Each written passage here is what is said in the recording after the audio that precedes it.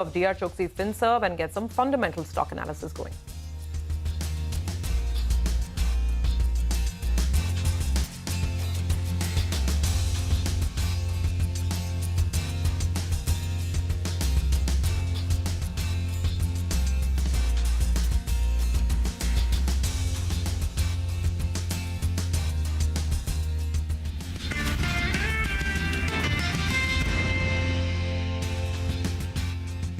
Foreseeing change, growth and transformation for over a quarter of a century.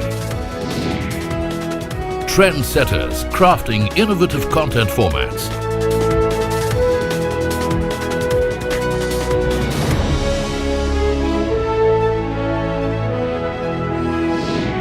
And award-winning business journalism. On air, online, on social media.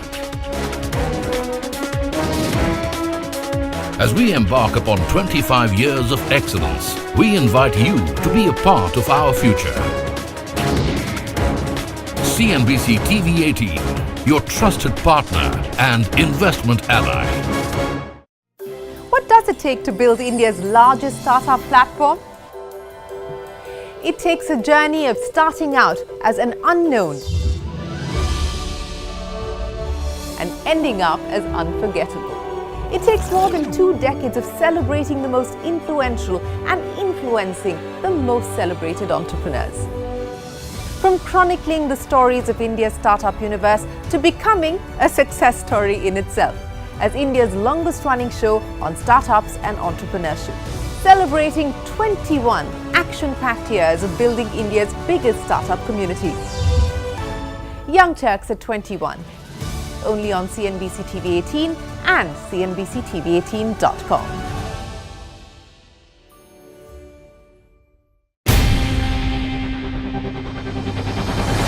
CNBC-TV18's most comprehensive and award-winning news show, India Business Hour, drops first on YouTube.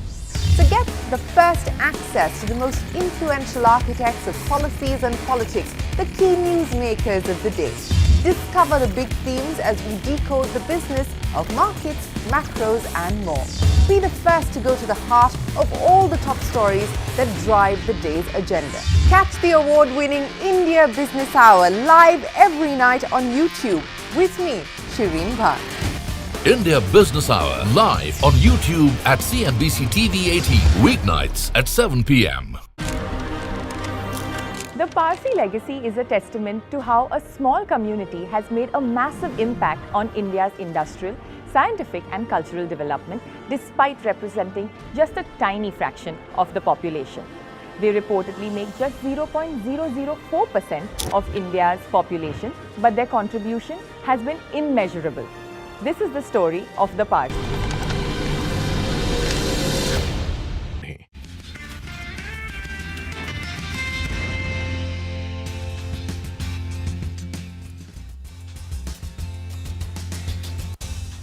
Welcome back. You're tuned into Bazaar Morning Call and hope you're having a great morning. Well, to help you out with some fundamental analysis, Deven Choksi, MD at DR Choksi FinServ, joins us on the show. Hi, Deven. Good morning. We'll get to Reliance in just a bit, but I wanted to ask you about HCL Tech. You know, the numbers look pretty okay. The problem is that the stock is trading at premium multiples in comparison to its averages. And now it's trading closer to Infosys as well as TCS, which is something we haven't seen in the last many years. Your view on the stock at current levels and what do you like from the tech pecking order if you could give us? Hey Nigel, good morning. Well, certainly the numbers are more or less in line with expectations from HCL Tech. And if you go past, I think some previous quarters, I think the indications were very obvious and clear for the new contracts that they've been winning. The most important part of the commentary in those contracts, they have been talking about the margin accretive businesses. So from a perspective of looking at the validation today in this result, I think you find that the commentary has played out, which was made in previous quarters, about, I think, the growth in the business along with the margin acquisition. And at the same time, we are also seeing the growth continuing in the current financial year as well as next. So from that perspective, the visibility is far more clear. Management, I think, commentary is also far more confident. And that's where probably, I think, higher amount of allocation of money has happened in this particular stock. Maybe I think everything is priced in at this point of time. May not be seeing, I think, a very large upside. But quite possible that I think if you see the sector rotation or the stock rotation within that, then possibly I think the stock might find it will favor and it may not go down in hurry at the same time. So probably I think any correction in the stock price after the result that could invite some more entry of the funds into the stock in the investment portfolio. Okay, that's as far as HCL Tech goes. Devin, hi, morning. Reliance Industries itself, and of course we have to break it up and discuss it in at least three different parts, right? I want to start with the retail operations and what you thought of the slight softness that we had there. The top line growth was not as fired up ahead of the festive season as one would have thought. So do you think this is just a temporary lull? What did you think of Reliance Retail first up? Yes, Sylvie, good morning. Well, maybe I think you may call it as a partly an impact of the quarter, or partly you may also want to call it as an impact of some amount of consolidations that they are doing in their operations. The best part out there, I think that is a validation of this viewpoint, that the EBITDA margin has been improving very systematically. About 8.8, 8.9% kind of EBITDA margin that they are being reporting, as against the previous year, I think which was somewhere around 7.5%. So systematically, if you look at the vertical-wise retail, probably they are weeding out some of the lesser profitable businesses and putting more emphasis on the larger amount of margins which are being generated from likes of electronics. The fashion and lifestyle part of the business, I think, is remaining slightly under pressure. Maybe slightly temporary. Maybe it's that slightly changing the format. They are adding the youth format in this particular segment. Seeing the success of video, I believe that I think they are probably adding and catching up with the youth format. So maybe I think in subsequent quarters you might see the fashion and lifestyle also catching up. The grocery part of the business, I think, is remaining slightly muted, largely the impact of the quick commerce, which also I guess I think they're trying to cover it up through their own GeoMart stores. So maybe this quarter can be, I think, a one-off. Maybe I think one could see relatively better performance, seeing the consolidation which is happening, and particularly more because of the new brands which they are bringing on their own. That is assuring that they will have the margins protected in the business. By the way, there was this news item on Viatech Vabag which was flashing. There was 1,000 crore order. Or around 1,000 crore order which was flashing. Stock was up sharply after, I mean, it's kind of gone sideways for many weeks now, but 7% pop yesterday and it's closer to 1,700. Devin, any thoughts? Have you guys looked at this one closely? Not the order, but the company per se. Yeah. Yeah, Prashant may not have seen the order per se, but I think over the last few quarters, once again, this particular company is largely thriving on the new orders. Largely because of the infrastructure spend which is being incurred in the country and the waterways in which this particular money is being spent. I think where this company is significantly more prominent player. So that is where they are winning the contracts in every successive quarters of a larger size. But I'm very careful about one aspect, that these contracts do take longer time to get executed. And that's where probably I think you will find that the immediate reflection in the working of the company may not be seen at a larger level. At the same time, I think the business becomes extremely working capital intensive at one point of time. Having seen, I think, the larger amount of execution, the collection of money takes its own time. So all in all put together, I believe that I think this particular business, if it is trading at a significantly high premium, then probably one will have to be a little bit more careful about. No doubt the prospects are right, but the valuations are pricing in everything at this point of time. Okay, all right. Devin, let's finally ask you about the banking names as well. And HDFC Bank, yesterday it was the big driver in trade. Technically, it's very close to its 20-day MA, but fundamentally closer to around 1,700 rupees. What's the view? Do you think its time has come to give up its underperformance? Yes, I would think so, Nigel, because 2-3 points. On one side, the size of the balance sheet is definitely, I think, making a case for the larger amount of participation into the expansion of the AUM that this company can have. The larger projects definitely demand larger institutions to support them, and that's where HDFC, SBI, kind of larger banks, I think, will figure in.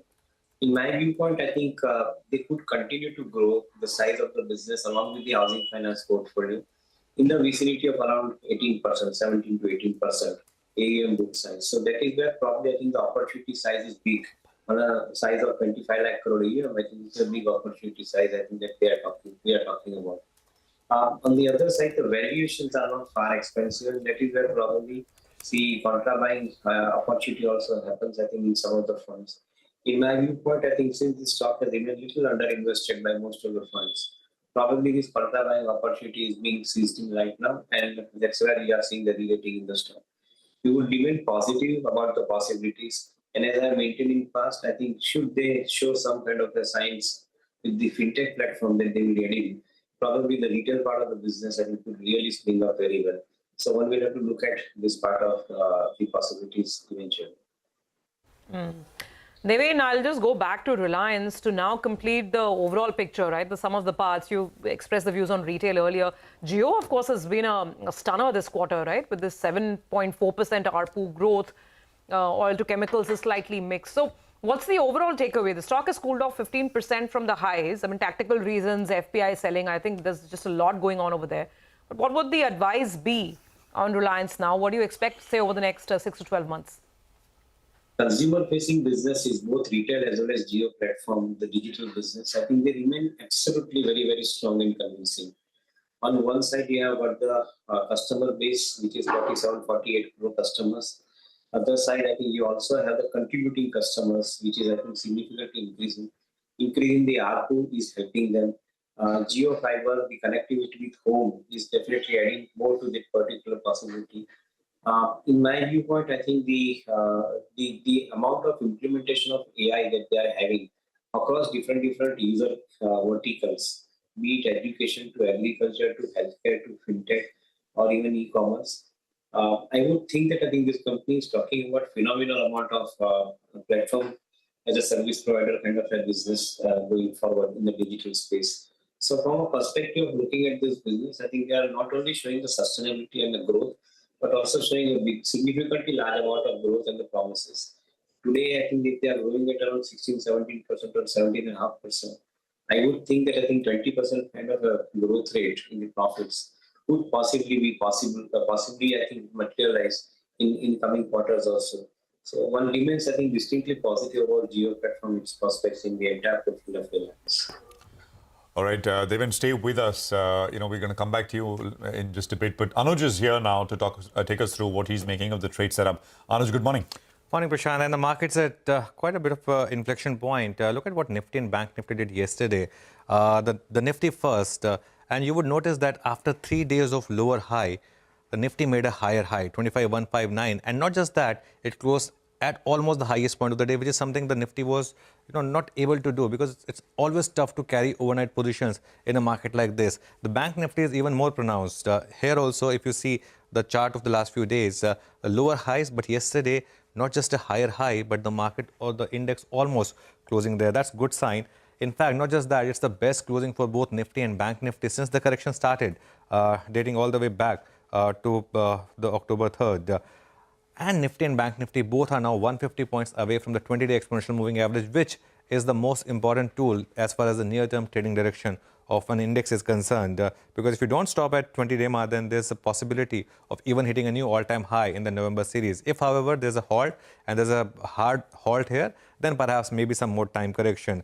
The other big factor is crude, which has fallen to $75 per barrel, and it's big positive, of course, for Indian macro. So what exactly has changed over the last 4 or 5 days? The Indian market, remember, it had a just 2 or 3 day correction, but the price damage was huge. There were 3 big factors, and all seem to have reversed. The biggest factor was China. It's not as if China is not getting any new money. It is, but at least in terms of the price move, the Chinese index has stopped reacting to all those new inflows. The last few days have shown perhaps the initial euphoria was a bit outdone. The second big reason, of course, has been the West Asia factor. And it looks like now a full-blown escalation perhaps is not there. And that's helped the crude price go back to $75. And the third factor, of course, was politics, where the Haryana win really revived the BJP. And that was an important factor. And the last point, the market started the series extremely overbought with 85% net long positions. That long position is now down to just 35%. So the ingredients are in place for markets to extend this move if we close above the 20-day exponential moving average. Okay, all right. Anuj, we'll keep those levels in mind as well. Thank you very much for the context. Let's now get back to the big story, which is dissecting, of course, Reliance Industries' earnings. The numbers beat estimates on robust growth in the digital services business as well as the upstream business, which offsets a weak contribution coming in from the oil to chemicals business. Jio delivered a very strong performance as the average revenue per user jumped up by over 7%. Retail saw a bit of softness in demand in the fashion and beauty vertical. So, fairly mixed bag, but how's the sum of the parts looking? That's the question. Well, we have with us Prabal Sen, energy analyst at ICICI Securities, also Naveen Kulkarni, CIO at Axis Securities. Gentlemen, morning. Thanks for joining in. Let's start with the energy business, Prabal, and take us through, because it's mixed, right? I think oil and gas has been ahead of estimates, but oil to chemicals, if you look at the EBITDA performance there, then year on year, there's a drop. So, I mean, how do you kind of sum it up, and what is the forecast for the coming, say, 2-3 quarters? No, I think OTC continues to be weak. This is the second quarter where we've seen a little bit of weakness, not much that Reliance can really do about the fact that the global macro itself is particularly weak.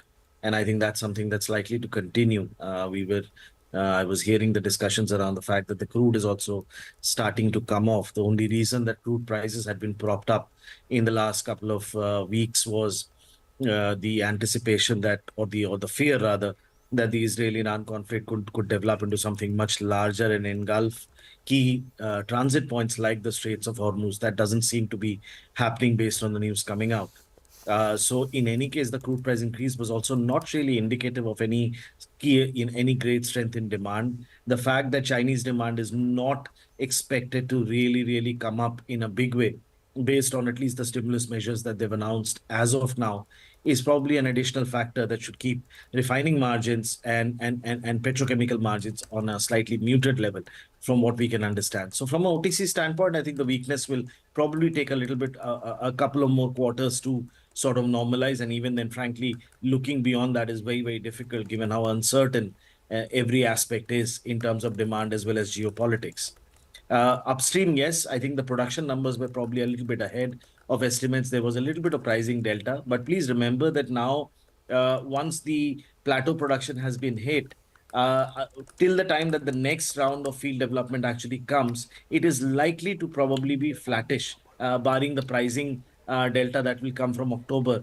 From a production standpoint, I think they're close to their peak production of close to 30 SCMD. And now the government share of profit petroleum should also start to rise marginally because the investment multiple would have hit its milestones as per the production sharing contract. So the energy business, I think, does look a little bit under stress at this point of time. As and when it normalizes, I think it's something that we'll have to keep an eye on.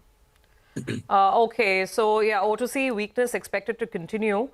Energy is perhaps going to stay okay. Prabal, just to talk about the new energy business. We've spoken about this in the past as well, right? Massive plans.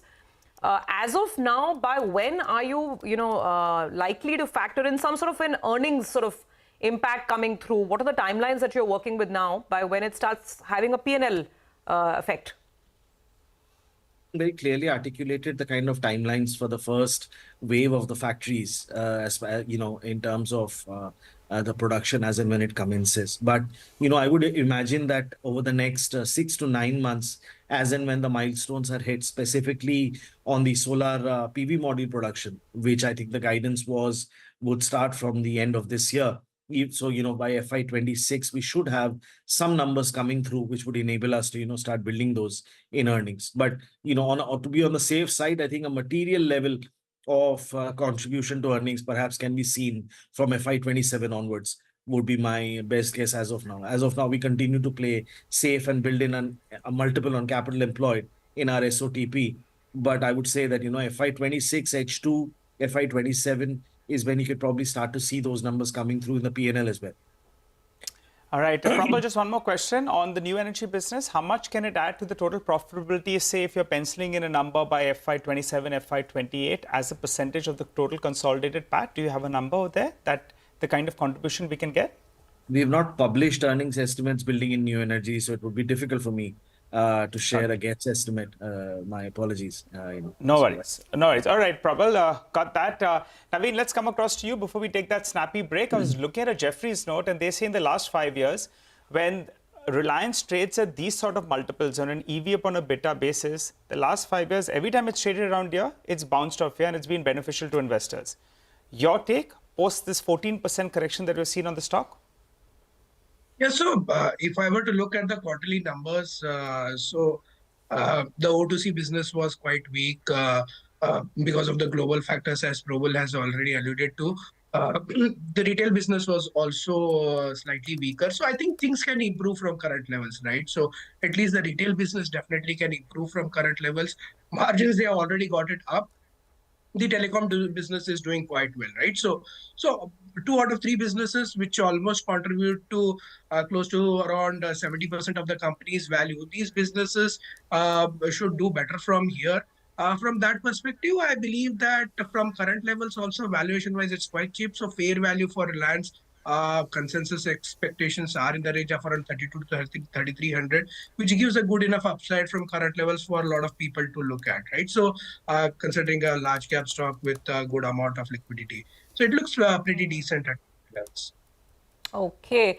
Naveen, actually, I want to understand which of the businesses will take it, perhaps drive it to that 3,300 level that you spoke of. But we do have to take a mandatory commercial break. Gentlemen, stay on. We'll come back with more questions in just a bit.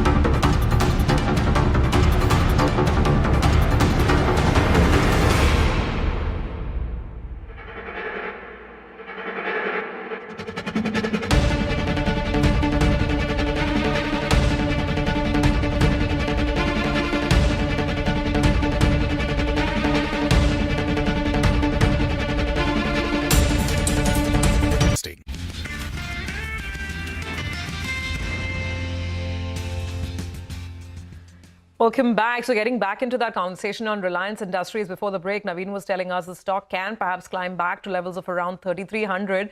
So Naveen, tell us, I mean, what will perhaps drive it to those levels? Because Prabal was just indicating that O2C is unlikely to pick up meaningfully. Will it be Jio's continued performance? Because clearly the tariff hikes have been well digested by the market, right? Yeah, so if I were to look at the tariff hikes, that I think is already getting factored into the numbers. So ARPU has jumped up by almost 195 rupees. But also important factor from Jio's perspective is that this is a very, very consistent business. And we will see consistent uptick in ARPU as they have rolled out the 5G network. Right. And also people will keep upgrading to higher data packs. So that theme will continue to play out. And Jio should be able to cross an ARPU of 200 rupees in the next couple of quarters. So from that perspective, there is a consistent uptick happening in the telecom business. So EBITDA numbers for the telecom business are pretty much stacking in line with the consensus expectation. We should close this year at around 65,000 crore plus kind of an EBITDA number for the telecom business. As far as the retail business, that has been a little soft. In general, the market for retail also has been soft, except for, let's say, a few areas like jewelry aside. So that there is a lot of scope for improvement. Even in this quarter also, if I were to look at number of store additions, that were also not very, very great, right? Just from 28 net stores got added. So scope for improvement in that business is quite significant. We see that the government programs are also focusing on capacity distribution. So all these factors should help consumption boost. So next 2 to 3 quarters should be better. Of course, festival season is all upon us. So this quarter should be better and quarter 4 should also be better. So overall, from that perspective, I believe the retail business has a significant chance to pick up.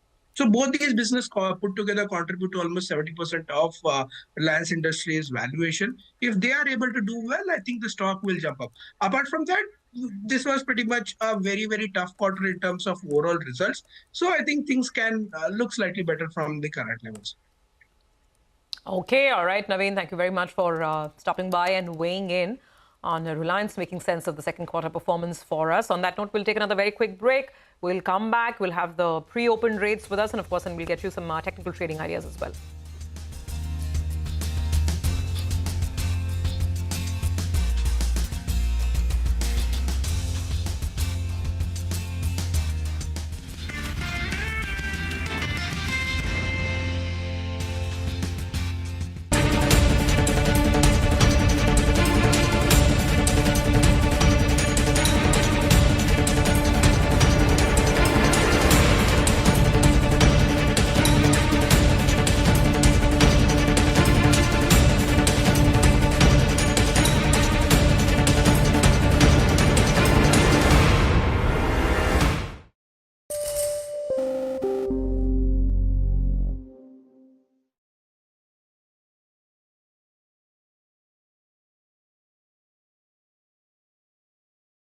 Three international flights departing from Mumbai were disrupted due to a bomb scare today. Air India flight from Mumbai to New York was diverted to Delhi after a bomb threat.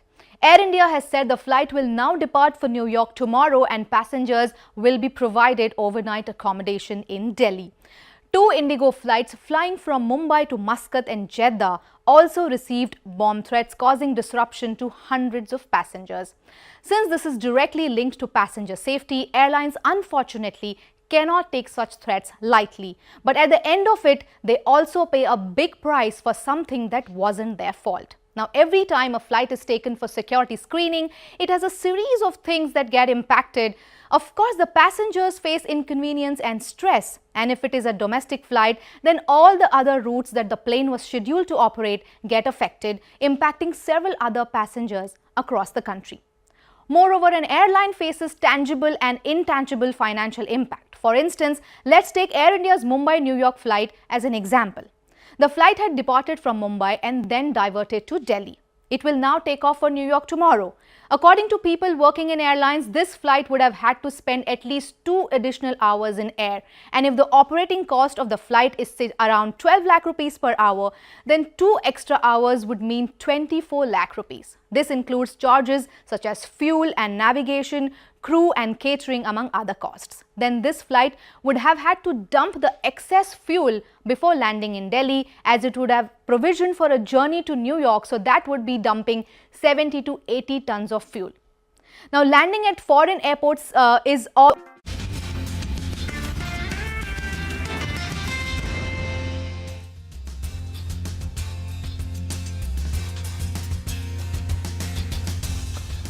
Okay, welcome back. There's, I think, a couple of minutes to go. Or I think we've already hit the pre-open session on your screen now. 180 points on the Nifty and 270 on the Sensex. So this is a euphoric start if we get that. I think it perhaps should moderate a little bit by the time we get to the open. But let's get our technical trading ideas out of the way. So we have Mitesh Thakkar joining us, and we have Sudarshan Sukhani with us as well. Gentlemen, good morning. Good to have both of you here. Mitesh, the question remains, would you trust yesterday's breakout out of these very short-term averages? And is there more here? Yeah.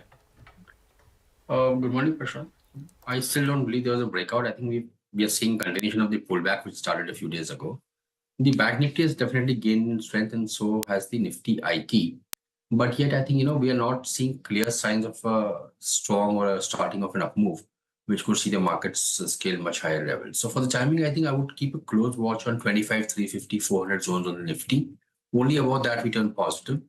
And on the Bank Nifty, the corresponding levels would be 52, 250 to about 52, 300. Though the Bank Nifty on its own looks slightly better placed. Okay, all right. Got that, Mitesh. Let's say hello to Sudarshan as well. Morning, Sudarshan. What's your approach? Index calls first? Yeah, good morning. Well, yesterday I had suggested we should go long in the Nifty because there is a sense that some kind of an upswing has started. And I also explained that it is not an intraday trade because we don't know when that upswing and when that big move may come. That view continues. That upswing which started, let's say last week, has not come to an end. We don't have any signs of that. So traders should look for appropriate, say, opportunities or appropriate entry points and go long. Ideally, you want to use options so that your risk is limited by definition. But the uptrend has not come to an end. So try to enter this uptrend wherever you can. Okay, all right. Good morning, gentlemen. Sudarshan, you go first. Tell us about the stocks you're looking at then. Sure, it's an all-buy list. There are a number of stocks in the F&O segment which are bottoming out in the short term. Ramco Cement is a buy with a stop under 840. PEL is another buying opportunity with a stop under 1065. Hindalco, which has a decent run, has been consolidating, maybe now be willing to go up higher, is a buying opportunity with a stop under 715. And finally, TVS Motors is a buy with a stop under 2790. I must point out that none of these are intraday trades. They are all swing trades designed for a few days. Okay, got that. Mitesh, morning. Let's come to your stock calls as well. Good morning. I have a buy on Apollo Hospitals. Keep a stop at about 70.20. Look for targets of 72.50. Mahindra is a buy with a stop below 16.70 for targets of 17.50. Glenmark is a buy. Keep a stop at 17.96. Look for targets of 18.65. And a sell on IDFC with a stop at about 110. Look for targets of 102. Gentlemen, good speaking with both of you, and good getting those trading ideas as well. 9:04, 4 minutes into the pre-open session, and let's just take a look at the open. 80 points, so 25,200 back on the table, back on the board once again is what we have. Let's get, let's talk about the big drop in oil prices we've seen. And Peter Maguire is now joining us, CEO at Exim Australia. Peter, good morning. Good to have you on the program as always. Thanks very much. I mean, this is, I think, a bit of reduction, a perceived reduction in geopolitical risk after that Washington Post report, news story. But do you think this will endure, Peter? What's your opinion? Demand and maybe at the margin, demand perhaps will improve with China trying to do things. But it's not been a great environment demand-wise as well. I mean, the largest private sector oil and gas company, Reliance, reported numbers yesterday here in India, both on the oil and gas side and the petrochemical side as well, downstream. They've reported slightly softish numbers. What's your sense as far as demand is concerned and the price of oil? Well, good morning, Prashant. I mean, when you're looking at it, it's been very whipsawing and it's been incredibly tight, but also it's offered fairly good bandwidth as far as opportunity when that geopolitical premium was built in. And I feel as though it has been fairly much stripped out due to the no action in the sense of the Iran situation with Israel. So while that's backed out, it's always bubbling away that can be reignited into price very, very quickly. But the market is the market, and it's down fairly well, and it's been a big correction to the downside. So that has certainly been stripped out. I hear what you're saying as far as the Reliance numbers, the China situation. There's plenty of oil. That's the first part of the journey. The second part is it'll stay at these sort of numbers if you don't see anything as far as weather outages and something to happen in the Gulf of Mexico or the Gulf of Hormuz, naturally, with geopolitical. If that was to re-engage, then prices would ratchet up quickly, as we've seen. But at the moment, it's certainly subdued, and a stronger US dollar. Hi, Peter. Great to have you on the show today. So there's obviously geopolitics on one hand and China on the other, right? And in between, we had OPEC slashing the demand forecast for this year and next year. Yeah. Now, if the Chinese do come forward and offer something to stimulate end-level consumer demand, markets will probably, take it very well. But do you expect a quick flip-up in the oil markets as well because of that, if indeed China delivers? Well, Surabhi, good morning. That's the first part. It's hard to determine because it's very, very patchy what we're hearing as far as China. There's no real examination in the sense of clarity. It's still hidden towards, from an investor's standpoint. So we've just got to wait and see how this is all going to be unwrapped over the next, say, 2 to 3 weeks. I would think by the election, the US election, you would think that China would be pretty much gloves are off and this is what we're prepared to do. The stock market has been almighty, but that's the first part of it. The second part is, yes, all of these unknown factors.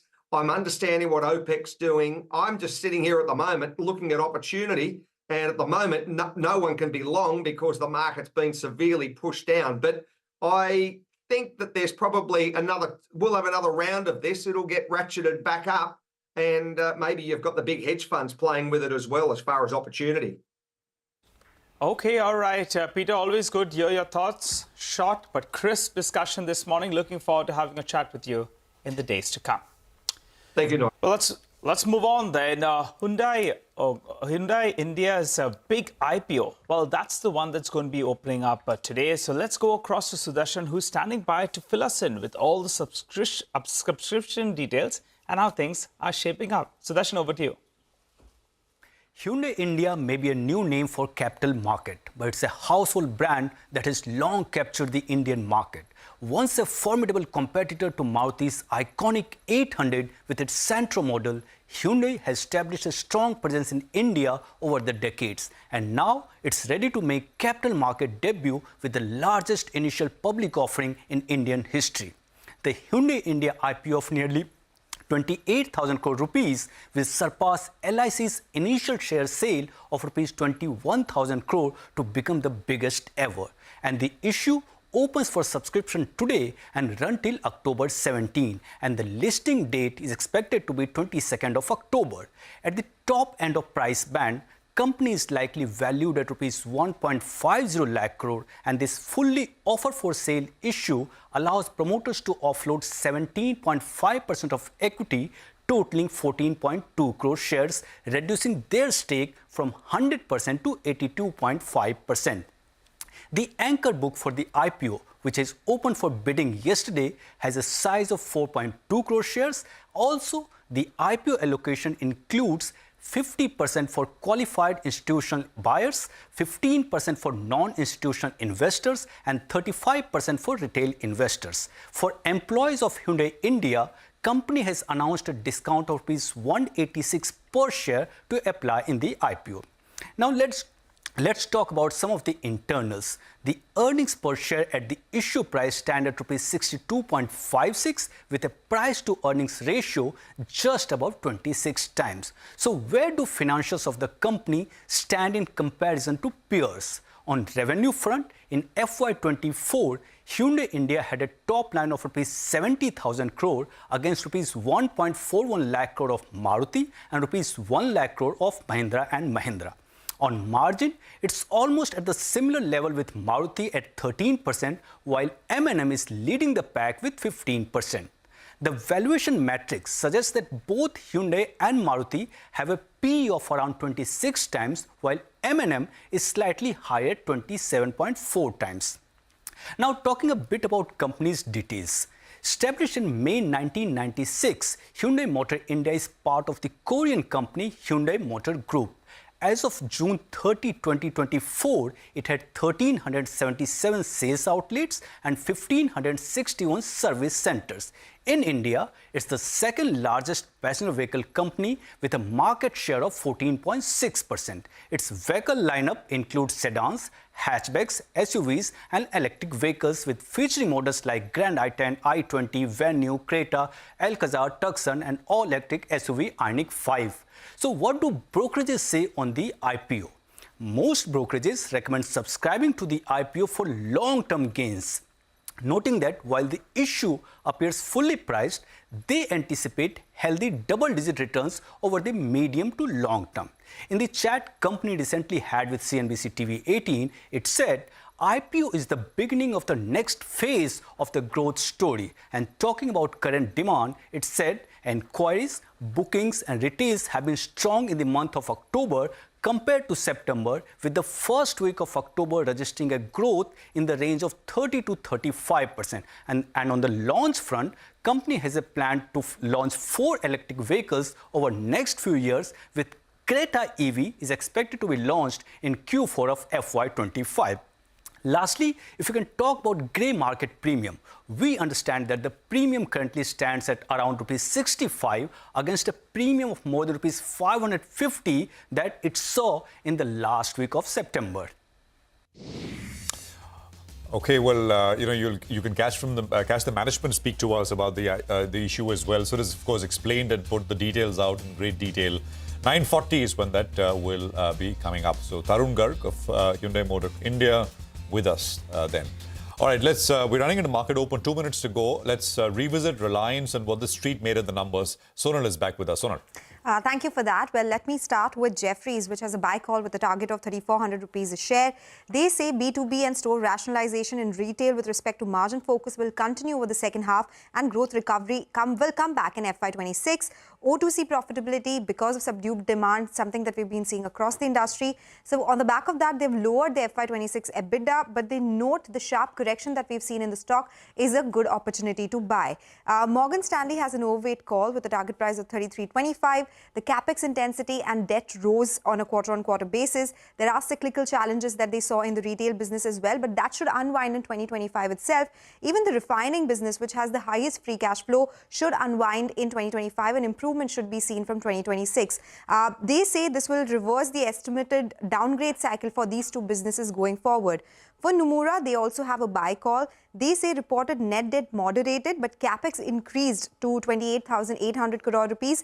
They've cut the EBITDA estimates by 5 to 6%, but the longer-term outlook remains constructive according to them. The consumer-facing businesses will be the reason why there will be a recovery. And the new energy business, they have given definite timelines. By the end of 2024, one phase will start. That is something which will meaningfully add and will be the key trigger in the coming years. Sonal, thank you very much for that. So Reliance in focus, and that's the big one reacting to earnings this morning.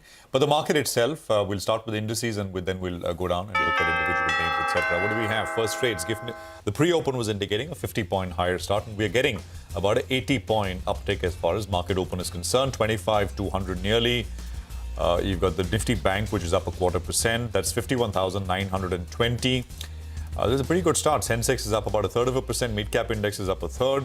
IT index is up 0.6%. We'll look at HCL Tech stock as well in just a bit.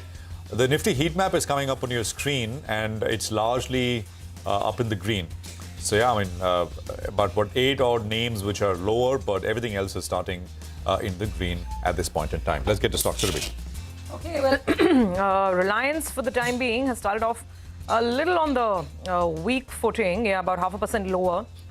There's ONGC, which is also down. So there's a very clear crude play with the upstream guys losing out. And if you look at BPCL, it's the top Nifty winner. So the marketing and refining companies are having a much better day. And I'm looking at the others as well. Along with BPCL, yeah, IOC and HPCL, all of these stocks up between 1 and 2%. So that's your crude play immediately. Asian Paints, again, explains what's going on. I mean, 1.5% up. So sentiment up move in a lot of the beneficiaries with the crude oil prices falling overnight. Infosys is up about 0.7%. Let's see what HCL Tech is doing because the performance was really good.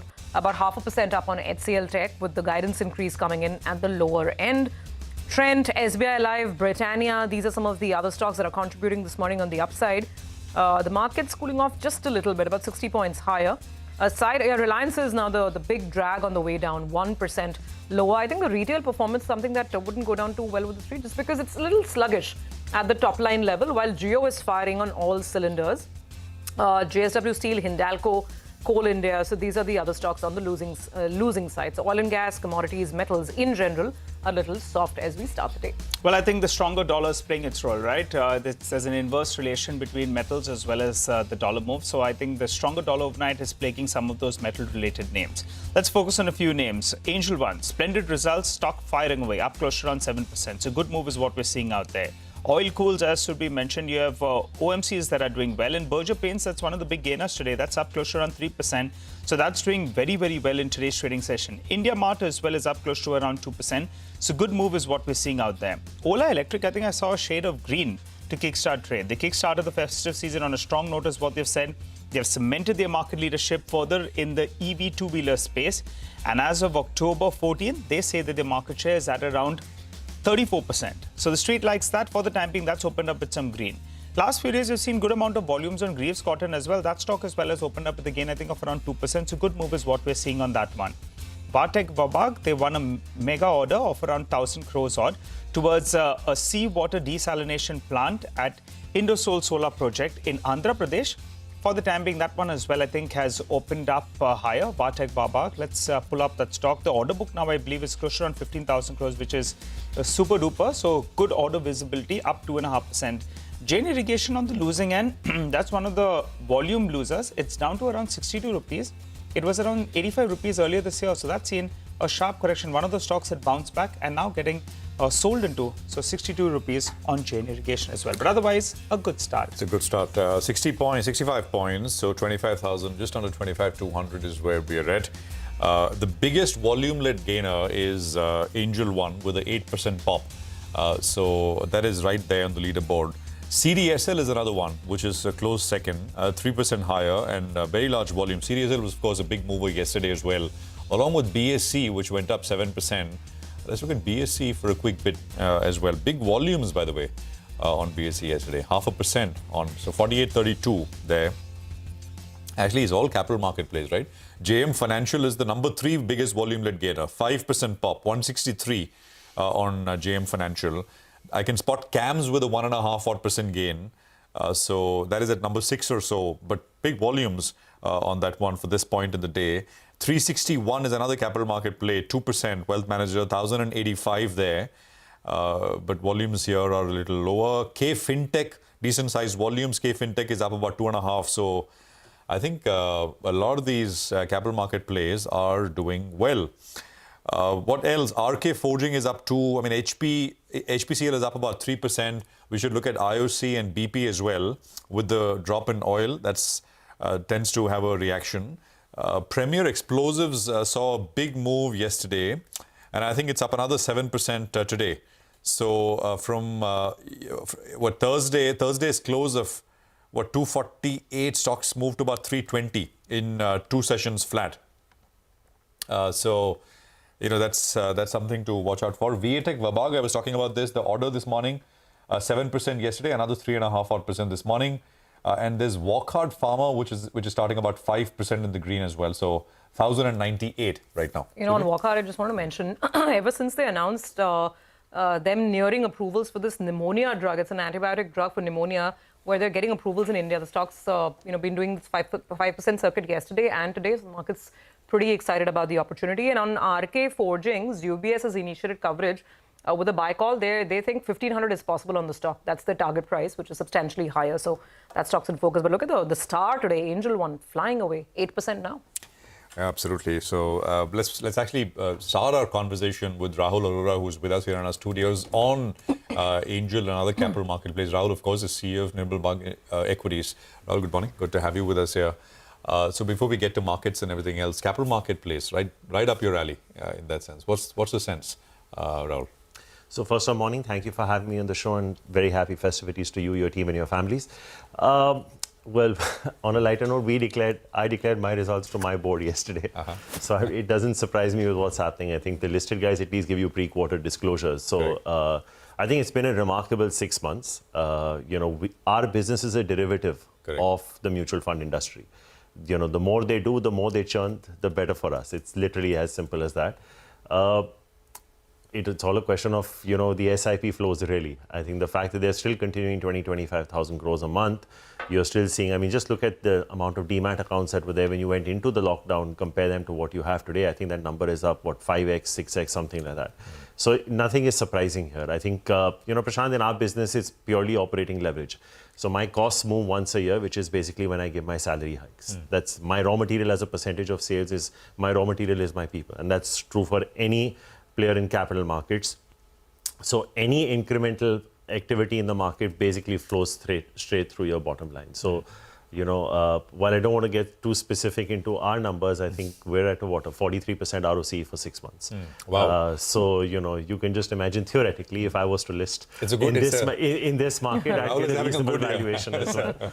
But it doesn't surprise me that, I think you're going to see the same kind of results when Kotak Bank declares. I think you'll see that in Kotak Securities, you'll see that in Motilal Oswal, Edelweiss. Angel's doing remarkably well. I think what they're doing with the digital part of the platform. So CAMS, BSE, NSE, I think in the grey market, you're seeing what's happening to the price of NSE as well. And I think in the unlisted space, it's all going on a whack. What's happened to, have there been any neutron? There are no sellers on NSE. No, there are no sellers. And that's why, you are having the price sort of artificially jack itself up. And, somebody was telling me recently the CCPS deals of Swiggy were happening at about 350 and the grey market price is about 550. So, if that's the kind of sentiment you're dealing with, then you just want to hold on to capital market plays. Now, the question is what valuation you want to buy them at, and then that's a question you can ask for any sector. But at this point in time, if I was a holder in any capital market related stocks, I don't think I'd be selling them at this point in time. The times are good.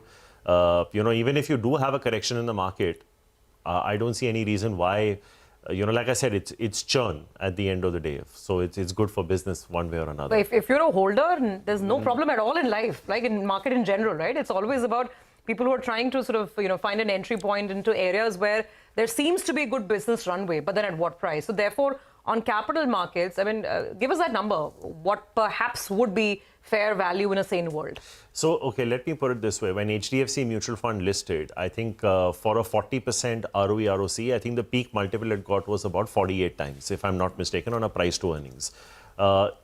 If you go somewhere around 45, 48 times, because these are not very high capex intensive businesses. So you're not going to have inventory, working capital issues. You're not going to have governance related issues. It's a very straight, predictable, simple, seedha sada business. So I think in a good time, you can give it somewhere between 45 to 50 times. I think anything above that may be a little excessive, even if the markets are doing well. And if you get these stocks around 35 times, then it's a great entry point. I think an entry at around 30, 35p and exit around 50, you've more than made your money. So that's I guess, that's on the broker side, right? No, that would hold true for asset management. I think even insurance, I think, I think if you look at the last insurance numbers that came out on the private, on the APE side, remarkable. SBI Life was soft, but I think if you look at Max, iPru or HDFC Life, they all grew 25 to 35%. Now, of course, there's a very large ULIP component there, which is also a proxy to capital markets, if you will. Right, it's one of the reasons ICICI Pru Life has always got a slightly lower valuation than the rest, because they've always traditionally had a higher ULIP book, which is sort of more market linked, and that's why, because they've been a little low on protection or the conventional business, their VNB margins have not been as high as their competitors have. So, of course, that valuation gap has caught up. But even today, I think if you look at it on a price to embedded value, all these guys are trading at about 2.5 times. So I don't think anything is that expensive at this point. If you go back 3 months and you peg anything to what defense was trading 3 months back, I think the market is still cheap. Okay. But I think there's been a reset in those valuation as well. So would I advise fresh buying into capital market plays? I'm not so sure. But if you're holding them, I see no reason to sell. All right. Hi, Rahul. Good to have you in the studio. Since defense has pulled back a little bit, and that was the big call that you all made as well, but valuation still far away from comfort levels for you all? Well, some have approached interesting levels. I think if you look at Hindustan Aeronautics is trading at about 25, 27 times now on FY26 earnings. We're expecting about a 25-30% kind of compounded earnings growth, like in 25 and 26. 27 is too far out to call. See, the good part, Nigel, is that theoretically, if these guys don't even get a single order for the next 2 years, I think their order backlogs are still so strong The only issue is, are these orders once executed, are they going to see offtake? Because their biggest client is the government of India. So the point I was making a little earlier about inventory and working capital, there is a bit of risk in these businesses as far as that is concerned. But I think names like BEML, which is also down to about 30 to 33 times, could potentially be looked at. Data patterns, again, not a cheap stock. Obviously, it's not a public sector as the first two are. That's come down to about 40 times, I think, somewhere thereabouts from almost, 60 times. So I think some of these where we are comfortable that earnings are going to grow at 25-30%, we are selectively telling people to sort of come in and buy defense names. But it's not a blanket overweight call. It has to be very stock specific. Okay. Valuations could still reset a little bit, but I think that 25-30% fall, in some cases even 35, my mind goes back to Mazgaon. When it fell 35%, it had 2 days of 88% rally. So I think that goes back to Prashant's earlier point about capital markets, because there's so much liquidity, good quality stocks, you're not allowing them to fall in a meaningful way. So maybe if you get a good 30-35% correction, some of these could be interesting. Yeah, I mean, these three names I gave you, BEML, HAL and data patterns could certainly be looked at. All right, let's quickly wind this down with the auto sector. Then we have a new IPO, Hyundai. What's the view out there? You know, plenty of debate, and we'll get to the management in just a bit. But your view? Well, 14 pages of an anchor book. I think, that itself tells a story. But no, I think obviously, for people who want to play it, I think the biggest risk remains as to what happens from a flows perspective with respect to Maruti, because this is probably a like-to-like comparison. But I think Maruti has withstood so many things thrown at it. The only thing is I don't see too many launches coming up, Nigel. I think even Maruti has not announced too many launches. Okay. I think if anything in auto right now, we don't even want to play two-wheelers. I think the CV cycle is virtually topped out. Tractors are doing sort of okay. But I think our pecking order would be two-wheelers one. Within two-wheelers, I think Eicher is what we'd like to play in terms of premiumization. You can follow it up with tractors, M&M, and probably passenger vehicles would be third. But our tilt would still be towards Maruti as opposed to Hyundai. Like I was telling Prashant earlier, valuations in the unlisted space have gone berserk. You've seen what's happening with Swiggy and NSE. So let's see the performance of Hyundai once they live. They've done a remarkable job in India. There's no question with their product portfolio. But we'd still probably prefer a Maruti. But within autos, two-wheelers would be the preference. Rahul, we promised to get you back and you must come back, because I was looking forward to a full-blown consumer discussion. There's so much going on with what DMart is saying with quick commerce, what Dabur is saying. Reliance Retail as well. Reliance Retail, there's so much to talk about. It will call for at least another 10-15 minutes of conversation. So we'll have you back sooner rather than later. But thank you very much for this morning. Thank you for having me. Okay, with that, let's quickly move on and look at the next set of major earnings that came in. Of course, yesterday, HCL Tech reported a strong second quarter. Revenue beat estimates and the margin expanded 150 basis points on a sequential basis. The company also raised the lower end of its full-year guidance from 3 to 3.5%. My colleague Rima caught up with C. Vijay Kumar, CEO and Managing Director, as well as Shiv Walia, Chief Financial Officer of the company, and began by asking where the margin beat, where the beat came from this quarter, and which verticals and geographies have been performing the best. Take a look. So overall, across the board, we found the growth picking up in the last quarter. So financial services definitely had a strong performance, adjusted for the divestment that we had. And across the board, whether it is retail CPG or tech and services, life sciences and healthcare, these were the top three verticals in addition to financial services, where we saw incremental revenue, which helped us do better than our own expectations. CVK, you're still cautious about extrapolating the strong Q2 demand. Why is that? Yes, I think today we just need to be a little cautious because the demand has been very volatile. Like in calendar year 2022, November, December is when we got signals of serious weakness in the spend environment for the clients.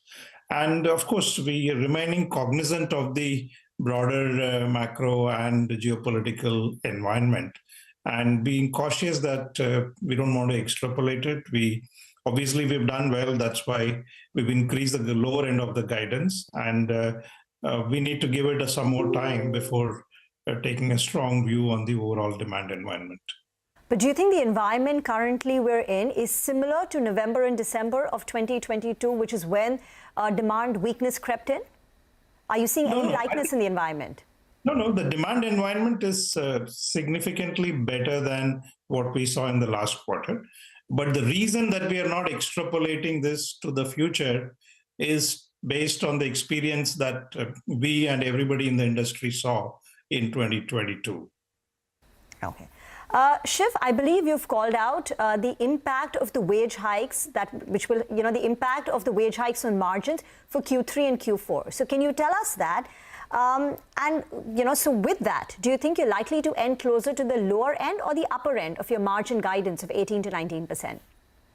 So yes, we have called out the wage hike impact is going to be 60 to 85 basis point in Q3, and maybe another 50 to 60 basis point in Q4. But Riva, in terms of, I don't think it's going to make any impact. It's part of the planned wage revision we have done, and our margin guidance are still intact, 18 to 19% quarter on quarter, year on year. I think we are confident of achieving that. But I would not like to call out low end or high end, because this is a planned wage revision we have done for this year. CVK, what's the outlook? Some more color on BFSI, because BFSI ex of the divestment grew 4% on a quarter-on-quarter basis. And green shoots in BFSI is something that we've heard from across IT players. Are you at least confident about BFSI demand sustaining going forward? What's the momentum like? I think BFSI North America picking up is something we had called out in August itself.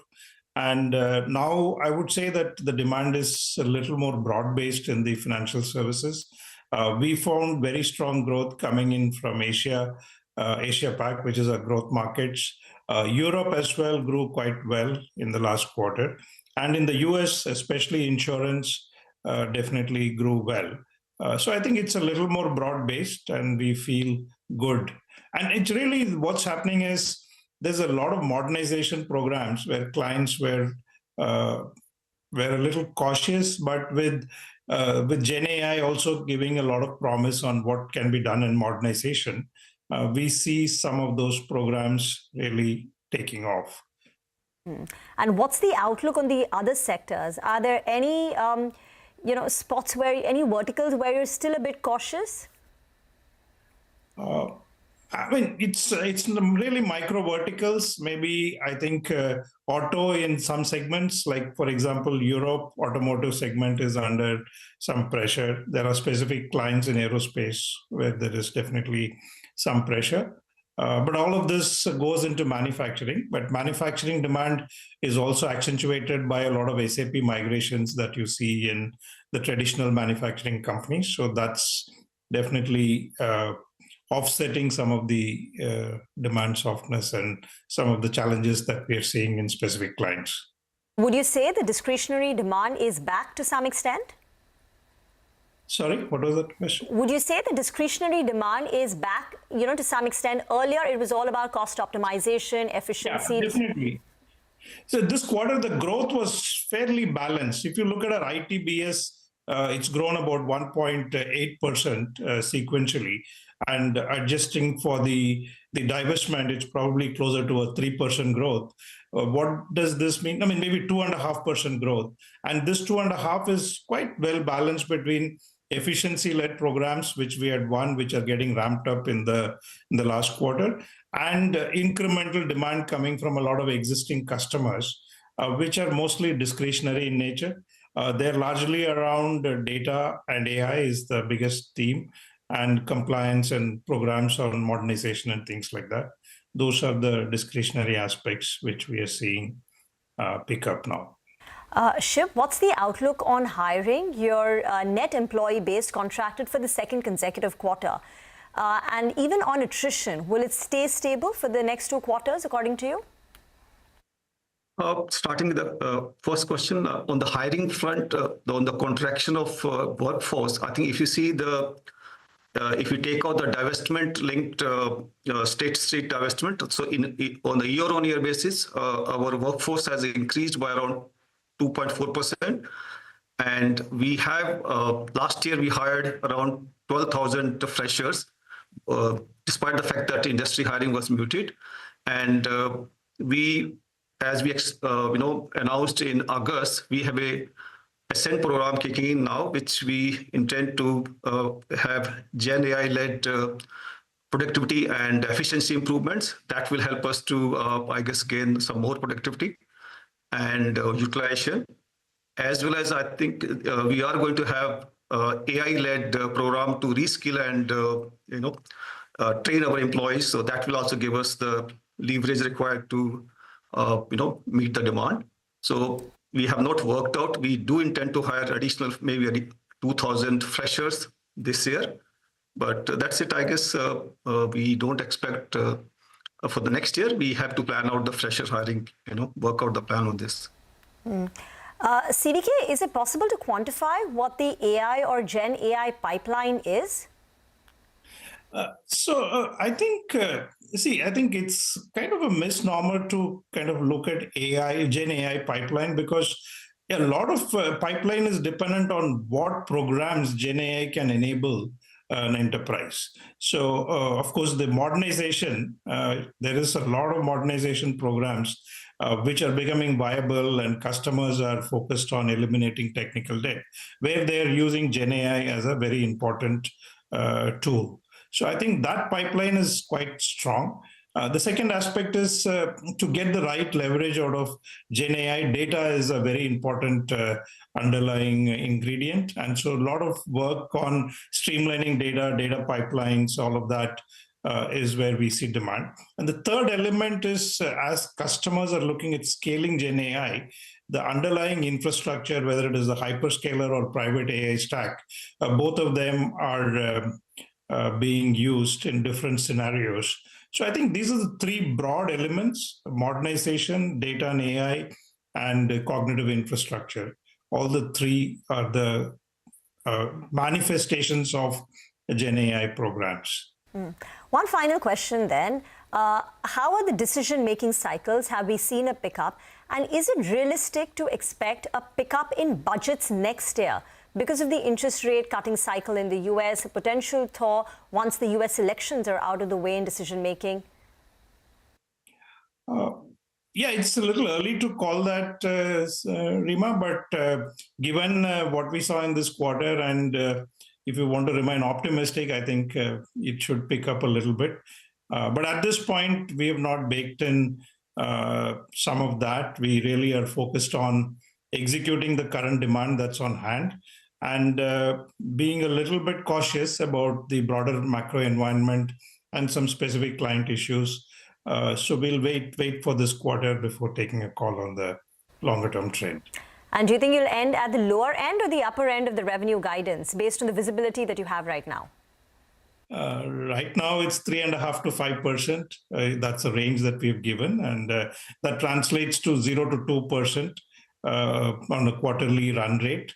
So I think we're comfortable. We're not trying to be more precise than that.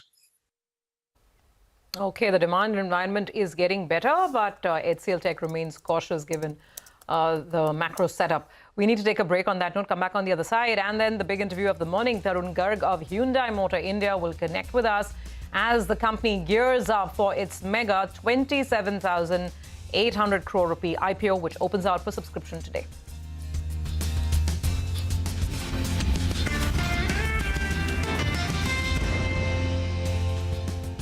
A flight cannot randomly land at any time. The airline will need to secure permissions for landing the flight at a different time. There were around 239 passengers on this flight, and providing hotel accommodation to them would be around 12 lakh rupees if we take a minimal 5,000 rupees per head cost. Since it is an international ultra long haul flight, the same crew cannot operate this flight due to their flight duty time limit. So another set of cockpit crew and cabin crew will have to be arranged to operate the next flight. So that's the cost that is easily calculated. There are other costs like compensating passengers on the same flight, and to also those who had booked Air India from New York to Mumbai. And the inconvenience cost to passengers cannot be measured and quantified. Someone could have had a medical appointment, a job interview, or any other emergency. So that's the cost the entire ecosystem pays for a fake bomb threat. Welcome back. Well, let's turn the spotlight on Hyundai Motor India's 27,000 crore rupee IPO, which is India's largest ever share offering. It opens today for subscription and it will close on October 17th. The company has raised close to around 8,300 crore rupees from 225 anchor investors prior to the issue opening. To help us out with a few more details, we're joined by Mr. Tarun Garg, the Chief Operating Officer and Whole-Time Director at Hyundai Motor India. Hi, Mr. Garg. Good morning, and thanks a lot for speaking to us here on CNBC-TV18. Well, before we get to the numbers and other details with regard to the company, personally, I would like to tell you that I have driven a Hyundai and, I'd owned one, and I had absolutely no problem with it. The i20 is the one that I'm talking about. It was very good. Service was top class, and, happy to have experienced that. But now we need to talk about the markets because you're going to be listing on the Indian bourses. So welcome to the Indian bourses in a few days from now. Couple of details is what I want to get out of the way. One is the royalty increased ahead of this IPO. So the markets want to know whether or not this royalty rate that you're fixed as of now, it holds for the next few years. If yes, when does it come for renewal? Point number one on royalty. And the second factor is there was a big dividend that was paid out to the parent ahead of the IPO, which was a very, very large one. How do things shape up from here on the dividend policy as well? Royalty and dividend. Please go ahead, sir. Thank you so much. And regarding royalty, as you know, the royalty rate is 3.5%, and we believe that it is going to be there for a long time. Regarding the effect of royalty on the results, if you can see our financial year 25 quarter 1 result, which is including of the new royalty rate, and you have seen that we have managed to have a EBITDA of 13.5%. So that is one. Regarding the dividend, frankly speaking, we had not paid dividend to the parent during the COVID year. So this was also kind of an accumulated dividend. And just to bring in transparency in the whole process and to make the IPO process smooth, we decided to kind of pay the dividend before the IPO process set in. So I think on both counts, this is where we stand. And going forward, of course, once the financial year 25 is over, we'll decide based on the earnings, based on our capex requirements. We'll announce the new dividend policy, and of course, we'll keep in view the best practices in the industry while deciding the dividend policy. Yeah, the dividend was interesting because you paid out, a very, very large sum, which is much higher than the cumulative for all the previous years. But we get your point. We'll wait by for the dividend policy. This royalty of 3.5%, when does it come up for renewal? So it's going to be there for a long time, the same royalty, and we don't think that there is any reason for royalty to go up in the near future unless something very, very different happens in terms of OECD guidelines or transfer pricing issue. We expect the royalty to remain at this level for a long time. Okay, Mr. Garg, got it. So that's the royalty issue sort of settled for now. And great to have you with us on the conversation, sir. We want to take up something that always comes to people's mind, whether they're your customers, and I'm sure, potential shareholders as well, which is the big fight in the SUV space, right? And we've seen the numbers. We were speaking to the Industry Association just the other day, FADA, and it's very clear that while car sales continue to be weak, it is the SUV segment that's keeping the overall passenger vehicle segment intact, right? Now, here, there is a lot of sort of fight between yourselves as Mahindra, and obviously Kia has emerged as a major competitor in the last couple of months. And, the parent owns 34-35% in Kia Motors. So the street wonders whether there's any conflict of interest. What about cannibalization? I mean, Venue is doing well, but then so are all the Kia models. What is your market share right now in SUVs compared to Kia? And how do you resolve this potential conflict of interest and cannibalization between the two companies where the parent already has a significant stake in Kia Motors?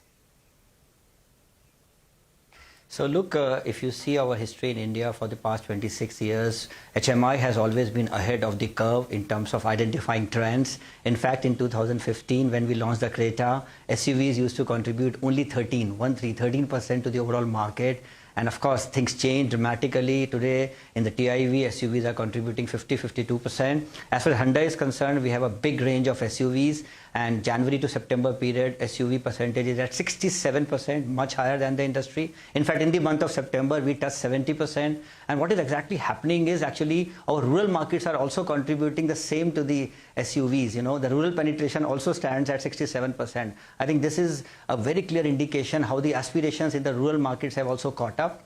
As regards competition, look, competition has always been there in India, whether it is from Kia or anybody else. But if you see Hyundai's track record and you see our our models. Creta, continues to show a double-digit growth. In fact, we are selling close to 15,000 units consistently every month.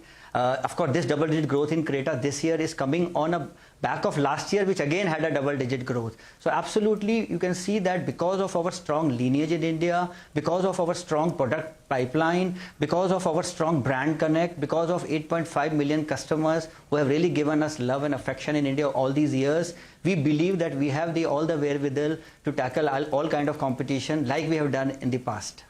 So just to clarify the number, you said in September, 70% of your total sales are SUV, right? Absolutely. Yeah. 70% of our total sales for SUVs in September. In September, got that. So I'm just trying to understand how the market share is moving and where Hyundai is vis-a-vis, say, a Mahindra and Mahindra right now or a Kia.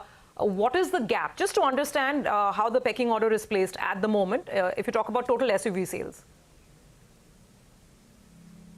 So of course, in terms of market share, our SUV market share January to September stands at 17.9%, and it is we have not lost any market share versus last year. Our last year market share was also 17.9%. You have seen that we introduced the Exter last year, which received a very good response. This was a new segment which we were entering into. This year, we apart from the Creta, we have launched the Alcazar facelift, which has received some great response. Also, we have introduced dual CNG cylinder in Exter and Nios, which is again getting us some great traction and great volumes as well. So I believe that Creta is today now the third biggest brand in the Indian auto industry across categories. And of course, the segment leader in the mid SUV segment. So you can see that the volumes continue to grow and the market share continues to be stable. And our average selling price, because of this high SUV contribution, continues to go up, affecting our margins also positively. Mr. Garg, hi, good morning. Prashant here. What is the, now of course, people would want to know what is the future plans, right, in terms of management aggression to grow this market share in the SUV segment especially, which you say has remained pretty steady. Overall market share, though, if I look at, say, 2020, FY20 to today, has come off. It stands just under about 15% or so, the share of the market. Would you want to grow in line with what the market grows? Would you want to significantly outgrow that market? I mean, what is the level of aggression that you will bring to the marketplace? Absolutely. In fact, if you see, our current capacity is 824,000. Next year, our Pune plant kicks in with a phase 1 of capacity addition of 170,000, which will take us to 994,000.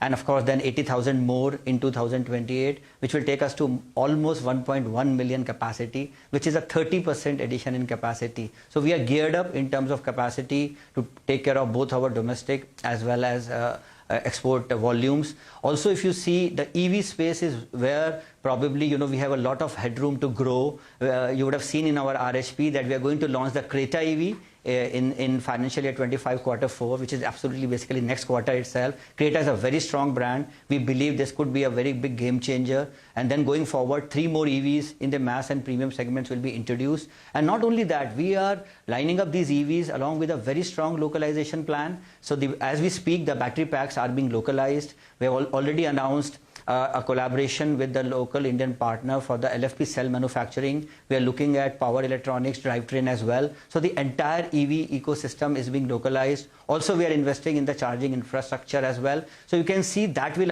again add to the market share along with the increase in capacities. Of course, we have a very strong product pipeline. As we have done in the past, we always look at what are the gaps available and what can we do to really fill those gaps and increase our volumes as well as market share. The second thing I like to say is that we believe in quality of growth. So volume, market share and profit. So you can see, if you see especially in the last 3 to 4 years, how our ASPs have grown, how our EBITDA margins have grown, how our return on capital employed has grown. I think that is also very important, and that is also an integral part of our strategy. The third point is, if you see our capacity utilization, it has consistently been more than 90% plus.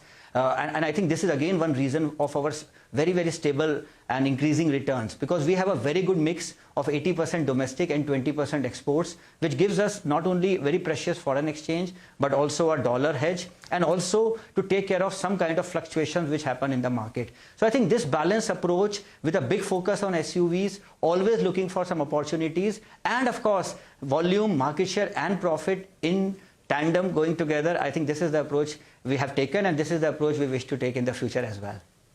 If you can put it in, and that's very well explained, Mr. Garg, but internally, what is the message? You have, is the message or the aim to grow a few percentage points above the industry growth?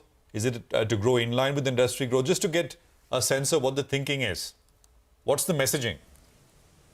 No, look, I'm a sales guy. Absolutely, every sales guy will want to improve our market share, and we will surely want to improve our market share. And what I'm trying to tell you is that now the resources are also there. Okay. But in terms of capacity, in terms of electrification, in terms of a pipeline, product pipeline, so everything is going for us. No, sir, if I could come in over there and add to what Prashant is trying to, I think, get at, is that in general, there is a concern, despite all the the SUV boom that we've discussed. In general, if you look at the category, auto sales, in the PV segment, they've slowed down to mid-single digits, right? If we look at June numbers, Hyundai's June numbers, you're at around 5% growth in terms of revenue. So, I mean, what can one expect? Is that going to get better, or is this the new normal, so to speak, post-COVID, which is probably not a very hot number that the market is looking at, and probably the market would want more? So, at an industry level, what would be the revenue growth estimate, and how much more, higher than an industry, can you do?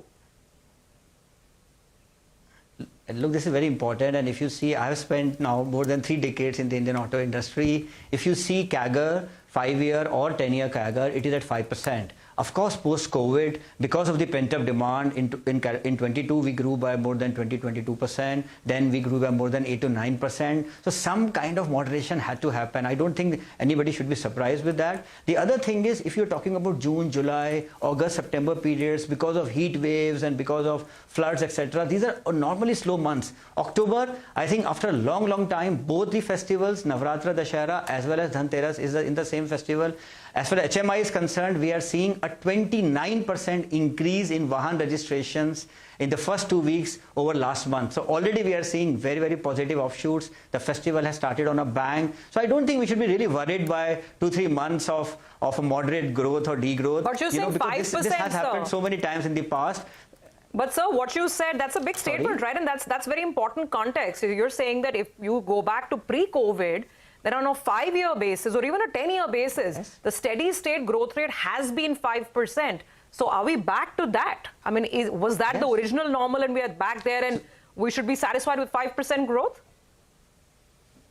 Look, what I am saying is the CAGR has been 5% on a 5-year or a 10-year period. CRISIL has said that the next 5-year CAGR could be in the range of 4.5% to 6%. I think this is what the data is saying.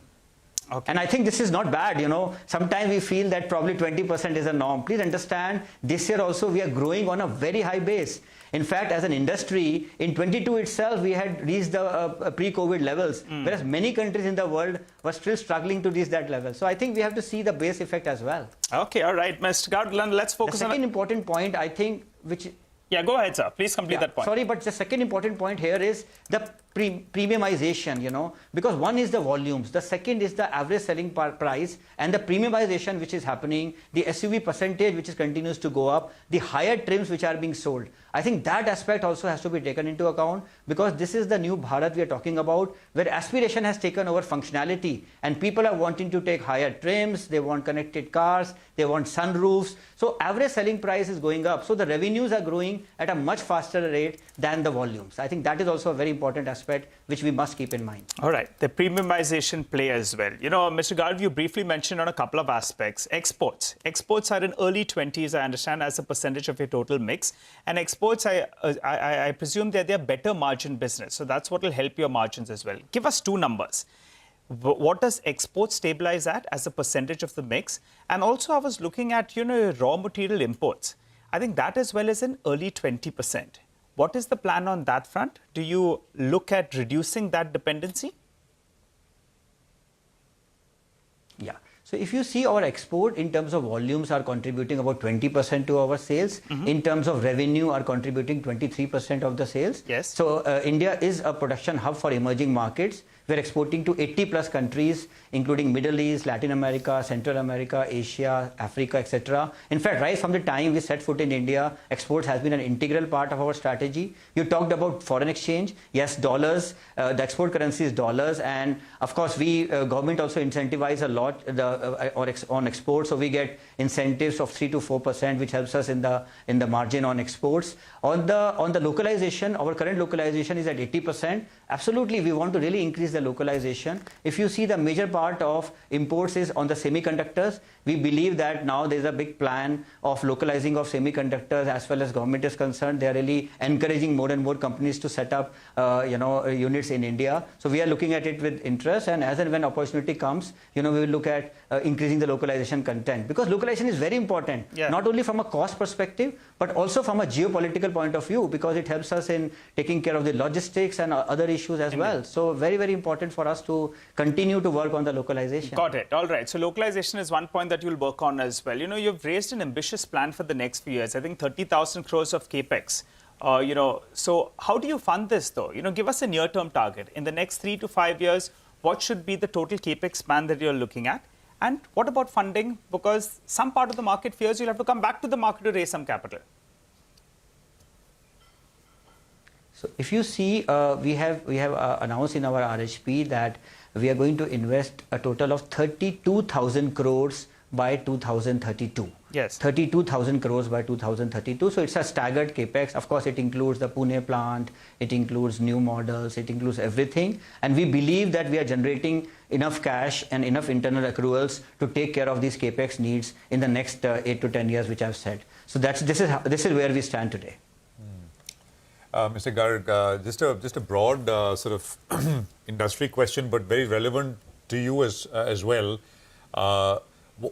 What do you think? I mean, demand and that is fine. Electrification, of course, is a theme which will continue to pick up, and we'll see at the pace of adoption, etc. But what is the for Indian automakers? Is Chinese competition a big risk as we go down that electrification path? I mean, BYD, for example. I mean, some of the Chinese players. I mean, it's not a big.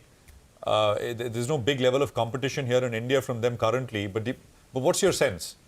Because you would have a bird's eye view about, technology, level of products, and things like that. Go on, sir.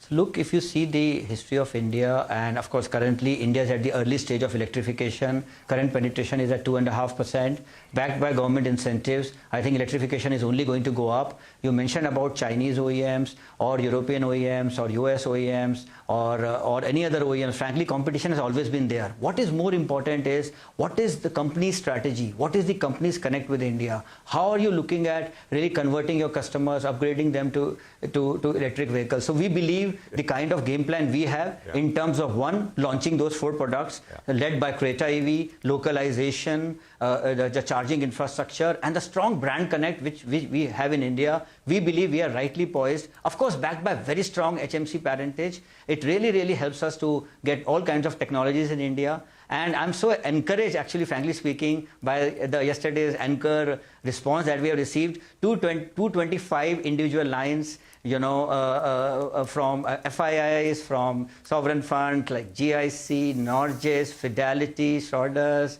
BlackRock, and of course so many domestic institutional investors like SBI Mutual Fund, HDFC, Axis. I think that really shows that what kind of confidence everybody has in the proposition of which we have to offer. No, and they'll hold you to it as well, Mr. Garg.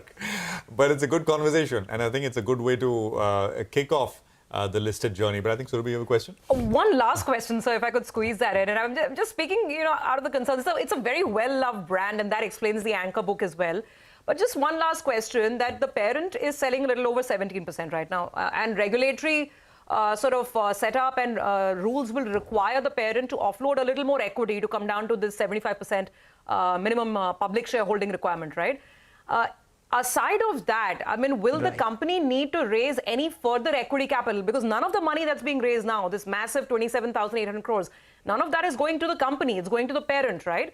But for your funding needs to, keep propelling the India story forward, will the company need to come to the market again to raise fresh equity? Because very heavy paper supply, that is one concern in the market as well. So if you could just address that. Look, I think our record speaks for ourselves. We have a very good record of cash conversion and generating enough internal accruals. So we believe that we are adequately financed to take care of all our capex needs, in the near to midterm future. As regards the balance 7.5%, which we have to do, of course, 3 to 5 years is what the regulators require us to do, and we will definitely follow that. So, I mean, as things stand right now, we believe that we are adequately, self-sufficient to take care of our capex needs. All right. And to grow, continue to grow on a good path. Yes. Well, Mr. Garg, we thank you for joining in and clarifying all those aspects with regard to dividend, royalty, how you see the market shape up. And as you said, premiumization is something that will help you in terms of growth as well in the coming years. We appreciate you joining in. Looking forward to having a chat with you, though, on the IPO listing. Until then, we'll wait by to see the response. Thanks a lot for joining in. Well, let's move on and let's focus on the markets then. As we're having that conversation with Hyundai, just take a look at what happened to the markets. We're now down close to around 60 points. When we started that conversation, we were up 40, 50 points or so. There is some nervousness that's actually crept into the Asian markets on the whole. And most of them have moved to the low point of the day as we speak. The Nifty is still holding about the 25,000 odd mark, but there is some selling that's crept in. And we have given up close to around 50% of yesterday's gains. Mitesh Thakkar is back with us. Hi, Mitesh. Welcome back. It's 10 a.m. So give us your call on the index first, as well as a couple of fresh picks.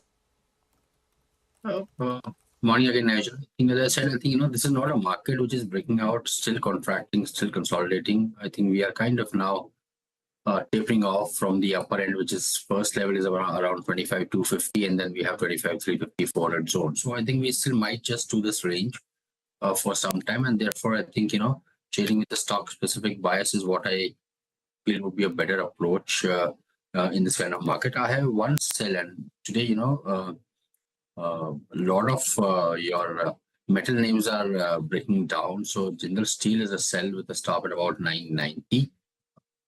Sorry, look for a target of around 945 here. And that apart, I have a buy on Oberoi Realty. Had a good breakout yesterday, is giving mild pullback today.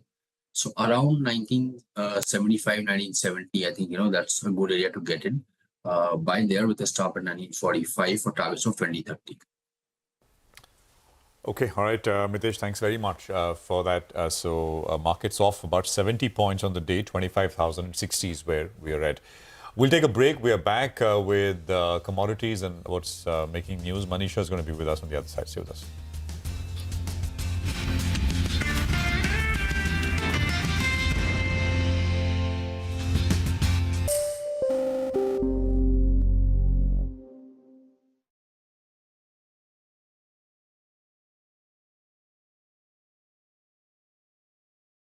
So the Maharashtra government is rapidly clearing projects and announcing welfare schemes just ahead of the elections, despite the state's ongoing cash crunch.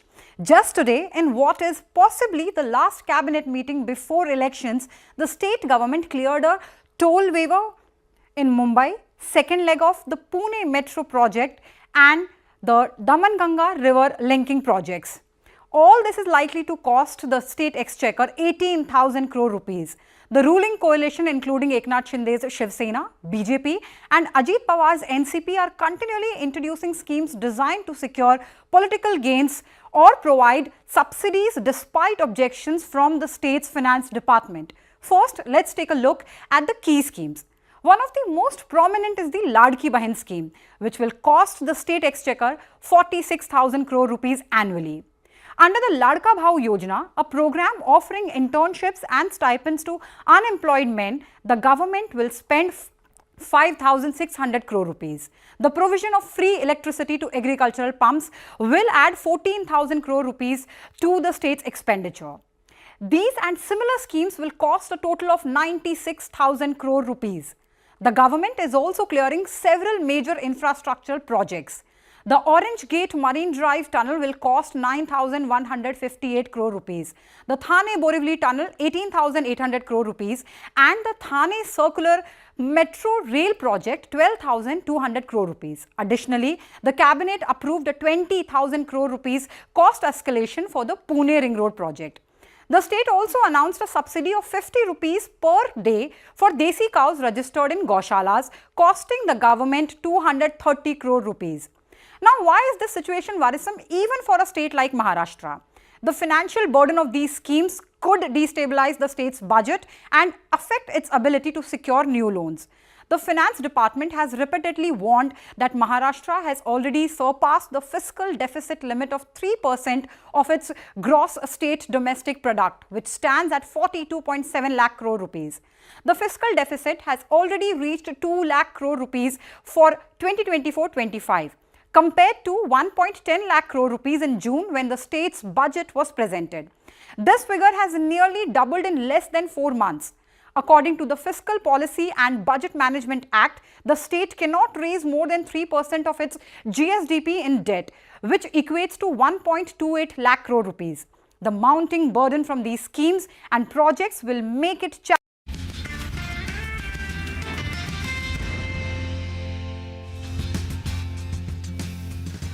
Welcome back. Well, we'll soon start, I think, showing you some visuals which are coming in from the India Mobile Congress 2024, which is underway in New Delhi. There you go.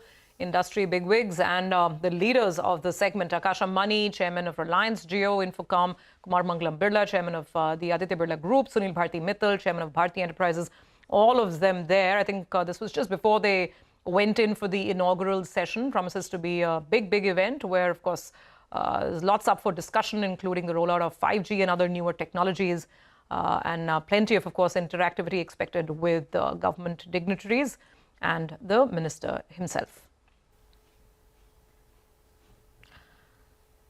All right, we'll keep getting you updates from the India Mobile Congress as it gets underway. But for now, we'll shift focus to the commodity segment. We have Manisha joining in. Manisha, what do you have your eye on?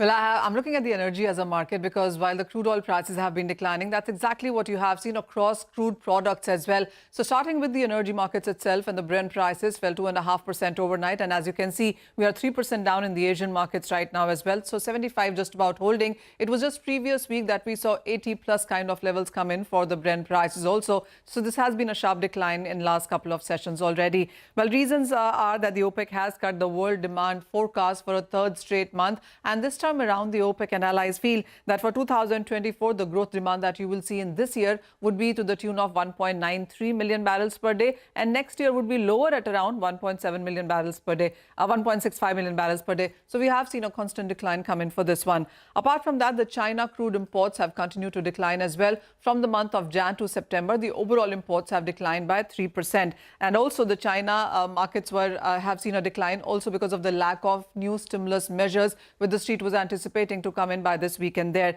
China's shifting from diesel to LNG and EV has been yet another reason that you are looking at weaker demand coming in from one of the world's largest importers and consumers as well. Well, there also are oversupply concerns in the global markets because you're looking at higher production coming from US. The spare capacity with OPEC and allies is higher than 5 million barrels per day. That continues to weigh in as well. And then there has been statement from Israel saying that as they strike Iran, it would be on Iran military and not nuclear or oil facilities. So that fear about disruption in oil facilities also seems to be going away. So that bit of a war or geopolitical premium is coming off the markets.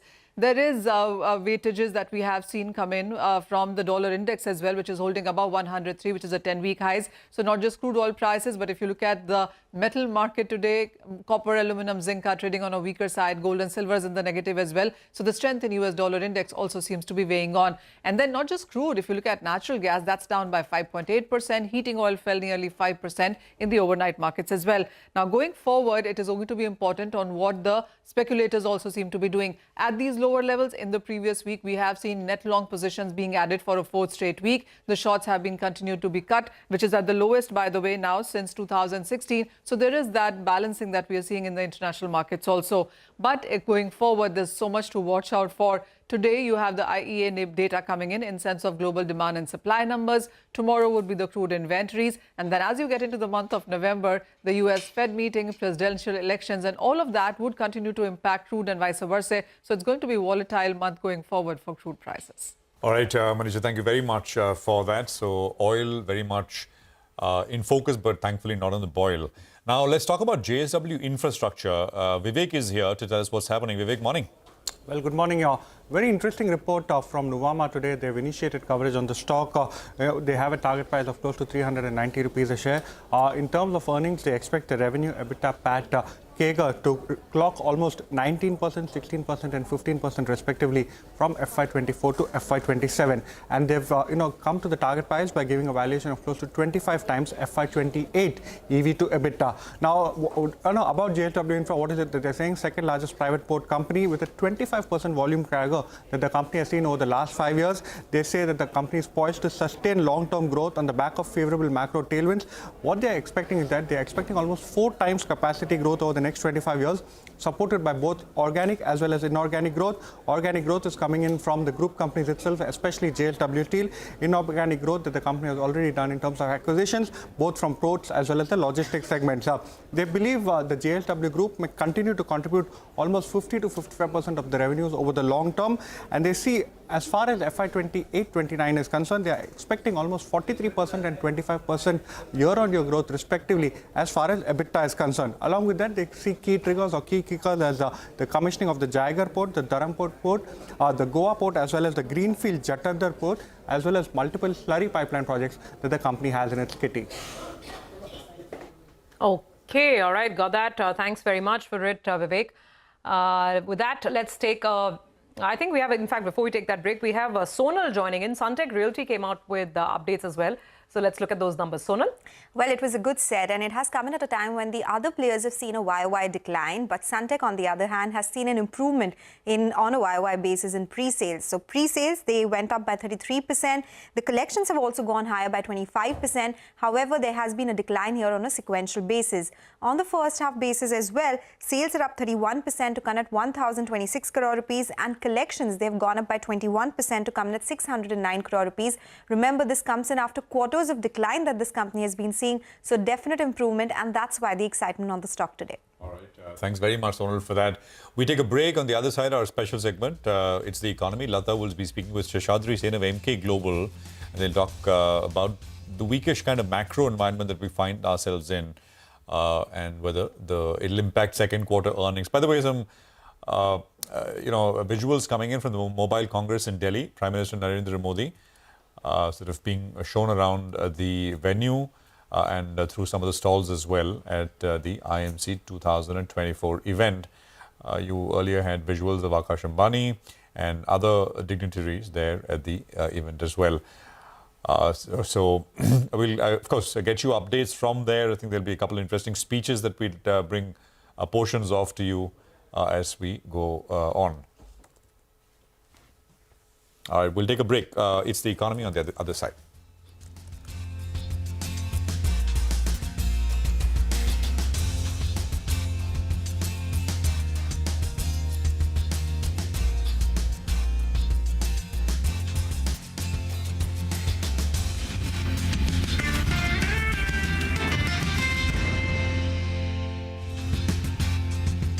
The state to manage its fiscal deficit.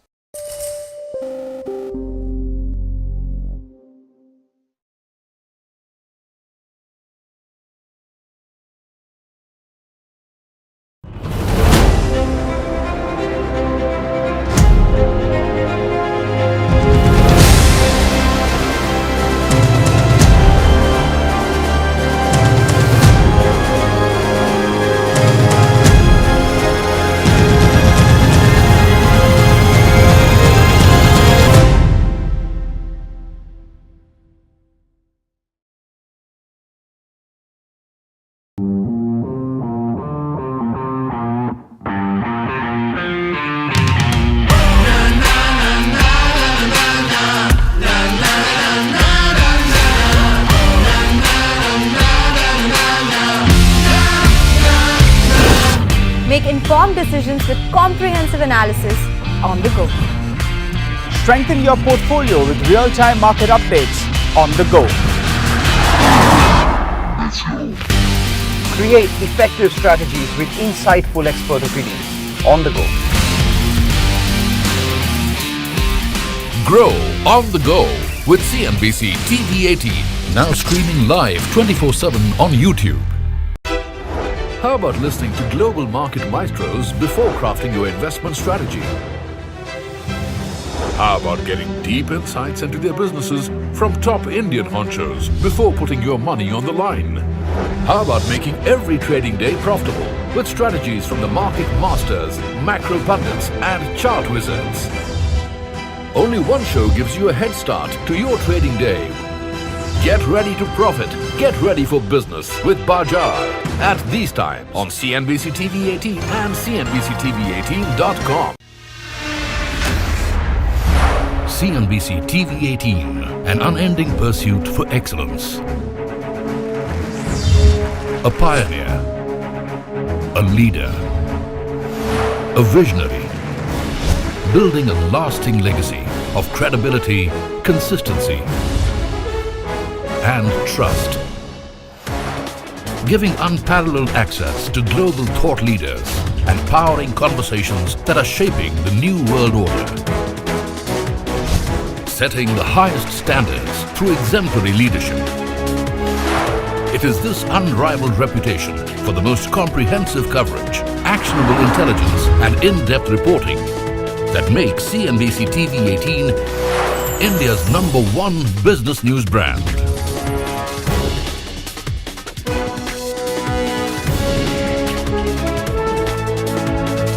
Investing.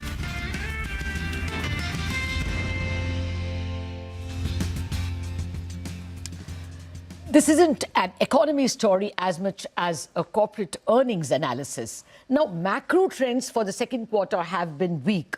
IIP, core sector, both contracted in August. PMI came in at an 8-month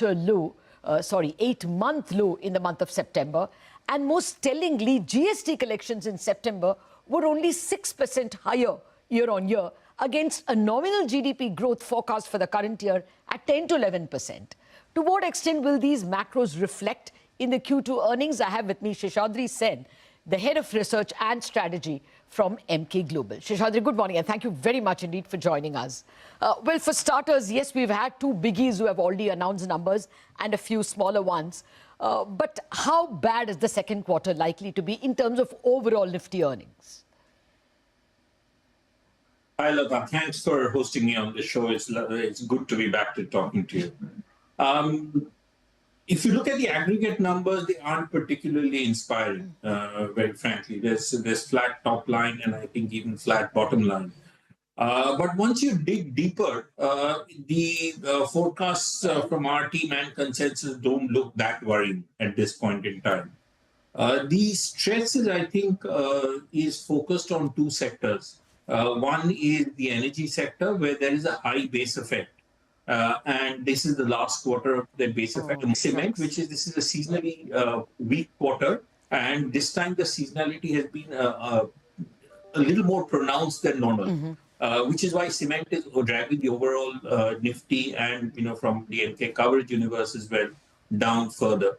If you strip these two out, our coverage universe is showing about high single digit, 7% top line and 12% bottom line, which is reasonably healthy. And Nifty's, again, if you strip out these two sectors, is also showing fairly similar earnings growth. So we don't think that this will reflect majorly on the quarterly earnings. However, if this continues, then the commentary will get affected and that could be an overhang. Let me come to the however in just a bit. What is at the moment the full year forecast? Is Q2 a one-off and full year going to be a good middle single mid-teens, high teens kind of growth in earnings? Yes, I think for FY25, we are still looking at a low to mid-teen. High teens is unlikely, low to mid-teen earnings growth as far as the Nifty is concerned. Okay. And there's nothing in these Q2 numbers which disturbs that trend. Okay. And if you analyze the Nifty EPS forecasts, they've actually been rock solid over the last 6-8 months. So I don't think that there is a risk. FY26 would, however, may be a different story, especially if there are rate cuts and banks start showing some stress. No, fair point. Let's not venture into FY26 simply because we still have a November 5th event to tide over, and that might change the world, the global jigsaw. But let's get sector specific. Which would be the sectors you would worry about in the Q2 itself? As I said, cement is expected to show weak earnings. That's the only sector where we are seeing, as a sector, we are seeing worries, though I would argue that that is known in the price. I'm not sure that it'll promote a sell-off, but as far as earnings is concerned, that's one sector which we are looking at a reasonably soft quarter. That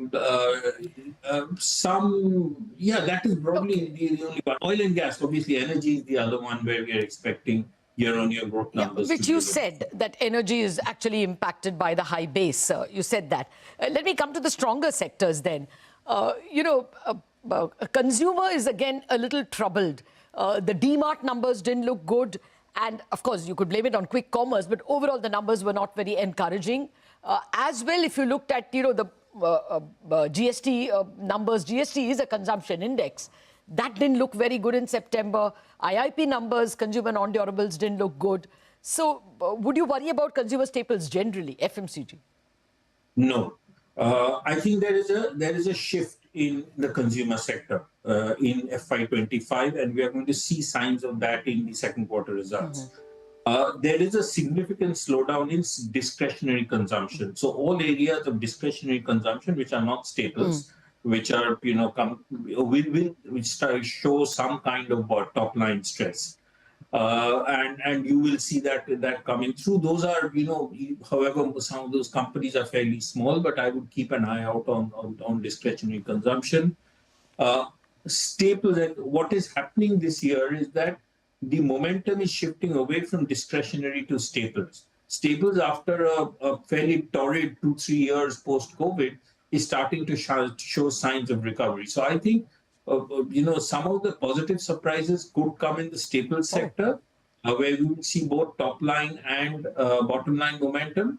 Retailers may not be the best way to look at it, but the companies themselves could show signs of recovery. Okay. So we are actually, quite the opposite of what you're saying. We are quite constructive, in terms of how staples will report. The sectors also rallied. So, but you're clearly super optimistic on consumer discretionaries. No, I'm a little cautious on consumer discretionary and a little optimistic on consumer staples. I'm not super optimistic in this environment on anything because we are dealing with a fairly high base on consumption of 3 years of momentum. So one has to factor that in when one calibrates expectations. Where is your area of comfort in terms of earnings? As in, where would you be optimistic at all? See, I think industrials, auto ancillaries would all show reasonably strong earnings. Now, as I pointed out in my last note, that's some of that is in the price. But in terms of earning momentum, I think that is where, industrials especially would continue to show. There has been a bit of a blip in the first quarter, in the first half, because government capex has slowed because of the elections and other factors. And maybe some of that is reflecting in the macro numbers that you just were referring to. But having said that, I think industrials will still show fairly strong earnings. Whether these valuations justify those earnings is a different debate, but earnings-wise, that should be one sector. No, I'm coming to the prices in just a minute. It's just that they change so radically. But let me stick with performance. If for the full year, you said that, low to mid-teens growth is what you're fixing for the Nifty. What about the broader universe?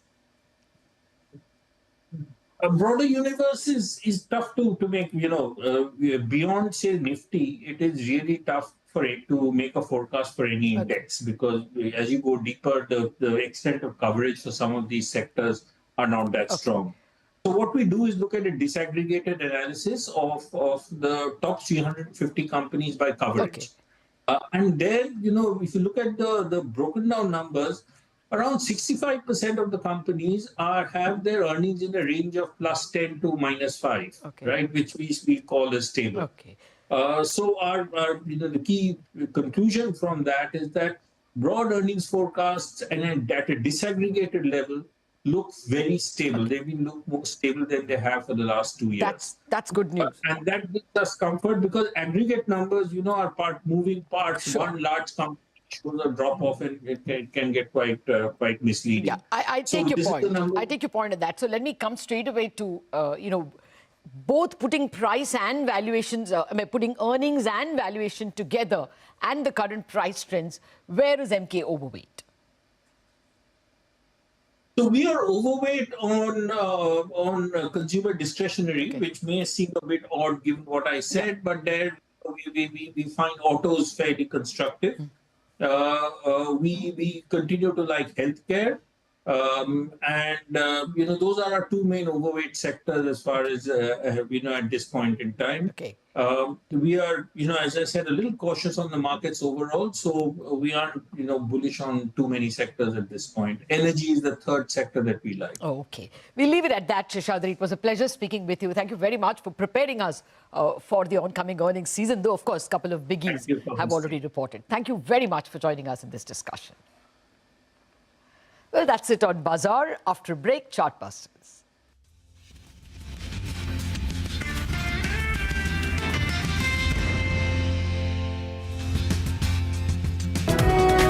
Foreseeing change, growth and transformation for over a quarter of a century. Trendsetters crafting innovative content formats.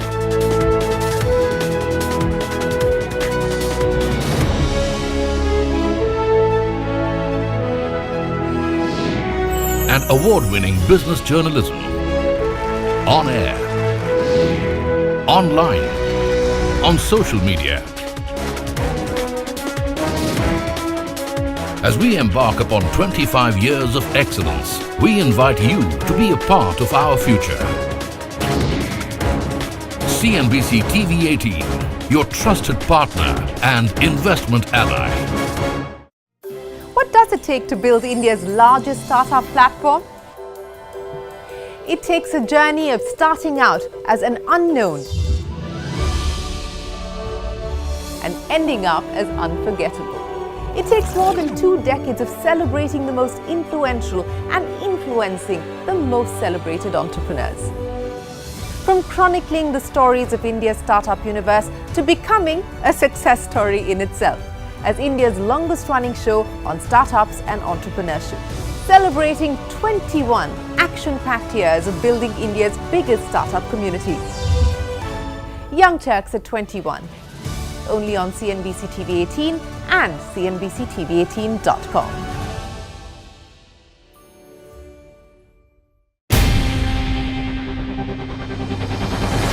CNBC-TV18's most comprehensive and award-winning news show, India Business Hour, drops first on YouTube. So get the first access to the most influential architects of policies and politics, the key newsmakers of the day. Discover the big themes as we decode the business of markets, macros and more. Be the first to go to the heart of all the top stories that drive the day's agenda. Catch the award-winning India Business Hour live every night on YouTube with me, Shireen Bhatt. India Business Hour live on YouTube at CNBC-TV18 weeknights at 7 p.m. The Parsi legacy is a testament to how a small community has made a massive impact on India's industrial, scientific and cultural development despite representing just a tiny fraction of the population. They reportedly make just 0.004% of India's population, but their contribution has been immeasurable. This is the story of the Parsi. From Jamshedji Tata, who laid the foundation of India's industrial revolution, to Dr. Homi Bhabha, the father of India's nuclear program. The Parsi influence is like a secret ingredient that's added flavor to India's growth recipe. The Tata Group started as a humble textile business in the 19th century and has now grown into one of India's largest business giant, with its listed entities' combined market capitalization at rupees 30 lakh crores. Jahangir Tata took to the skies with Air India, and Ratan Tata kept soaring, expanding globally and championing philanthropy. In 2023, Ratan Tata's foundation pledged millions for healthcare and education, proving the Parsi spirit of giving. And let's not forget Adair Godrej, who unlocked a whole new world by founding the Godrej Group, introducing India's first locks and safes.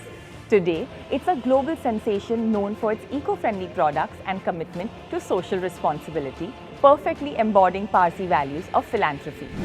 Talk about building dreams. Palanji Mystery turned construction into an art form with Shapurji Palanji. From iconic skyscrapers to vibrant residential complexes, this powerhouse is shaping skylines worldwide. Cyrus Poonawalla, the mastermind behind the Serum Institute of India,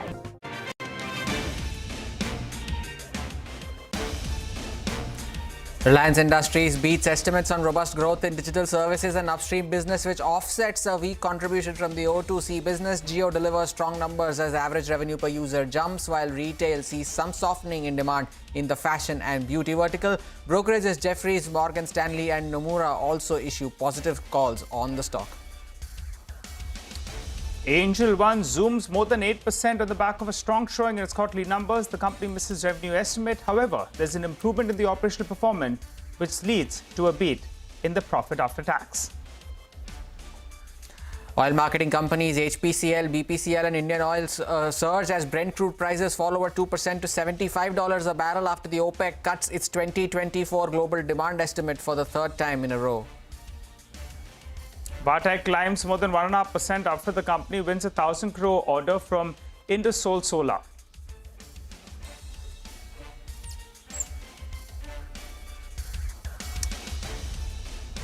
Hello and welcome to Chartbusters. I'm Nigel, with me is Hormuz. As we speak, markets at the low point of the day. There is some kind of tension that's flaring up in Asia, and that could be one of the reasons why the Indian markets are now down close to 100 points. And the Asian markets as well, all of them are trading at the low point of the day. The good news, though, is that the Nifty Bank continues to outperform. And the sense you get is, if the Nifty needs to drive up from here on, you'll have to see that the Nifty Bank as well needs to seek higher levels. So we'll have to keep an eye out on that front. Hey, Hormuz. Hi, Nigel. And it's been a problem for both the Nifty and the Nifty Bank, right? One good session, you don't see a follow-up in the next session as well. The Nifty has not had 2 straight days of gain since the 25th of September. It shows on the screen as well, right? Some not so good moves coming in for the Nifty. Yes, the Nifty Bank is still holding on to some very important levels that it has to. But for now, not good going for the markets. It's red on the screen as of now. But we have plenty of corporate conversations lined up as well. Well, that's right. Well, I think we're getting some visuals that are coming in from the India Mobile Congress 2024. We have Mr. Akash Ambani, Chairman of Reliance Jio Infocom, and Mr. Kumar Mangalam Birla, the Chairman of Aditya Birla Group, as well as Sunil Bharti Mittal, the Chairman of Bharti Enterprises. All of them, some visuals coming in up for you on the screen. Well, we'll keep getting and keep dipping into that particular event. For the time being, I think we can focus back on earnings. We have Gopal Snacks. The company reported a softish operational performance in the second quarter. The margins contracted while the capacity utilization levels remain subpar. We have with us Mr. Mukesh Shah, who is the Chief Financial Officer of Gopal Snacks, who joins us on the show. Hi, good morning, and thanks a lot for joining in, Mukesh. Give us a couple of numbers then. What's the expected growth revenue number you're looking at for the year, the EBITDA margins, and how do you see capacity utilization levels firm up from here on? This quarter, our revenue growth has been close to 13% quarter on quarter, and we estimate for full year FY25 our revenue growth will be in the range of 13 to 15%. The core market, which is Gujarat, has grown by 6% year on year, and H2 is going to be better than H1. We are expecting double-digit growth in core market and more than 20% plus growth in our focus and other states market, taking an overall growth close to 14-15%.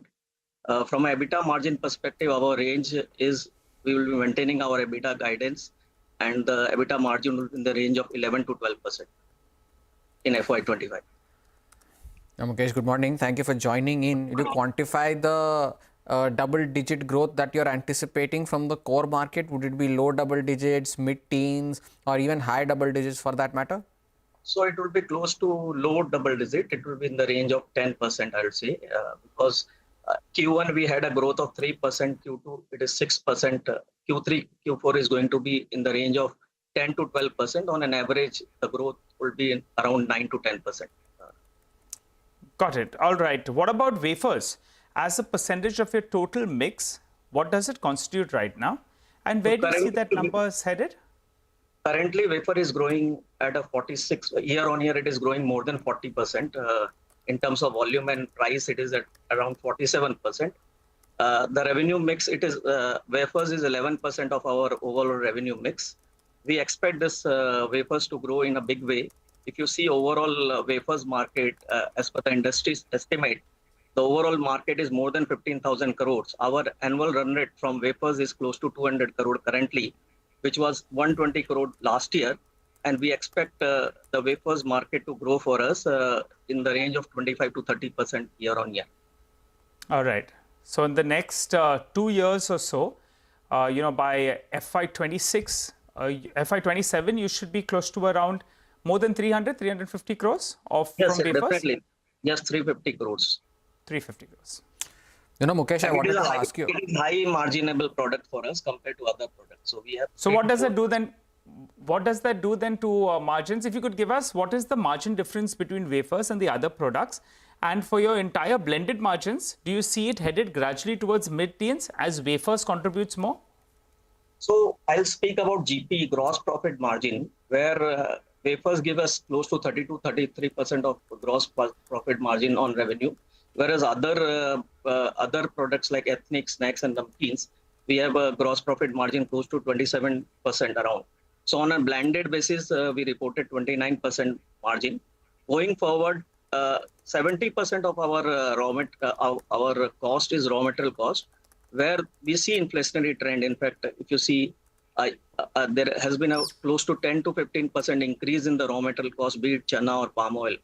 While we have taken corrective action in terms of grammage reduction, and we negated the impact of raw material price increase, our estimate is that going forward, maybe a year or so, we will be increasing the gross profit margin to 30-31% with the increase in the wafers mix.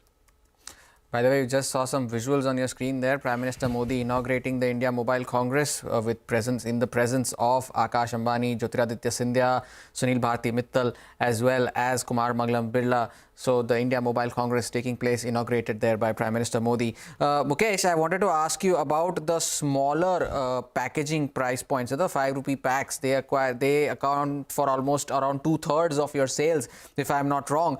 Now, what is that target? Do you plan to increase that share, or do you plan to increase the share of the packs with a larger value, which I'm assuming would drive a bigger margin for you? Yeah, you are correct. If you see the trend last 2 years, 5 rupees price point has come down from a revenue mix perspective. It used to be 85%. Now it is close to 70%, and we expect the bigger pack and 10 rupees pack, which will contribute more as we increase our footprint in alternate trade channels like e-commerce, modern trade, railways, etc., where larger price point packs are being sold. Going forward, if I have to give a 2 years guideline, the ratio will be in the range of 55-45%. How much are you spending on marketing and advertising as a percentage of a sales mix? Where do you see this number headed? Our estimate for FY25 is close to 20 crores, which will be in the range of 1.5% of our revenue. All right. Final question. Current market share in the snacks market? So currently, 3% is our overall market share. When it comes to Gujarat, we are at around 8% of overall Gujarat market share. All right, Mukesh, leave it at that. Yeah. Yes, please finish your point. So the industry market, as per the industry report, is close to 50,000 crore, which is estimated to grow at 11%. And our estimate is that we will grow in a healthy double digit, close to 17-18% from FY26 onwards. All right, So, Mukesh, thanks a lot for sparing time and joining us on this update there, the management of Gopal Snacks after their second quarter results. Shifting focus to our special segment where we get you a few ideas for profit from Money Control Pro. Lekha Badlani of moneycontrol.com joins us to talk about a stock that she is tracking very closely. Yes, so stock pick is Krishna Diagnostics, which operates on a PPP, that is public-private partnership model. Now, Krishna recently entered into a strategic collaboration with Medica Bazaar and United Imaging Healthcare. This is one-in-a-kind partnership amongst the healthcare providers, which aims to establish around 30 plus imaging centers across tier 2 and tier 3 cities across India. Through this collaboration, Krishna will be able to significantly expand its addressable market and also reduce its dependence on the government tenders. The company has also acquired 23.5% equity stake in Apulki Healthcare. Now, initially, Apulki will be setting up 2 hospitals, one in Pune and another in Mumbai. And Krishna will be their exclusive diagnostics partner for the entire tenure of the project, that is around 30 plus years. Now, this will provide Krishna with a ready captive customer base with better pricing. Krishna is also looking to scale up its presence in the B2C segment, which will have differential pricing and will help improve margins and lead to a better working capital cycle. But in terms of new orders, the company has been awarded 2 new tenders under the PPP contract in Jharkhand. Apart from this, it has a pipeline to execute 52 radiology centers and around 1600 pathology centers. Given the strong tender pipeline, the management has guided for a top-line growth of 25 to 30% and EBITDA margin of 25-26% in FY25. Trading at approximately 9 times EV/EBITDA FY26 estimates, we think the current risk-reward ratio appears quite favorable.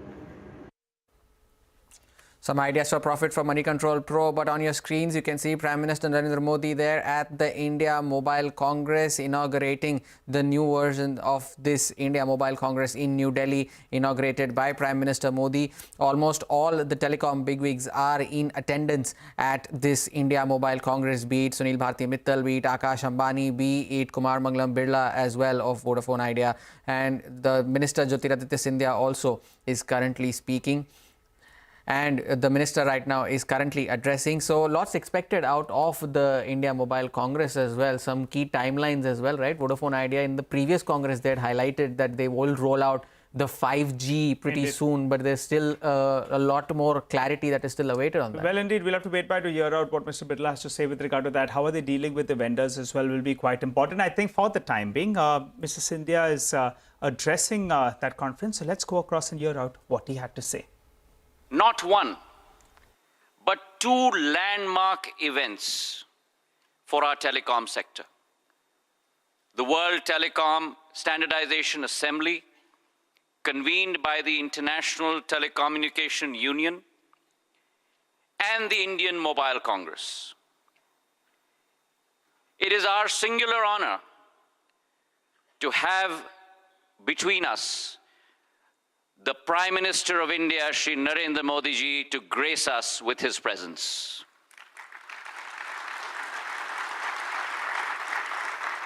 Last year, in the month of September,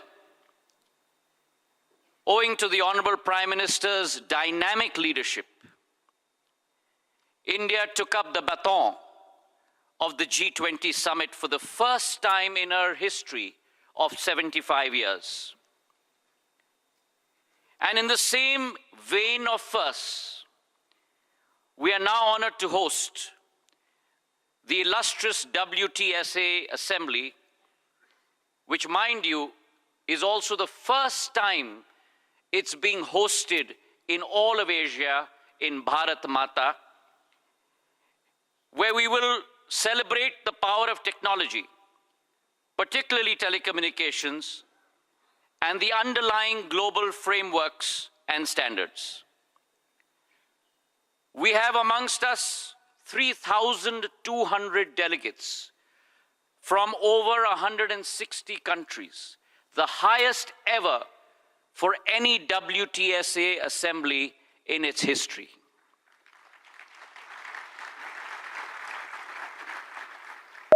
We are confident that this will, along with the Indian Mobile Congress in its 8th edition, which is South Asia's largest digital technology gathering.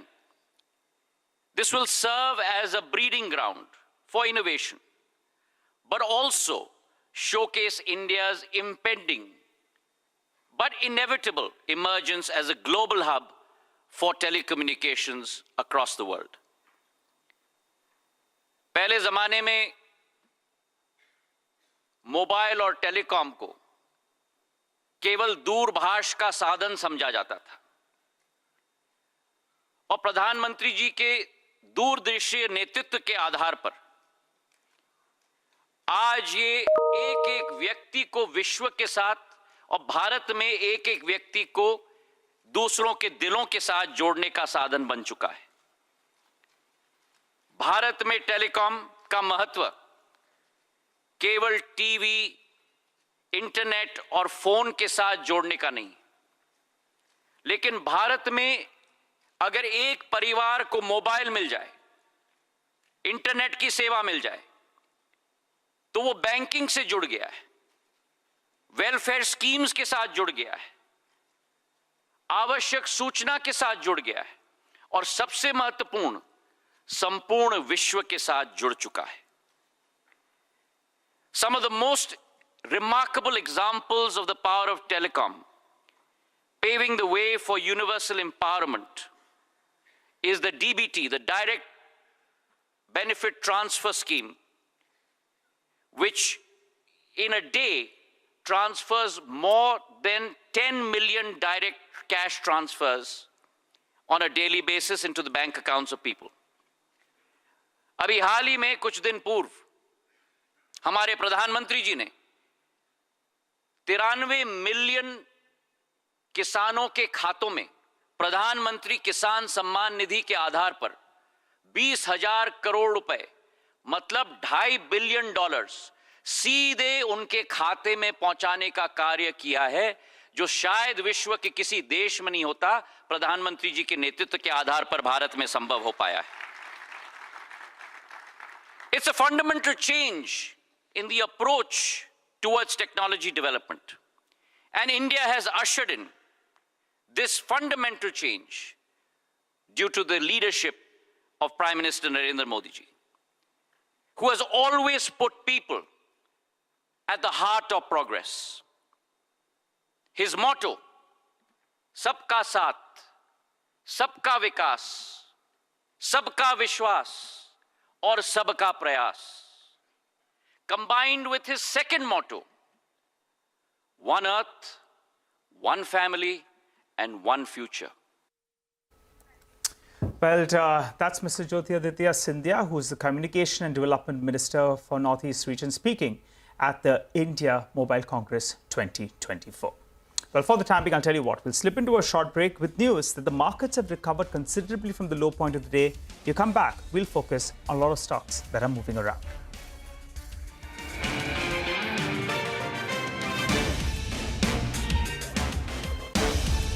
Hero. Producing over 1.5 billion vaccine doses a year, he took center stage during the COVID-19 pandemic by churning out the AstraZeneca vaccine. That's a Parsi powerhouse, making the world a healthier place. Also, did you know Freddie Mercury, the legendary frontman of Queen, attended boarding school in Panchgani, Maharashtra? With his incredible voice and flamboyant stage presence, he proudly celebrated his Parsi roots while giving us timeless hits. From innovation to philanthropy to music, Parsis have made their mark everywhere. Despite their shrinking numbers, now less than 60,000, they continue to shine bright and inspire.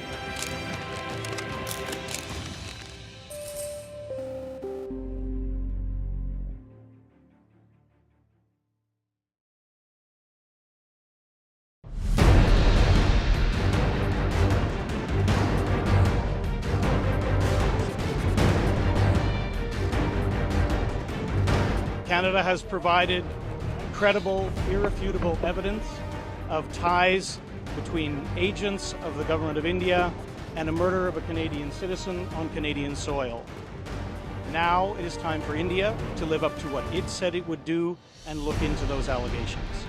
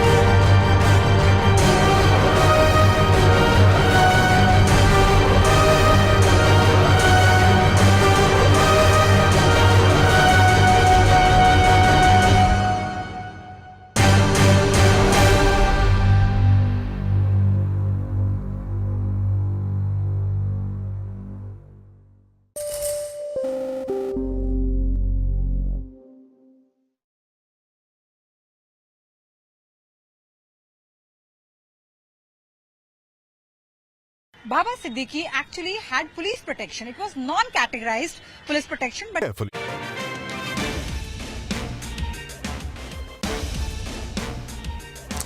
Back with us here on Chartbusters. As Nigel just mentioned before we dipped into the break, that the market has seen some bit of recovery from the lows of the day, but the very important levels on the Nifty to track will be last Thursday's high of 25,134, and then of course last Wednesday's high of 25,234 is what you will have to track, and plenty of stock specific action as well that's taking place right now. Pull up Angel One. That stock is up 9% after its results that were reported after market hours yesterday, and at the high point of the day now is Angel One nearing those levels of 3,000, and if that happens, that the stock would have recovered 50% from the lows that it made in just July. So in just 3 months, the stock has recovered almost 50%, but still significantly lower than its all-time high, which is near 4,000 around. You know, Hormuz, what I like in today's trading session is that Nifty Bank is continuing to fight for the bulls, you know, and that's going to be the big mover today, because I think it corrected, it went down close to 150 points, and the Nifty Bank is willing to bounce off those lower levels, and that's something that we haven't seen, as you pointed out earlier on the show. What else is doing well today is ITC. You know, the stock has seen a bit of a correction from the recent peak. It's bounced up in the last 30 minutes or so. So ITC is now at the high point of the day, which is good news. The other stock from the broader markets is Balrampur Chini. The stock was trading at the red, I recall, when we started off trade. Now it's buzzing away, up close to around 3%. So good move is what we're seeing out there. And anything with regard to stock market play, with regard to financialization of savings, HDFC, AMC, that stock as well has moved up in the last few minutes. So good going on a few of these names. HDFC AMC will report results as well today, so the focus will be on that stock itself. But CDSL is the other stock that has seen a significant move since you mentioned capital market plays. BSE is having a bit of a quiet day in today's trading session. It's down around 1%, seeing some bit of profit booking after the stellar moves that it has seen over the last few trading sessions as well. Yeah. So capital market plays in focus. That's right, but I think let's cut back across to Mr. Akash Ambani, Chairman of Reliance Jio Infocom, who's speaking at the IMC 2024 event. An incredibly dynamic leader, Shri Narendra Modi ji, for gracing this edition of the India Mobile Congress in his historic third term as Prime Minister. Adharnya Pradhan Mantri ji, under your visionary guidance, the India Mobile Congress has grown in stature and achieved global standing, making it a significant platform for digital innovation and collaboration. Because of your encouragement to the industry and innovation, India has been digitally transformed by perhaps the biggest digital revolution in history. In New India, in Modi ji's India, there's no more business as usual. Rather, there's unusual synergy between government and industry to deliver world-class services to satisfy the needs and expectations of 1.45 billion Indians. As a representative of Young India, I thank you for your incredible connection with the youth and for inspiring us to pursue impossible-looking goals. As we say in Hindi, Modi hai to mumkin hai. For our international audiences, Modi makes everything possible. Friends, the world is in awe of a nation that, crawling at 2G speed only 8 years ago, is now galloping down the 5G highway. I would like to assure Prime Minister that India will have an even better record in 6G. From a nation that ranked a lowly 155th in mobile broadband adoption, we have risen to become the world's largest data market. From a nation where the number of unicorns could be counted on fingers of a single hand, we have now emerged as the third largest unicorn hub in the world. UPI has become the world's #1 digital payment system. Today, India stands as the only large country in the world that has one of the lowest mobile data prices and yet one of the fastest internet speeds. India's per capita data consumption of over 30 GB is one of the highest in the world. But that is only half the picture. The other half tells you India's story of digital transformation is an example of inclusivity. Modi ji has ensured that innovation leads to more inclusion. He has democratized digital technology and used it as a tool to take the benefits to the last mile, leaving no one behind. Pradhan Mantri Narendra Modi ji, आपके दूरदर्शी नेतृत्व ने एक चमत्कार कर दिया. भारत में अब सिर्फ सबका साथ, सबका विकास ही नहीं, बल्कि सबका डिजिटल साथ और सबका डिजिटल विकास भी हो रहा है. India's digital revolution has spread to the remotest corners of our nation. Over 530 million unbanked Indians have been brought into the financial system through Jan Dhan accounts. To put things into perspective, 530 million is more than the combined population of the US, UK, France, and Canada. What is even more heartening is that over 300 million of these account holders are women. I feel both proud and humbled that Jio has played a significant part in this remarkable transformation. Distinguished participants, I take the opportunity of the India Mobile Congress to present 2 suggestions for the kind consideration of our Prime Minister.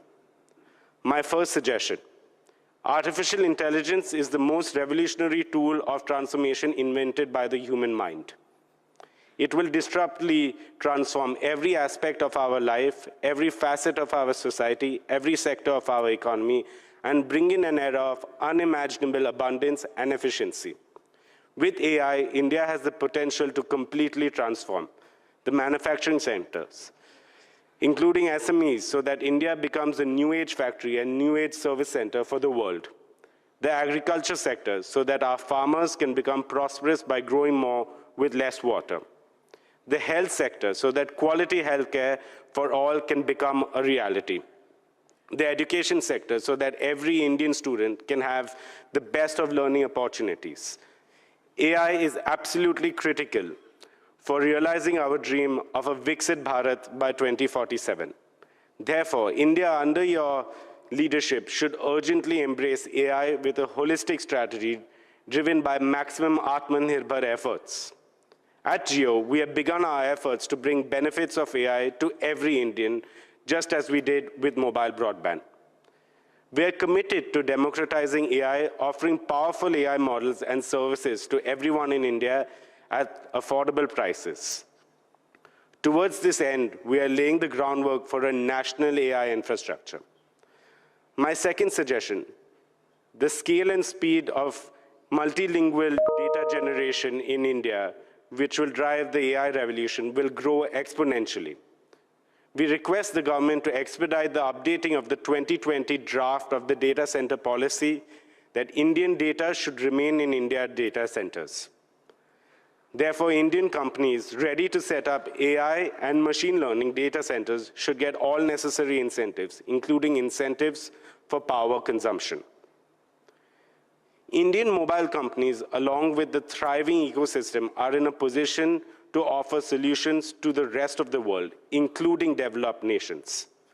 India needs an accelerated talent generation on a scale that is necessary to make India a global AI leader. Some of the existing jobs will evolve, and many more exciting opportunities for employment and entrepreneurship are going to be created in a rapid way, just like during the adoption of computers and the internet. In conclusion, it is our promise not only that India will lead the charge in mobile innovation, but we will fully embrace the power of AI to create a connected, intelligent future that is truly transformative for every Indian. Thank you. Jai Hind, Jai Bharat.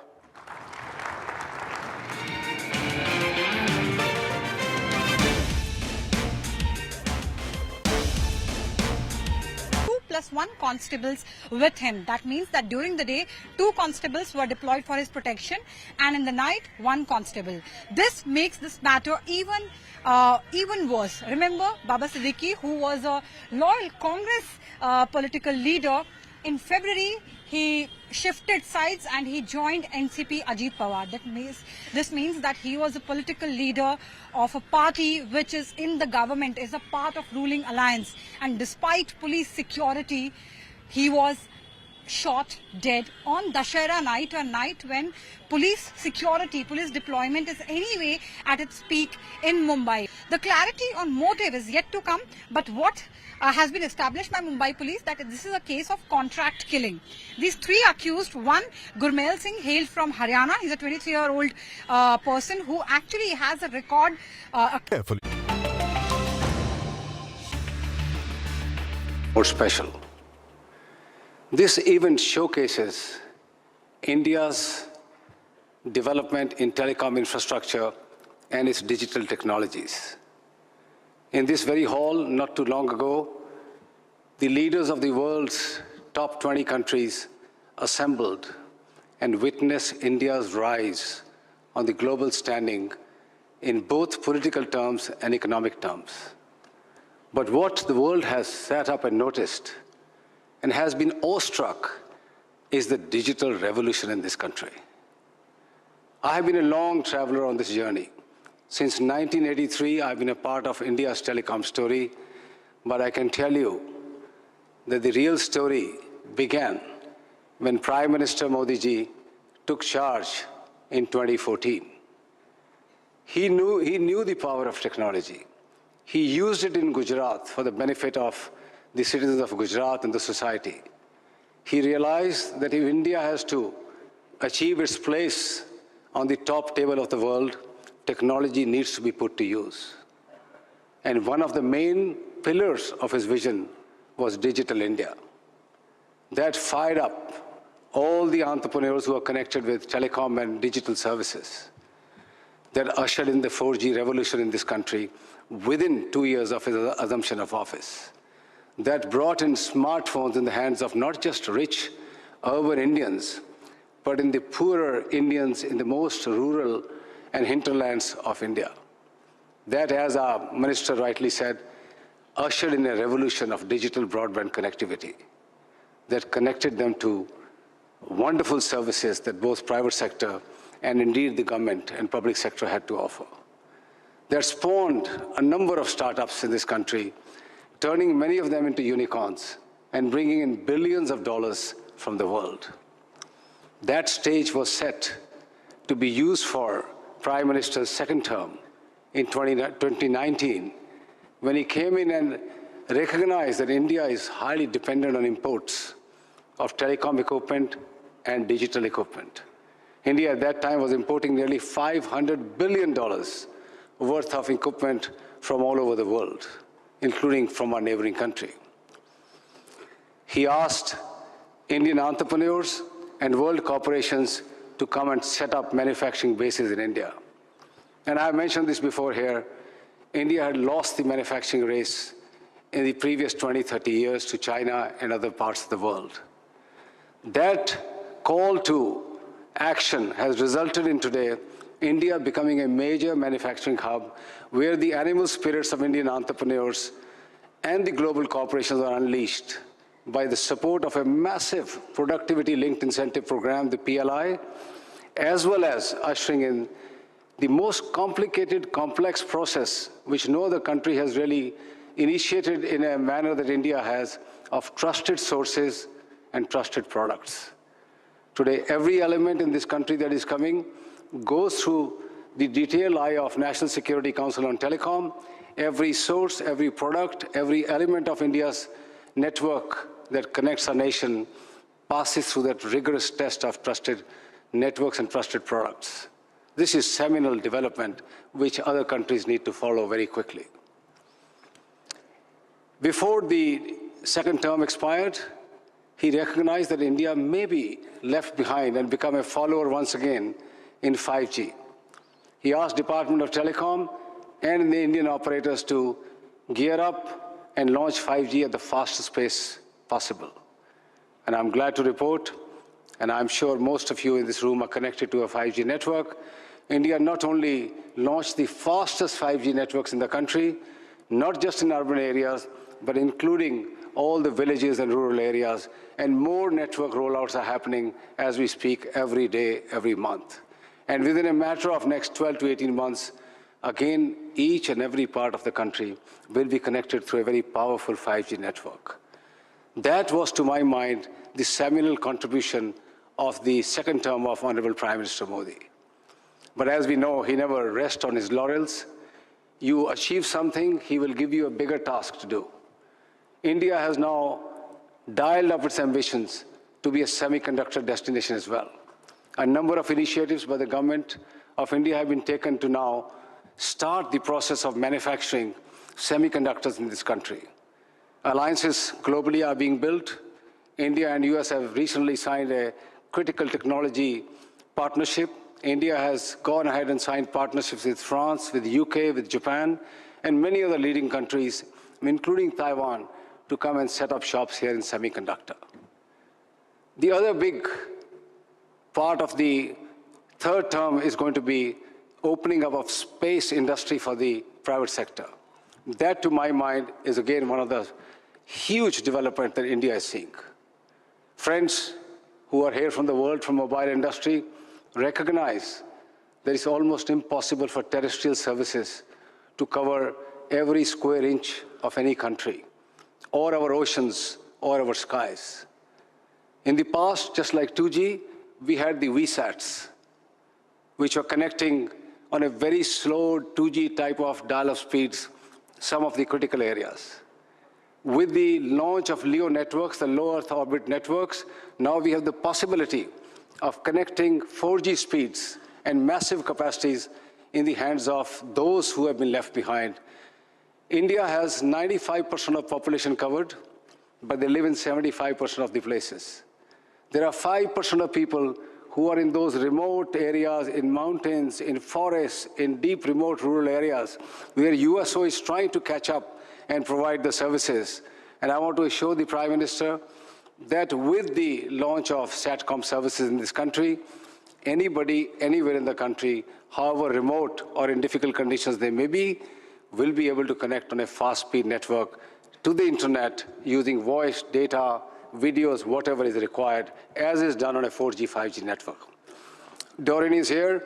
ITU assigns the spectrum and orbital slots globally, and that job will keep on happening. However, there is now a debate going on across the world, and that is where I would like to draw the attention of the Honorable Prime Minister, that intertemporal choices will have to be made as to how satellite, which is moving fast in technologies, need to coexist with terrestrial networks. My message is very simple. Telecom companies around the globe have done a seminal work in connecting the world. They will take the satellite services into the remotest parts of their nations through the USO program and directly through themselves. And those satellite companies who have ambitions to come into urban areas serving elite retail customers just need to take the telecom licenses like everybody else, be bound with the same conditions. They need to buy the spectrum as the telecom companies buy. They need to pay the license fee as the telecom companies do, and also secure the networks like telecom companies do. This has been at the forefront of India's telecom revolution. It has stood the test of time. It has seen the journey right from the 2G and dial-up modems to where we are in India today, creating a digital revolution that the world is seeing. And Bharti Airtel will be a very responsible company. While building these fanciful networks, it'll be responsible towards its customers, it'll be responsible towards its stakeholders, and I'm glad that Airtel took the initiative of launching India's first anti-spam network, blocking in billions of calls coming from scamsters, billions of messages coming from fraudsters to secure the lives of our customers.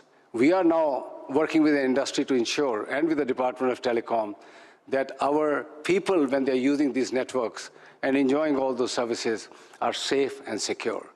Honorable Prime Minister, Bharti Airtel will play its role in your vision of building a very powerful India. Thank you very much.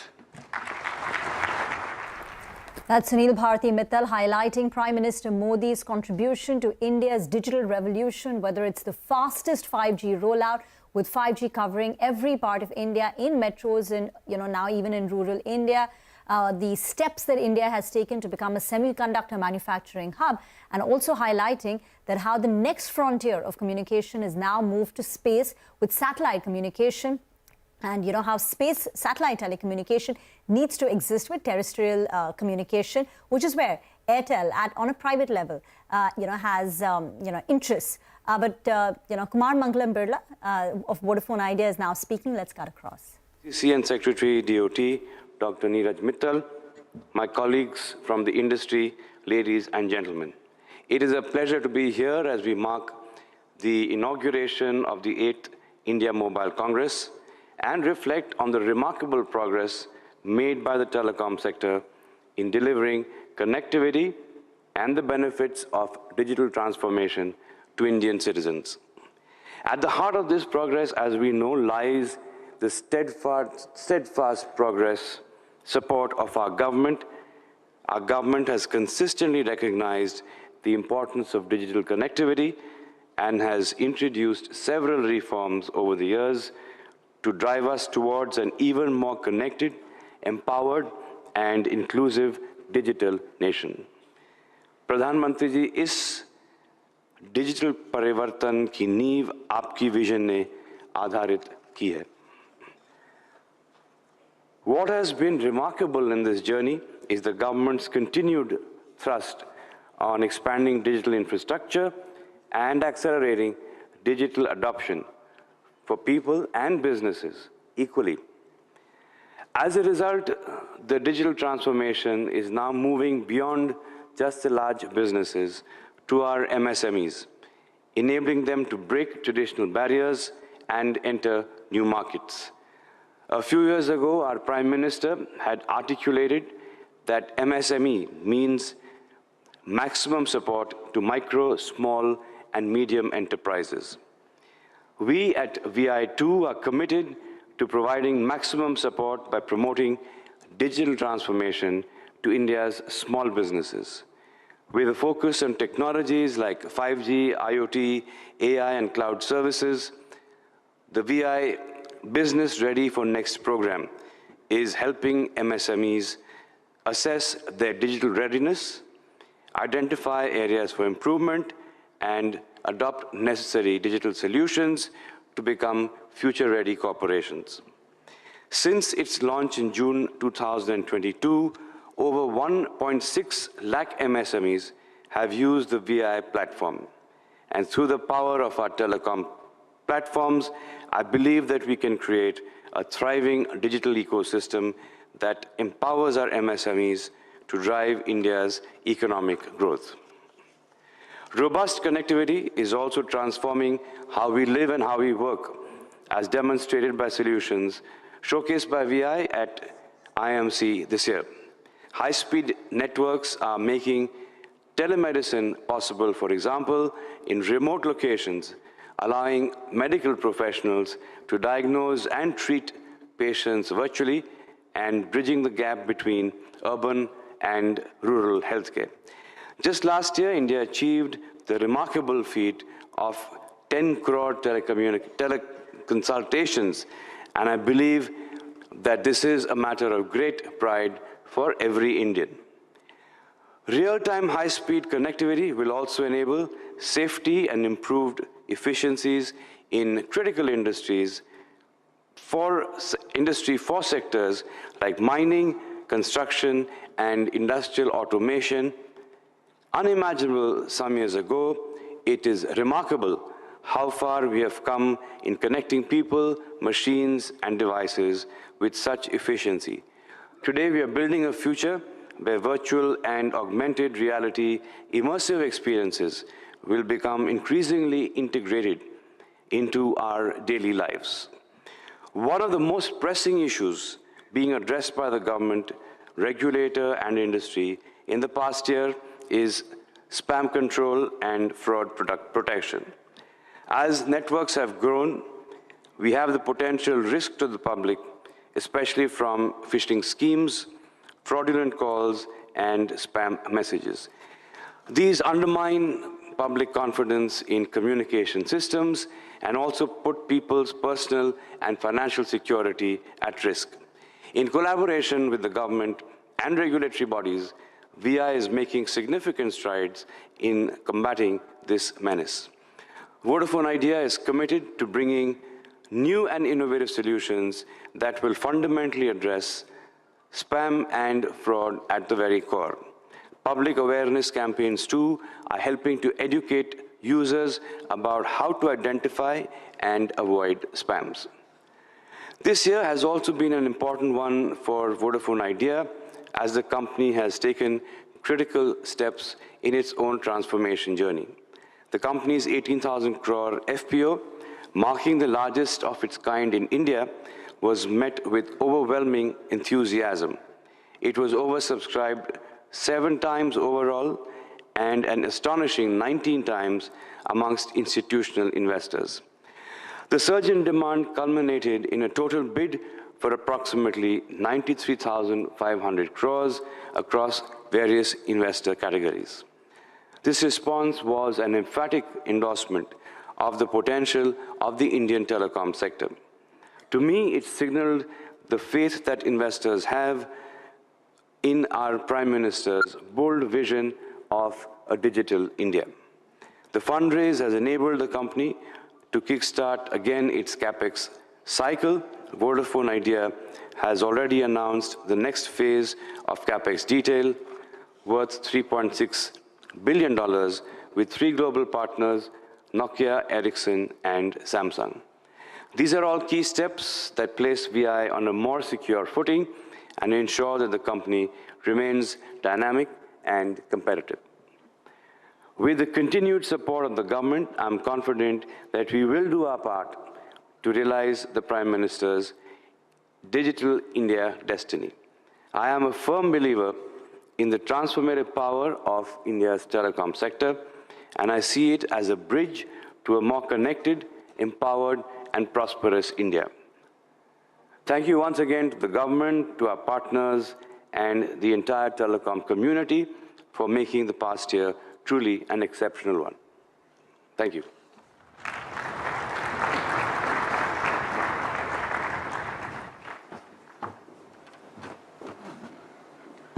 Thank you very much, Mr. Birla.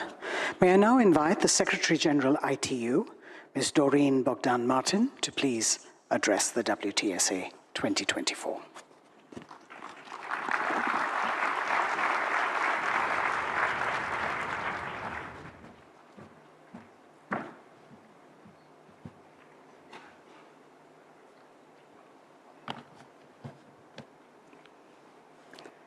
Namaste, India.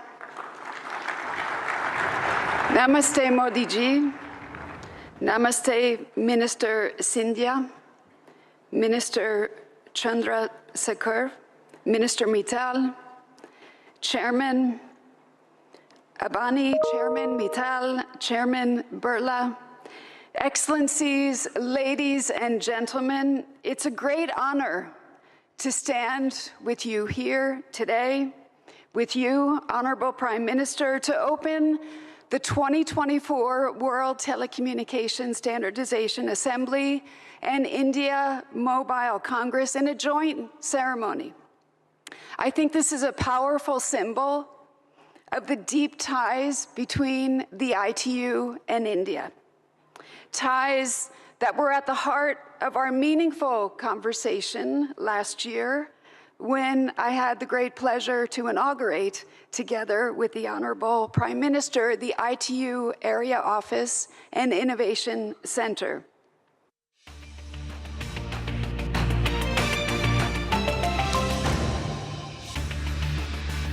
He has extortion and murder cases against him, and it is believed that when he was in the jail, at that time he established a contact with some members of the notorious Lawrence Vishnoi gang. There are 2 more other shooters, and both of them are from UP. One is Shiv Kumar Gautam and one is Dharmraj Kashyap. Now, Dharmraj Kashyap was arrested by the police along with Gurmail Singh, but Shiv Kumar Gautam managed to flee away. He's still absconding. It was yesterday, on Sunday, a Facebook post went viral. The Facebook post was uploaded by a person called Shubham Lonkar. In that person, now this person is allegedly a member of Lawrence Vishnoi gang, and in that social media post, he hinted that it was Lawrence Vishnoi gang which was responsible for this shootout, and Baba Siddiqui was attacked, was killed due to his proximity to Bollywood star Salman Khan. And it's known fact that Salman Khan is on Lawrence Vishnoi gang's radar for a very long time now. And the reason cited by the Vishnoi gang is the Black Bug case. Now, after that, Mumbai police said that they are looking into this post. They are trying to verify its authenticity and the whole context. Later in the night, that was yesterday night, a person called Praveen Lonkar was arrested by Mumbai police. Now this person, Praveen Lonkar, is said to be Shubham Lonkar, the person who uploaded that Facebook post, his real brother. Now Mumbai police said that both the Lonkar brothers, they were the ones who orchestrated this whole conspiracy and the killing.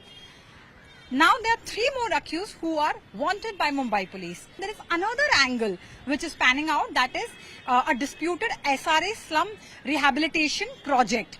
Now that was son Dhyaneshwar SRA project where Baba Siddiqui, recently his son Jishan Siddiqui staged a protest when the contracts were shifted from one set of builders to another set of builders. So this dispute could also be one of the reasons why Baba Siddiqui's murder was ordered. But there are larger questions and Mumbai police are looking for the answers whether or not Lawrence Bishnoi gang is actually responsible for this, or is it just a distraction tactic to divert the attention from the real motive.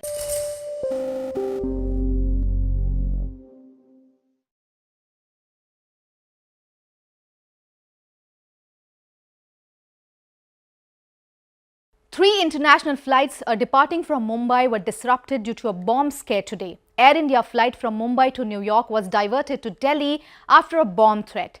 Air India has said the flight will now depart for New York tomorrow and passengers will be provided overnight accommodation in Delhi. 2 Indigo flights flying from Mumbai to Muscat and Jeddah also received bomb threats, causing disruption to hundreds of passengers. Since this is directly linked to passenger safety, airlines unfortunately cannot take such threats lightly. But at the end of it, they also pay a big...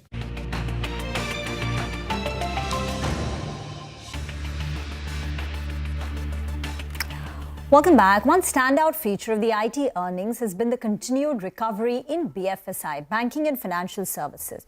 So for HCL Tech, if you adjust for the one-off impact because of the State Street JV divestment, BFSI revenue growth was 4% on a quarter-on-quarter basis. The company in August had said that North America BFSI is already showing signs of recovery. What has changed in the quarter from August to October is that now BFSI recovery is broad-based, which means it's not just North America, but Asia Pacific and Europe, which is also participating and seeing a recovery. TCS numbers also showcase the pickup in BFSI. So just to recap, revenue growth, BFSI revenue growth was 1.9% quarter-on-quarter versus about 0.6% growth that we had in the prior quarter. So a recovery. So which stocks should you watch where there is a greater BFSI presence? One of them is LTI Mindtree. This one reports numbers on Thursday, and BFSI contributes about 35% to its overall revenues. And again, the street is expecting strong numbers. This quarter, about a 2.7% revenue growth, aided by a recovery in BFSI. The other stock to watch would be Mphasis. This one reports numbers tomorrow. Again here, after many sluggish quarters, growth is expected to be decent at 1.5% to 2%. BFS is about 47% of its revenues, and the mortgage business is about 6% of the top line, and the street is going into the earnings with some optimism. Since June, the Mphasis stock price has rallied close to about 30%.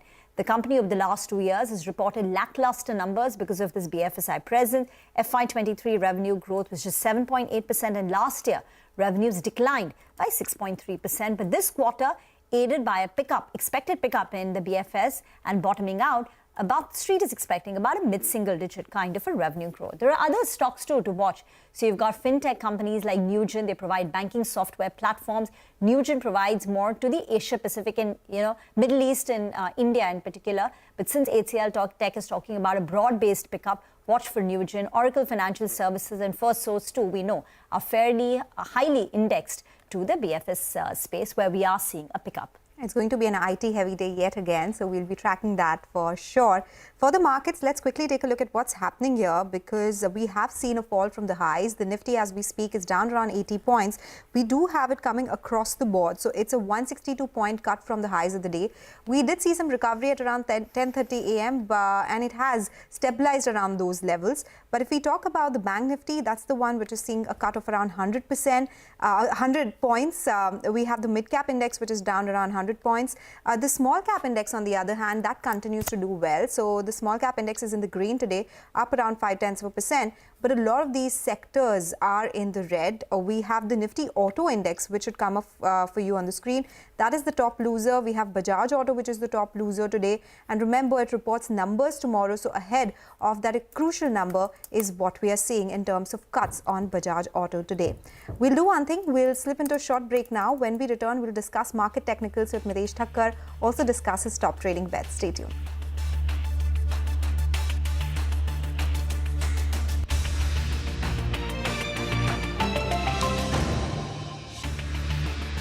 That wasn't their fault. Now, every time a flight is taken for security screening, it has a series of things that get impacted. Of course, the passengers face inconvenience and stress. And if it is a domestic flight, then all the other routes that the plane was scheduled to operate get affected, impacting several other passengers across the country. Moreover, an airline faces tangible and intangible financial impact. For instance, let's take Air India's Mumbai-New York flight as an example.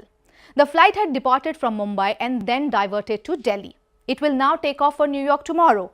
According to people working in airlines, this flight would have had to spend at least 2 additional hours in air. And if the operating cost of the flight is around 12 lakh rupees per hour, then 2 extra hours would mean 24 lakh rupees. This includes charges such as fuel and navigation, crew and catering, among other costs. Then this flight would have had to dump the excess fuel before landing in Delhi, as it would have provisioned for a journey to New York, so that would be dumping 70 to 80 tons of fuel. Now, landing at foreign airports is all pre-planned, so a flight cannot randomly land at any time. The airline will need to secure permissions for landing the flight at a different time. There were around 239 passengers on this flight, and providing hotel accommodation to them would be around 12 lakh rupees if we take a minimal 5,000 rupees per head cost. Since it is an international ultra long haul flight, the same crew cannot operate this flight due to their flight duty time limit. So another set of cockpit crew and cabin crew will have to be arranged to operate the next flight. So that's the cost that is easily calculated. There are other costs like compensating passengers on the same flight and to also those who had booked Air India from New York to Mumbai. And the inconvenience cost to passengers cannot be measured and quantified. Someone could have had a medical appointment, a job interview, or any other emergency. So that's the cost the entire ecosystem pays for a fake bomb threat.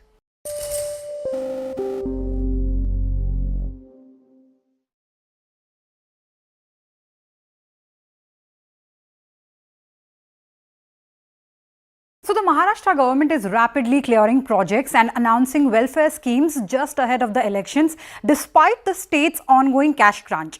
Just today, in what is possibly the last cabinet meeting before elections, the state government cleared a toll waiver in Mumbai, second leg of the Pune Metro project and the Daman-Ganga river linking projects. All this is likely to cost the state exchequer 18,000 crore rupees. The ruling coalition, including Eknath Shinde's Shiv Sena, BJP and Ajit Pawar's NCP, are continually introducing schemes designed to secure political gains or provide subsidies despite objections from the state's finance department. First, let's take a look at the key schemes. One of the most prominent is the Ladki Bahin scheme, which will cost the state exchequer 46,000 crore rupees annually. Under the Ladka Bhau Yojana, a program offering internships and stipends to unemployed men, the government will spend 5,600 crore rupees. The provision of free electricity to agricultural pumps will add 14,000 crore rupees to the state's expenditure. These and similar schemes will cost a total of 96,000 crore rupees. The government is also clearing several major infrastructural projects. The Orange Gate Marine Drive Tunnel will cost 9,158 crore rupees. The Thane-Borivali Tunnel 18,800 crore rupees and the Thane Circular Metro Rail Project 12,200 crore rupees. Additionally, the cabinet approved a 20,000 crore rupees cost escalation for the Pune Ring Road project.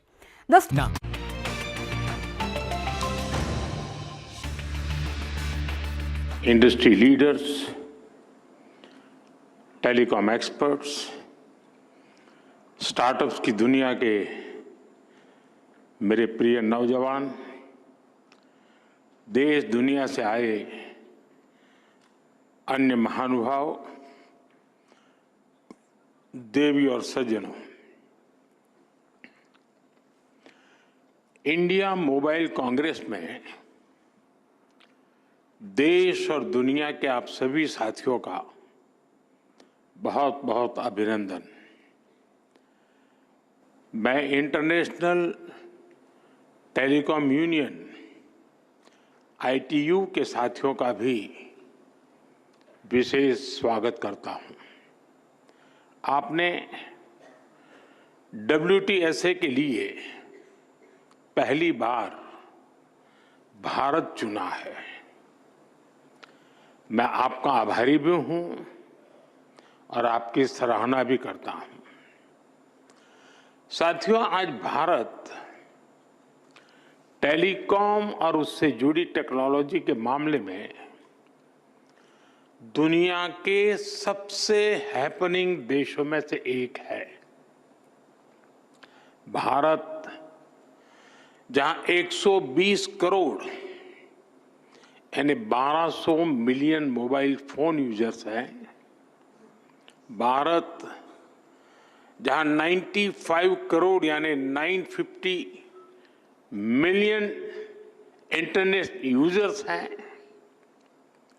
Bharat जहां दुनिया का 40% से अधिक का real time digital transaction होता है, भारत जिसने digital connectivity को लास्ट माइल डिलीवरी का इफेक्टिव टूल बनाकर दिखाया है, वहां ग्लोबल टेलीकम्युनिकेशन के स्टैंडर्ड और फ्यूचर पर चर्चा ग्लोबल गुड का भी माध्यम बनेगी। मैं आप सभी को बहुत बहुत शुभकामनाएं देता हूं। फ्रेंड्स, WTSA और इंडिया मोबाइल कांग्रेस का एक साथ होना भी बहुत महत्वपूर्ण है।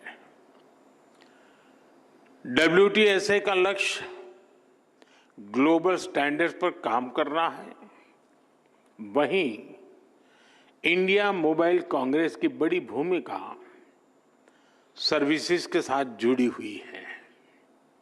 इसलिए आज का ये आयोजन स्टैंडर्ड्स और सर्विसेज दोनों को एक ही मंच पर ले आया है। आज भारत क्वालिटी सर्विस पर बहुत ज्यादा फोकस कर रहा है। हम अपने स्टैंडर्ड्स पर भी विशेष बल दे रहे हैं। ऐसे में WTSA का अनुभव भारत को एक नई ऊर्जा देने वाला होगा।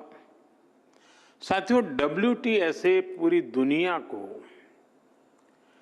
कंसेंसस के जरिए एम्पावर करने की बात करता है। इंडिया मोबाइल कांग्रेस पूरी दुनिया को कनेक्टिविटी के जरिए सशक्त करने की बात करती है। यानी इस इवेंट में कंसेंसस और कनेक्टिविटी भी एक साथ जुड़ी है। आप जानते हैं कि आज की कॉन्फ्लिक्ट से भरी दुनिया के लिए इन दोनों का होना कितना जरूरी है। भारत हजारों वर्षों से वसुधैव कुटुंबकम के अमर संदेश को जीता रहा है। हमें G20 का नेतृत्व करने का अवसर मिला, तब भी हमने one earth, one family, one future का ही संदेश दिया। भारत दुनिया को कॉन्फ्लिक्ट से बाहर निकालकर कनेक्ट करने में ही जुटा है। प्राचीन सिल्क रूट से लेकर आज के टेक्नोलॉजी रूट तक भारत का हमेशा एक ही मिशन रहा है, दुनिया को कनेक्ट करना और प्रगति के नए रास्ते खोलना। ऐसे में WTSA और IMC की ये साझेदारी भी एक प्रेरक और शानदार मैसेज है। जब लोकल और ग्लोबल का मेल होता है, तब न केवल एक देश बल्कि पूरी दुनिया को इसका लाभ मिलता है, और यही हमारा लक्ष्य है। फ्रेंड, 21वीं सदी में भारत की मोबाइल और टेलीकॉम यात्रा पूरे विश्व के लिए स्टडी का विषय है।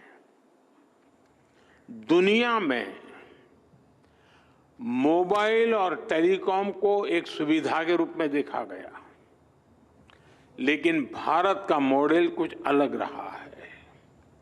भारत में हमने टेलीकॉम को सिर्फ कनेक्टिविटी का नहीं, बल्कि इक्विटी और अपॉर्चुनिटी का माध्यम बनाया।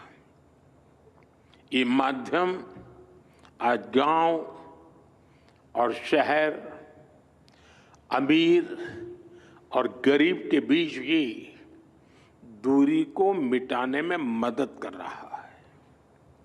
मुझे याद है, जब मैं 10 साल पहले डिजिटल इंडिया का विजन देश के सामने रख रहा था, तो मैंने कहा था कि हम टुकड़ों में नहीं बल्कि होलिस्टिक अप्रोच के साथ चलना होगा। तब हमने डिजिटल इंडिया के 4 पिलर्स की पहचान की थी। पहला, डिवाइस की कीमत कम होनी चाहिए। दूसरा, डिजिटल कनेक्टिविटी देश के कोने कोने तक पहुंचे। तीसरा, डेटा सबकी पहुंच में होना है। और चौथा, डिजिटल फर्स्ट ही हमारा लक्ष्य होना चाहिए। हमने इन 4 पिलर्स पर एक साथ काम करना शुरू किया और हमें इसके नतीजे भी मिले। फ्रेंड्स, हमारे यहाँ फोन तब तक सस्ते नहीं हो सकते थे जब तक हम भारत में ही उनको मैन्युफैक्चरर न करते। 2014 में भारत में सिर्फ 2 मोबाइल मैन्युफैक्चरिंग यूनिट थी। आज 200 से ज्यादा है।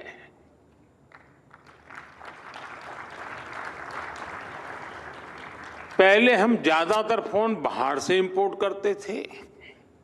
आज हम पहले से 6 गुना ज्यादा मोबाइल फोन भारत में बना रहे हैं। हमारी पहचान एक मोबाइल एक्सपोर्टर देश की है, और हम इतने पर ही नहीं रुके हैं। अब हम चिप से लेकर फिनिश प्रोडक्ट तक दुनिया को एक complete made in India phone देने में जुटे हैं। हम भारत में सेमीकंडक्टर इकोसिस्टम पर भी बहुत बड़ा इन्वेस्टमेंट कर रहे हैं। फ्रेंड्स, कनेक्टिविटी के पिलर पर काम करते हुए भारत में हमने ये सुनिश्चित किया कि हर घर कनेक्ट हो। हमने देश के कोने कोने में मोबाइल टावर्स का एक सशक्त नेटवर्क बनाया, जो हमारे ट्राइबल एरियाज हैं, हिली एरियाज हैं, बॉर्डर एरियाज हैं, वहाँ बहुत कम समय में ही हजारों मोबाइल टावर लगाए गए। हमने रेलवे स्टेशन और दूसरे पब्लिक प्लेसेस पर वाईफाई की सुविधा दी। हमने अपने अंडमान निकोबार और लक्षद्वीप जैसे आइलैंड को अंडर सी केबल्स के माध्यम से कनेक्ट किया। भारत ने सिर्फ 10 साल में जितना ऑप्टिकल फाइबर बिछाया है, उसकी लंबाई धरती और चंद्रमा के बीच की दूरी से भी 8 गुना है।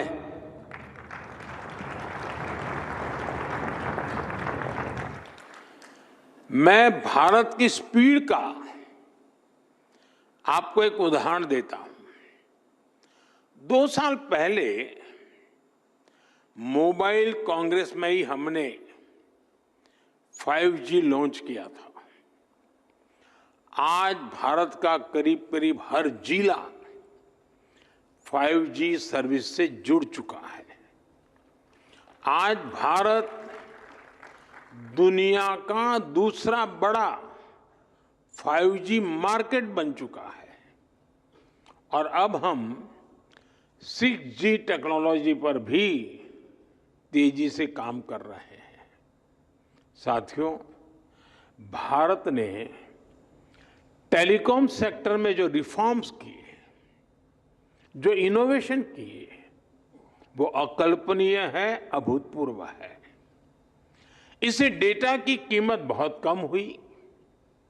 आज भारत में इंटरनेट डेटा की कीमत लगभग 12 सेंट प्रति जीबी है, जबकि दुनिया के कितने ही देशों में 1 जीबी डेटा इससे 10 गुना से 20 गुना ज्यादा महंगा है। हम भारतीय आज हर महीने औसतन करीब 30 जीबी डेटा कंज्यूम करते हैं। साथियों, इन सारे प्रयासों को हमारे चौथे पिलर यानी डिजिटल फर्स्ट की भावना से नई स्केल पर पहुंचाया है। भारत ने डिजिटल टेक्नोलॉजी को डेमोक्रेटाइज किया। भारत ने डिजिटल प्लेटफॉर्म बनाए और इस प्लेटफॉर्म पर हुए इनोवेशन ने लाखों नए अवसर पैदा किए। जनधन, आधार और मोबाइल की जेम ट्रिनिटी कितने ही नए इनोवेशन का आधार बनी है। यूनिफाइड पेमेंट्स इंटरफेस यूपीआई ने कितनी ही नई कंपनियों को नए मौके दिए हैं। अब आजकल ओएनडीसी की भी ऐसी ही चर्चा हो रही है। ओएनडीसी से भी डिजिटल कॉमर्स में नई क्रांति आने वाली है। हमने कोरोना के दौरान भी देखा है कि कैसे हमारे डिजिटल प्लेटफॉर्म्स ने हर काम आसान किया है। जरूरतमंदों तक पैसा भेजना हो, कोरोना से निपटने में जुटे कर्मचारियों तक रियल टाइम गाइडलाइंस भेजनी हो, वैक्सीनेशन का प्रोसेस स्ट्रीमलाइन करना हो, वैक्सीन का डिजिटल सर्टिफिकेट देना हो, भारत में सब कुछ बहुत स्मूथली हुआ। आज भारत के पास एक ऐसा डिजिटल बुके है जो दुनिया में वेलफेयर स्कीम्स को एक नई ऊंचाई दे सकता है।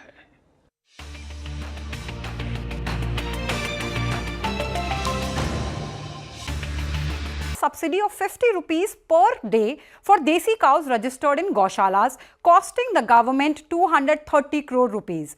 Now, why is this situation worrisome even for a state like Maharashtra? The financial burden of these schemes could destabilize the state's budget and affect its ability to secure new loans. The finance department has repeatedly warned that Maharashtra has already surpassed the fiscal deficit limit of 3% of its gross state domestic product, which stands at 42.7 lakh crore rupees. The fiscal deficit has already reached 2 lakh crore rupees for 2024-25.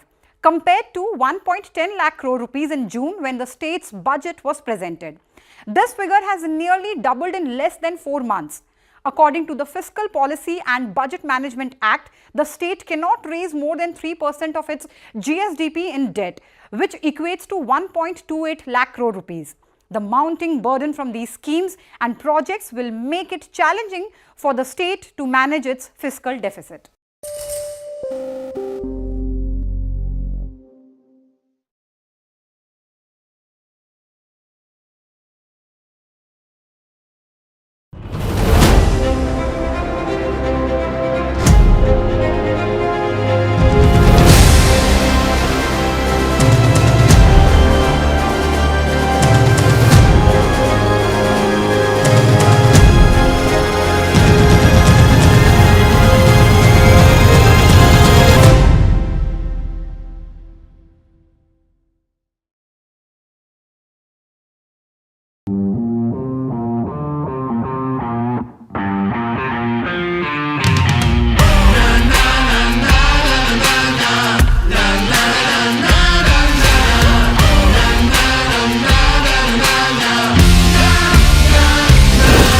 Make informed decisions with comprehensive analysis on the go. Strengthen your portfolio with real-time market updates on the go. Create effective strategies with insightful expert opinions on the go. Grow on the go with CNBC-TV18, now streaming live 24/7 on YouTube. How about listening to global market maestros before crafting your investment strategy? How about getting deep insights into their businesses from top Indian honchos before putting your money on the line? How about making every trading day profitable with strategies from the market masters, macro pundits and chart wizards? Only one show gives you a head start to your trading day. Get ready to profit. Get ready for business with Bajaj at these times on CNBC-TV18 and CNBC-TV18.com. CNBC-TV18, an unending pursuit for excellence. A pioneer, a leader, a visionary, building a lasting legacy of credibility, consistency, and trust. Giving unparalleled access to global thought leaders and powering conversations that are shaping the new world order. Setting the highest standards through exemplary leadership. It is this unrivaled reputation for the most comprehensive coverage, actionable intelligence, and in-depth reporting that makes CNBC-TV18 India's #1 business news brand.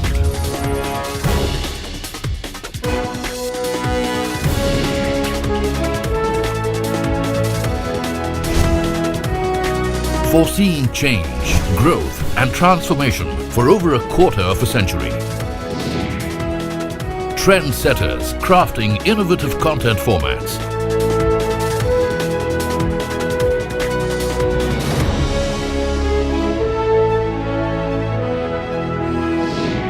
And award-winning business journalism.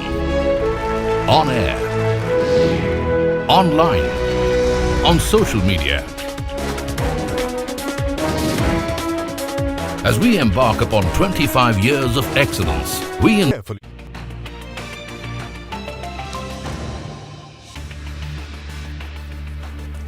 Continues to be a red-looking screen. The Nifty is down 70 points. We have the mid-caps, which are absolutely flat, but with some negative bias.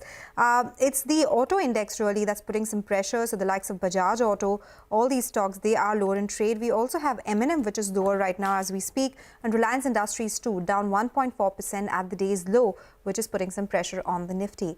But we'll do one thing, we'll slip into a break, and as we wrap on the show today, let's bring you a CNBC-TV18 exclusive. Speaking to Shireen Bhan, Cognizant CEO Ravi Kumar sounded optimistic about the company's outlook for the next few quarters. He also spoke about the rise of AI and how the company is navigating geopolitical challenges. Listen in. Almost 2 years of steering the company through a turnaround plan. We've spoken about this previously, but at the end of 2 years, How confident do you feel about being able to meet the targets that you had set out for yourself and the turnaround of Cognizant? Thank you, Shireen, for the opportunity to talk to you again. Very excited. I mean, if somebody said this is what I would get at the end of 20 months, I would take it. I had broadly set up 3 goals. One, to simplify our operations. So we've done an extremely good job of simplifying it. The second is to create commercial momentum. And over the last 18 to 20 months, we've created some amazing commercial momentum with large deals. Last year, we closed 17 large deals, more than $100 million. And for the first half of this year, till Q2, we closed 13 of them. So we're in a good spot there. We've got our clients back. The mojo of the company is back in the market. We're winning.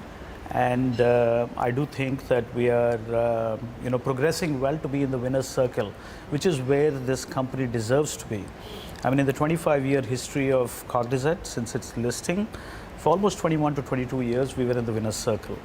On employees, which was my third important priority, to be the employer of choice, I've also said this, that we should be on a virtuous cycle of clients and employees. And if we are on that cycle, it's an easy business. If you're not on that cycle, it's a hard business. Our employees are starting to feel very positive about us. Our attrition rates are on an all-time low. When I started this stint, it was pretty high. Of course, the labor markets were heated up as well. In a decent labor market, our attrition rates are very low. Interestingly, we have changed the paradigm of why employees should be betting on Cognizant. And the things which I'm excited about is the learning opportunities on the platform, the ability to create internal mobility. You and I spoke about our diversity. We have 40% diversity in our workforce with women, which is the highest in an industry where the average diversity ratios are 36%. And over the last 2.5 years, we have actually promoted 35% of the employee base in India. So they've either gone a promotion or they progressed in their careers. So I'm kind of super excited about where we are. I do believe that Cognizant's heritage of entrepreneurship, working at the intersection of industry, domain, and technology, and a big small company we are. I mean, we are a big small company, very agile. I think I've kind of drawn from that heritage and invested into the future to stay relevant. Well, you talked about 25 years of listing for Cognizant. We're marking our 25th anniversary here at CNBC-TV18 as well. But Ravi, talking about the commercial momentum to get back into the winner's circle, and I understand that this is your silent period, so you cannot talk specifics. But what is the sense that you get in terms of demand at this point in time? Is the environment looking less challenging today than it was a couple of quarters ago? The deal pipeline continues to look as strong as it did in the quarters that you just spoke to us about. What's the sense that you get about being able to amplify on the commercial momentum that you have now got? So Shireen, I'll talk to you till end of Q2, which is the results we've announced, and we're yet to announce the Q3 results. Till then, I do believe it's a very complicated navigation. It's a navigation on one side with a period of uncertainty, a significant period of uncertainty, the geopolitical situation around the world, and a period of change because of AI. And in some ways, navigating the two is the most important. Normally, for the change we are anticipating in AI, we should have seen a capex cycle trigger off. That didn't trigger off because there was uncertainty. So smarter players, what they're really doing, and we have applied that template, is the ability to take cost out, the ability to have high productivity, the ability to give a value proposition for consolidation, use those savings and underwrite it for change. I mean, that's what we have done, and that has enabled clients to not trigger the capex cycles, but also invest in the future. But do you feel the need to take more costs out, and do you have the ability, for instance, to take more costs out? I mean, with the advent of AI, I genuinely believe the cost of technology deployment will go down. I mean, if you look at historically, if you see two big waves which have happened on cost takeout, the first is when offshoring happened in the 90s. When that happened, really what happened was, as deployment cost of technology went down, the amount of technology spend went up because of the elasticity. Yeah. When the cloud happened, the plumbing to building ratios changed. Plumbing was 70%, 30% was building. That ratio turned on its head. 70% became building and 30% plumbing. The cost of technology went down, the cost of deployment of technology went down, and the spend of technology went up. With the advent of AI, which is uniquely different, because what AI is doing is not just impacting workers at the bottom of the pyramid, but also impacting knowledge workers. As AI will increase the productivity, I do believe technology spend will actually increase, because that same elasticity is there. And as you deploy technology at a lower cost, it will actually lead to higher technology.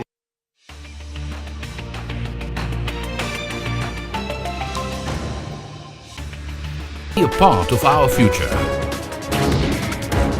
CNBC-TV18, your trusted partner and investment ally. What does it take to build India's largest startup platform? It takes a journey of starting out as an unknown and ending up as unforgettable. It takes more than 2 decades of celebrating the most influential and influencing the most celebrated entrepreneurs. From chronicling the stories of India's startup universe to becoming a success story in itself, as India's longest running show on startups and entrepreneurship, celebrating 21 action-packed years of building India's biggest startup community. Young Turks at 21, only on CNBC-TV18 and CNBC-TV18.com.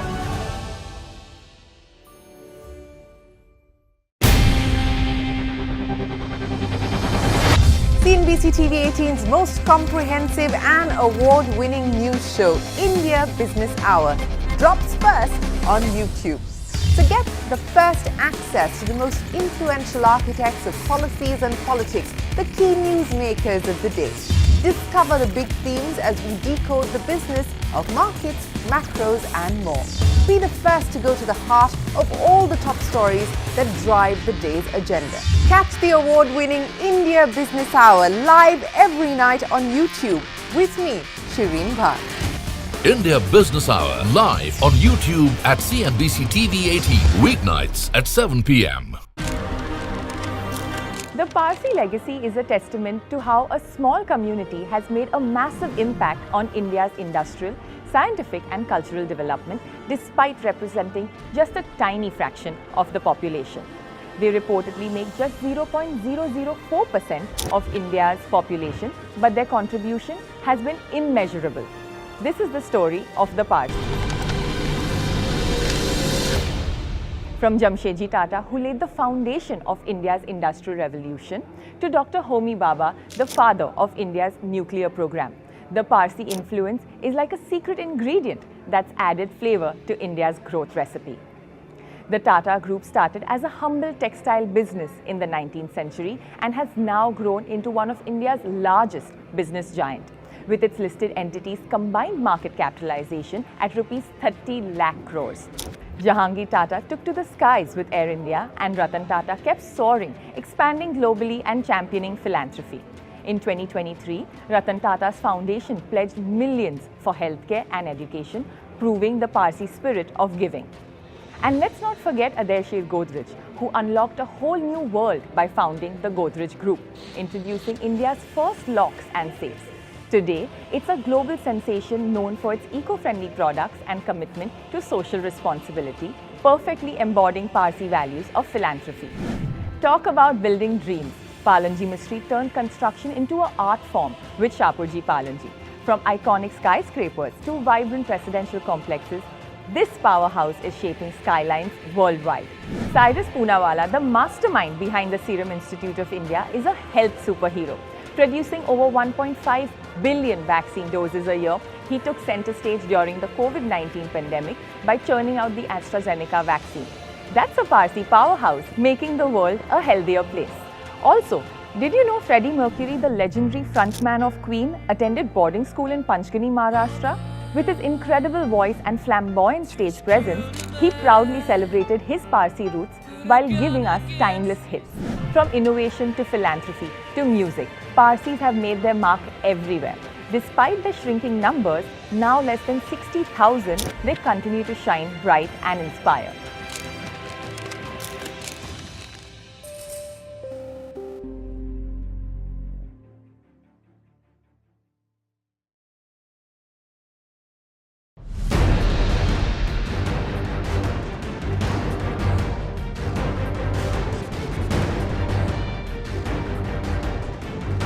Canada has provided credible, irrefutable evidence of ties between agents of the government of India and a murder of a Canadian citizen on Canadian soil.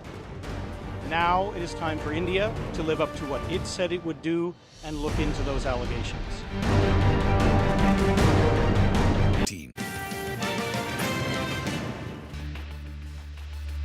Stocks swing between gains and losses with advances and declines nearly balanced. Automobiles and metals are the big drags, even as energy and utilities eke out gains. Reliance Industries pips analyst estimates despite global pressure in the O2C segment on the back of strong growth in digital and upstream oil verticals. Importantly, the first gigafactory for solar PV modules is expected to go on stream later this year. Analysts stay upbeat on the stock. An Indian Mobile Congress and WTSA Reliance Jio chairman Akash Ambani proposes updating the data center policy to protect Indian data and to offer incentives on power consumption. Bharti Group chairman Sunil Mittal bats for a level playing field with foreign satellite players, while AV Birla Group chairman Kumar Mangalam Birla calls for government support to Voda Idea to realize India's digital future. Hyundai Motor India raises 8,300 crore rupees from a rush of 225 anchor investors, both foreign and domestic, ahead of its offer to the public that opens today. The company tells CNBC-TV18 it expects to grow volumes, market share and profitability with big capex ahead and an EV push with an electric Creta set for a launch later this fiscal. Crude slides after OPEC cuts its world demand estimate for the third month in a row as a lack of stimulus continues to dent Chinese imports, and indications that Israel may target only Iran's military targets eases supply fears.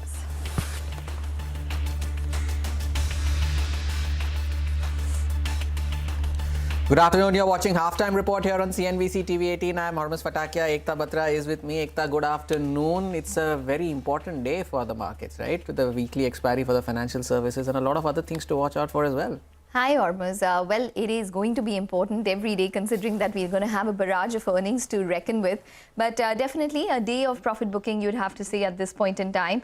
But we do have a lot of stocks in focus, and that continues to be the dominant theme. So we have Reliance and HCL Tech, which are reacting to numbers. We have the Hyundai Motor IPO, the big bang IPO, the largest IPO till date in India, which opens today for subscription. So that continues to make headlines. Separately, we do have a lot of results today as well to watch out for. So HDFC Life, HDFC AMC, KEI Industries, PVR Inox. So a lot of interesting numbers and results tomorrow. Do watch out for Bajaj Auto because it's sulking ahead of its numbers tomorrow. We do have L&T Tech Services, Emphasis, South Indian Bank, all of these companies to watch out for in terms of trade and in terms of the next couple of days. You know, we've been highlighting this since the morning, Ekta, that the problem with both the Nifty and the Nifty Bank has been that after one good session, you don't get to see follow-up buying, and that's what you're seeing on the Nifty today as well.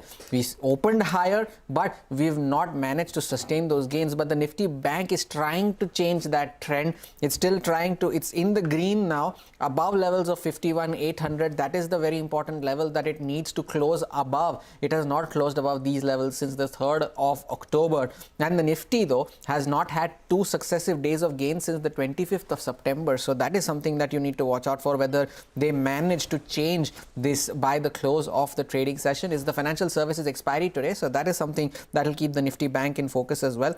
What is not doing very well is auto, as Ekta just mentioned. Bajaj Auto is sulking ahead of results. Metals are not doing very well, and IT is a pain point in today's session as well. But the one stock that is not having a pain or any sort of pain in today's session is Angel One, and that is up over 13% on the back of its quarterly numbers. Vamakshi is here with the details and why the stock is up over 13% today. Vamakshi.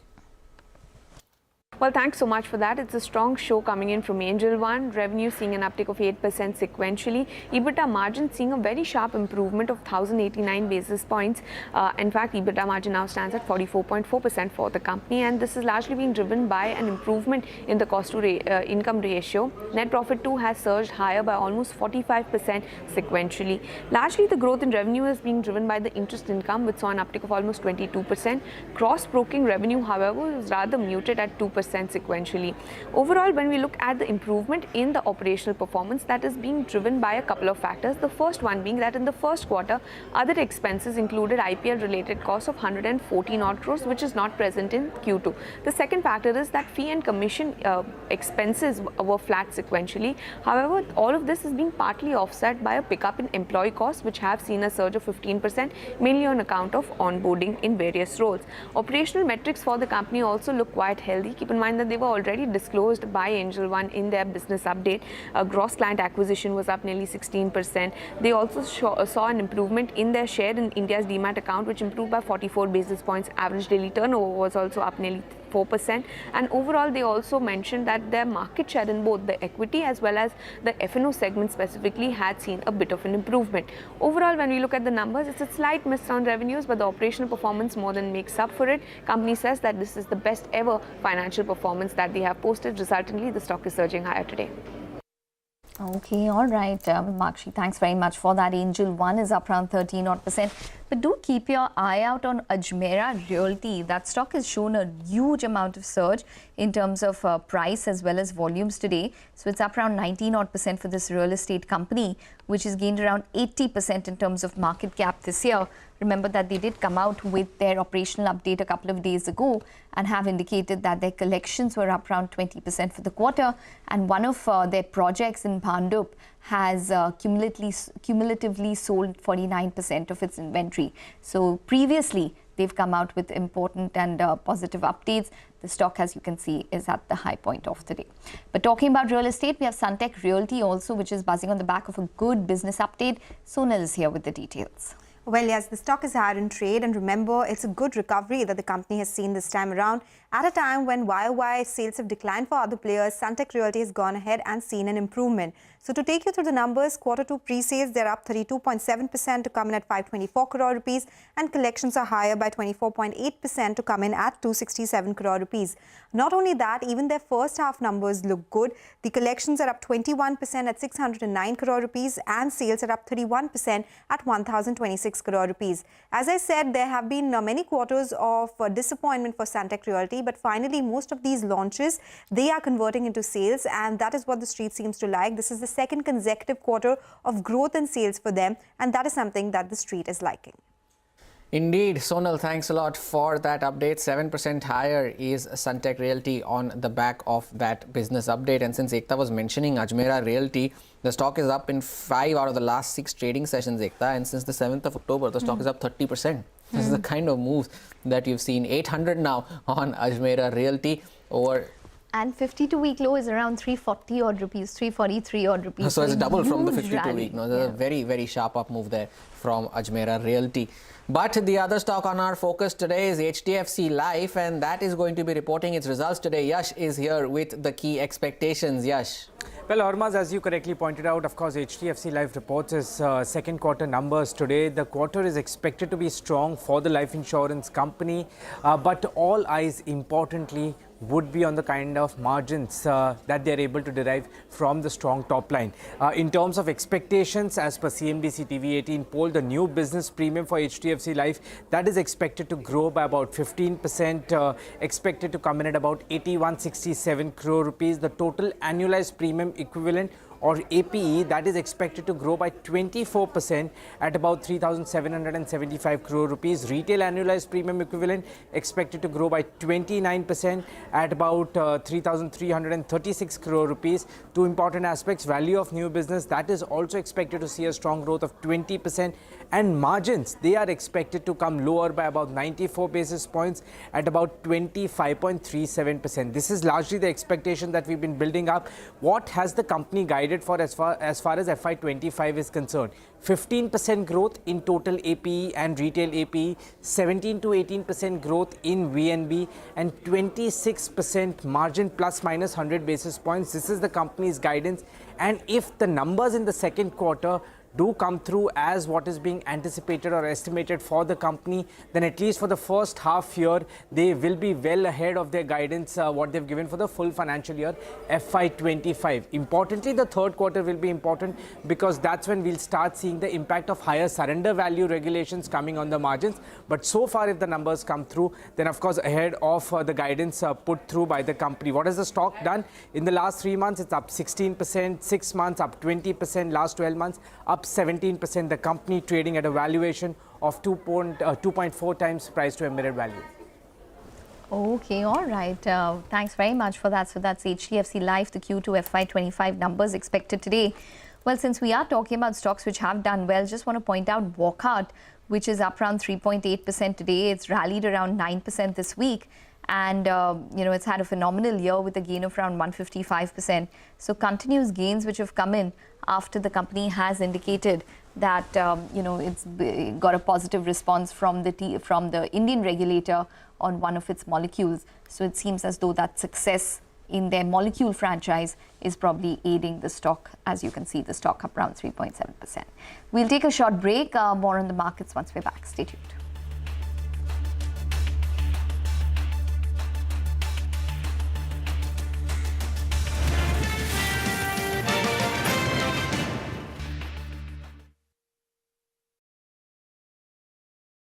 So the Maharashtra government is rapidly clearing projects and announcing welfare schemes just ahead of the elections, despite the state's ongoing cash crunch. Just today, in what is possibly the last cabinet meeting before elections, the state government cleared a toll waiver in Mumbai, second leg of the Pune Metro project and the Daman-Ganga river linking projects. All this is likely to cost the state exchequer 18,000 crore rupees. The ruling coalition, including Eknath Shinde's Shiv Sena, BJP and Ajit Pawar's NCP, are continually introducing schemes designed to secure political gains or provide subsidies despite objections from the state's finance department. First, let's take a look at the key schemes. One of the most prominent is the Ladki Bahin scheme, which will cost the state exchequer 46,000 crore rupees annually. Under the Ladka Bhau Yojana, a program offering internships and stipends to unemployed men, the government will spend 5,600 crore rupees. The provision of free electricity to agricultural pumps will add 14,000 crore rupees to the state's expenditure. These and similar schemes will cost a total of 96,000 crore rupees. The government is also clearing several major infrastructural projects. The Orange Gate Marine Drive Tunnel will cost 9,158 crore rupees. The Thane-Borivali Tunnel, 18,800 crore rupees. And the Thane Circular Metro Rail Project, 12,200 crore rupees. Additionally, the cabinet approved a 20,000 crore rupees cost escalation for the Pune Ring Road project. The state also announced a subsidy of 50 rupees per day for desi cows registered in Gaushalas, costing the government 230 crore rupees. Now, why is this situation worrisome even for a state like Maharashtra? The financial burden of these schemes could destabilize the state's budget and affect its ability to secure new loans. The finance department has repeatedly warned that Maharashtra has already surpassed the fiscal deficit limit of 3% of its gross state domestic product, which stands at 42.7 lakh crore rupees. The fiscal deficit has already reached 2 lakh crore rupees for 2024-25. compared to 1.10 lakh crore rupees in June when the state's budget was presented. This figure has nearly doubled in less than 4 months. According to the Fiscal Policy and Budget Management Act, the state cannot raise more than 3% of its GSDP in debt, which equates to 1.28 lakh crore rupees.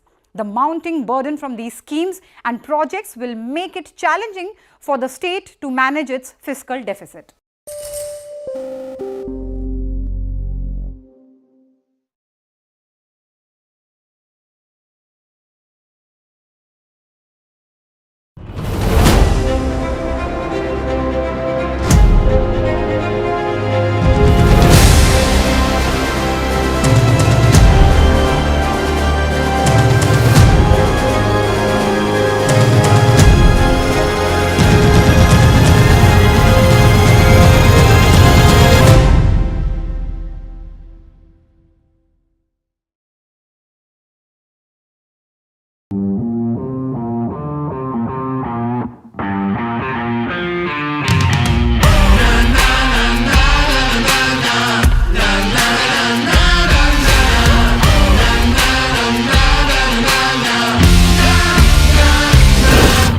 make informed decisions with comprehensive analysis on the go. Strengthen your portfolio with real-time market updates on the go. Create effective strategies with insight.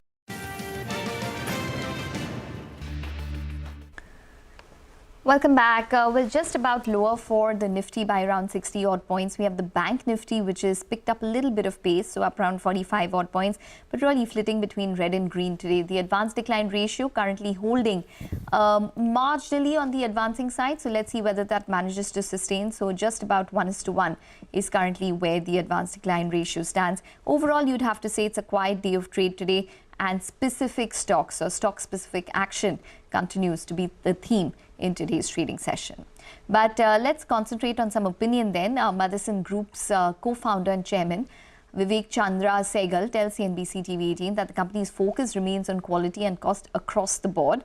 Our colleague Danish Anand caught up with Mr. Sehgal and discussed with him the company's business outlook and innovation plans. Listen in.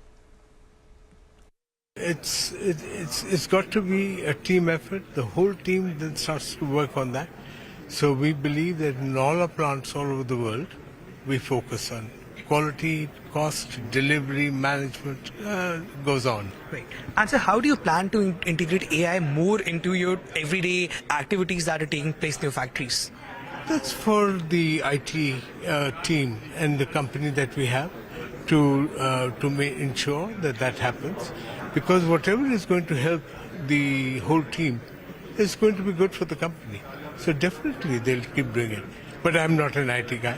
Right. So if we talk about the overall business now, what sort of current demand that you're seeing and what is your outlook for the remaining financial year? So I can't give company this thing just now. But all I can say is the numbers are up and down, doesn't matter. It shows that there's life in the business.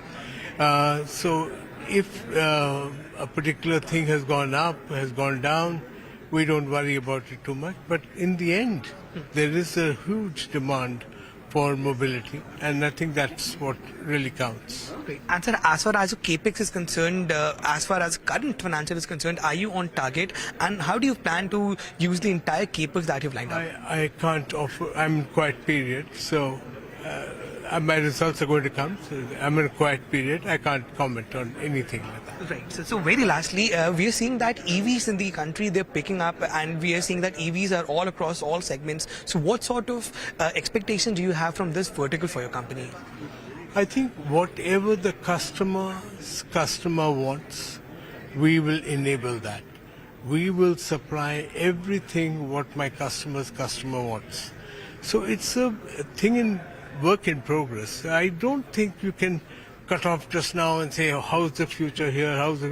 No, I think we have to be patient and let it come out in the right sense of it, and that would be the right thing. Vivek Chandra Sehgal in conversation with CNBC-TV18. Time for a short break. Sachitana Duttekar of Trade Bulls joins us on the other side for a quick chart check on the market. Stay tuned, we'll be right back.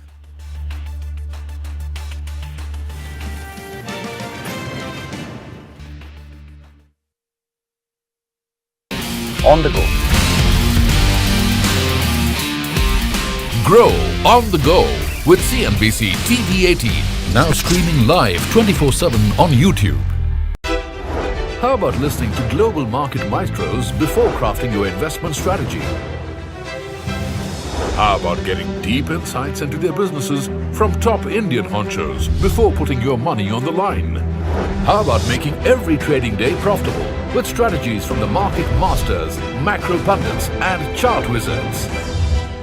Only one show gives you a head start to your trading day. Get ready to profit. Get ready for business with Bajaj at these times on CNBC TV18 and CNBC-TV18.com. CNBC TV18, an unending pursuit for excellence. A pioneer, a leader, a visionary, building a lasting legacy of credibility, consistency, and trust. Giving unparalleled access to global thought leaders and powering conversations that are shaping the new world order. Setting the highest standards through exemplary leadership. It is this unrivaled reputation for the most comprehensive coverage, actionable intelligence and in-depth reporting that makes CNBC-TV18 India's #1 business news brand.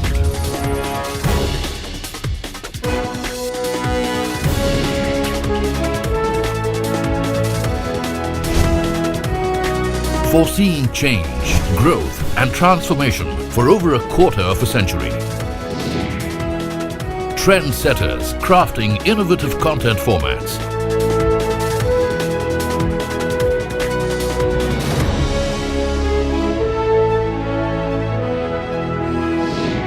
And award-winning business journalism. On air, online, on social media. As we embark upon 25 years of excellence, we invite you to be a part of our future. CNBC TV18, your trusted partner and investment ally. What does it take to build India's largest startup platform? It takes a journey of starting out as an unknown and ending up as unforgettable. It takes more than 2 decades of celebrating the most influential and influencing the most celebrated entrepreneurs. From chronicling the stories of India's startup universe to becoming a success story in itself, as India's longest running show on startups and entrepreneurship, celebrating 21 action-packed years of building India's biggest startup community. Young Turks at 21, only on CNBC TV18 and CNBC-TV18.com.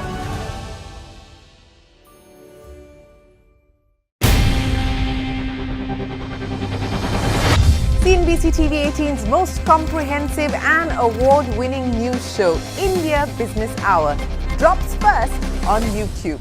So get the first access to the most influential architects of policies and politics, the key newsmakers of the day.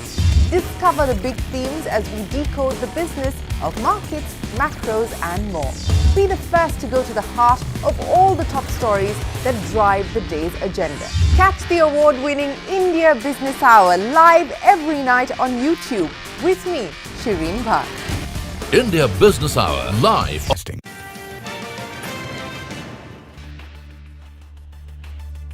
Welcome back. Pull up the Nifty Bank and that is seeing some very choppy moves. We had seen the Nifty Bank at the start of the show at the high point of the day. It has now given up most of those gains, has the Nifty Bank. It briefly had touched the levels of 52,000 in intraday trade and it's now back to those levels of 51,850. Good time to get in. Sachitanand Utekar of Trade Bulls for a quick chart check as well. Sachitanand, the Nifty, firstly, good afternoon. But the Nifty being where it is, the question I wanted to ask you is on the Nifty Bank. How important is that 51,800 level for the index to sustain? And if it does so, what kind of upside does it open up for the index? Good afternoon, Hormoz. Clearly, if you look at both the indices, they are consolidating near their 50-day exponential moving average support. Now, when we look at Nifty Bank itself, the level is placed somewhere close to around 51,760. And for the last 3 trading sessions, we have already seen it comfortably trending near the same. But if you look at the RSI, especially the daily RSI, it has moved quickly towards that 50 mark. And probably this is an early indication that there is a very strong trend momentum which can be developed. If you look at the options data as well, the critical barrier at 52,000 needs to be violated, and once we see a breakout about the same, we may see a very strong directional move towards 52,800 kind of a level. So I think rather than Nifty, I think which is consolidating right now, Nifty Bank is currently presenting a fresh opportunity to build some long positions here. The base is very well set at 51,700, so probably one can keep a stop loss at 51,660 on a closing basis and create some long positions with an intention that 52,000 would be breached during this particular week, and we may see a rally towards 52,840. Now, if you look at Nifty, I think the range of consolidation may continue. There are multiple resistance levels right up to 25,250. But on the lower side, the base at 25,000 looks firm. So probably we may see, Nifty oscillating within this particular range of 250 points. But when it comes to Nifty Bank, we may see a strong directional rally on the upside. Okay. What about specific stocks? What would you look at? Good afternoon, Ekta. Clearly, the trends support for Nifty Bank is seen in stocks like Kotak Mahindra Bank, and last week we saw during the week we saw HDFC Bank also performing well. Now it's time for ICICI Bank on the weekly scale. We are seeing a piercing line formation. The stock has also made a strong base near its 50-day exponential moving average support, and we have signs of short covering here.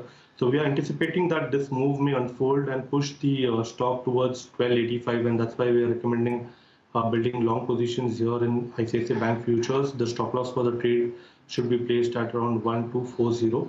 In a day or so, we may see a swing towards 1285. The other stock on our radar has been HAL. Now, the stock was consistently under pressure, but if you look at last few weeks, it has managed to form a base here. It has started trending above its 5 and 20 exponential moving averages. The 50 average is also placed nearby. So the moment we see HAL, performing or sustaining above that 4600 mark, we may see a very strong rally towards the 5000 levels, and that's why we are recommending building fresh long positions in HAL. One can keep a stop loss at 4510 on a closing basis and expect a move towards 4980 in a day or so. HAL, interesting pick there from Sachit Anand. Thank you so much for joining in and sharing with us your views on the index and on specific stocks as well. That he expects the Nifty to remain in this 250-point range, but he says the Nifty Bank could be the index to watch out for. But while the Nifty continues to consolidate, Nigel is joining in with how the setups are looking like on the FNO side of things. Nigel, good afternoon. Well, good afternoon. The PCR is back down to around 0.9. Yesterday it had gone to around 0.8. It's back down to it. It had gone to around 0.9. So that's telling you that the call writing is back in the system, which indicates that the bears believe that they can defend higher levels. So you look at the 25,000 call, that's seeing a fair bit of open interest build up. Even the 25,100 and the 25,200 call. In fact, between these strikes, it's added more than 1 crore shares. So the bears, they believe that they can defend the recent high, which comes in at around 25,250. The reference points you're looking at on the downside, though, that's going to be important. For the Nifty, the 25,000 mark becomes important, 24,950 to around 25,000. While on the Nifty Bank, the 51,500, there was a bit of a meal that was made before crossing this, because last few sessions in the last 1 week or so, numerous times we went to this level, but we couldn't close above this level. Now, in today's trade, the Nifty Bank is still doing a relative outperformance because yesterday we saw a bit of a short covering bounce that did play out. So the reference point on the downside becomes at 51,500 odd mark. Individual stocks that we're looking at, well, HCL Tech, no worries with those numbers, but the open interest built up was phenomenal. And because of that, now we're seeing some unwinding of long positions on that counter. So big unwinding is what we're seeing on that one. On Reliance Industries, I want to make this quick point out here. The total open interest, that you're seeing on Reliance Industries, well, it's around 7.2 crore. In the past, if you look at an average, it's always around 5 crore or less than that. So there appears this big amount of open interest built up on this one. So, the swing from here can be quite wild as well. It needs to hold on to these levels of around that 2,600 odd. But otherwise, the open interest build-up is nearly 50% higher than what we see on an average. So this is going to be the big mover, I think, in the coming few sessions. And finally, Deepak Nitrite, the stock is suddenly holding strong. It's up close to around 2.5% the last time I checked. But just take a look at the open interest build-up. Massive build-up is what we're seeing. 10% open interest build-up out there. So fresh longs being seen out there. But just keep an eye out on Reliance Industries. The stock is underperformed. There's a huge amount of open interest build-up at more than 7 crore shares. That one is calling for attention on the FNO side. Back to you. Okay, all right, Nigel. Thanks very much for that. So that's what's taking place in the entire FNO space. Just want to point out that a couple of other stocks such as IIFL Securities and 361 WAM are also doing well today. And in fact, they've had a reasonable month, better for IIFL Securities, which has rallied around 20% this month. 361 is up around 7-odd%. But both those stocks have gained around 5% in today's trading session. So doing well for both those counters. We'll take a short break, but a lot more action on the other side. Stay tuned.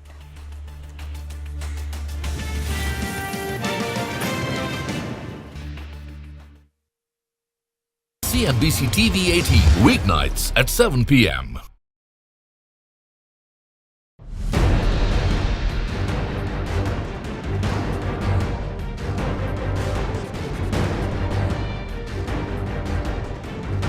Canada has provided credible, irrefutable evidence of ties between agents of the government of India and a murder of a Canadian citizen on Canadian soil. Now it is time for India to live up to what it said it would do and look into those allegations.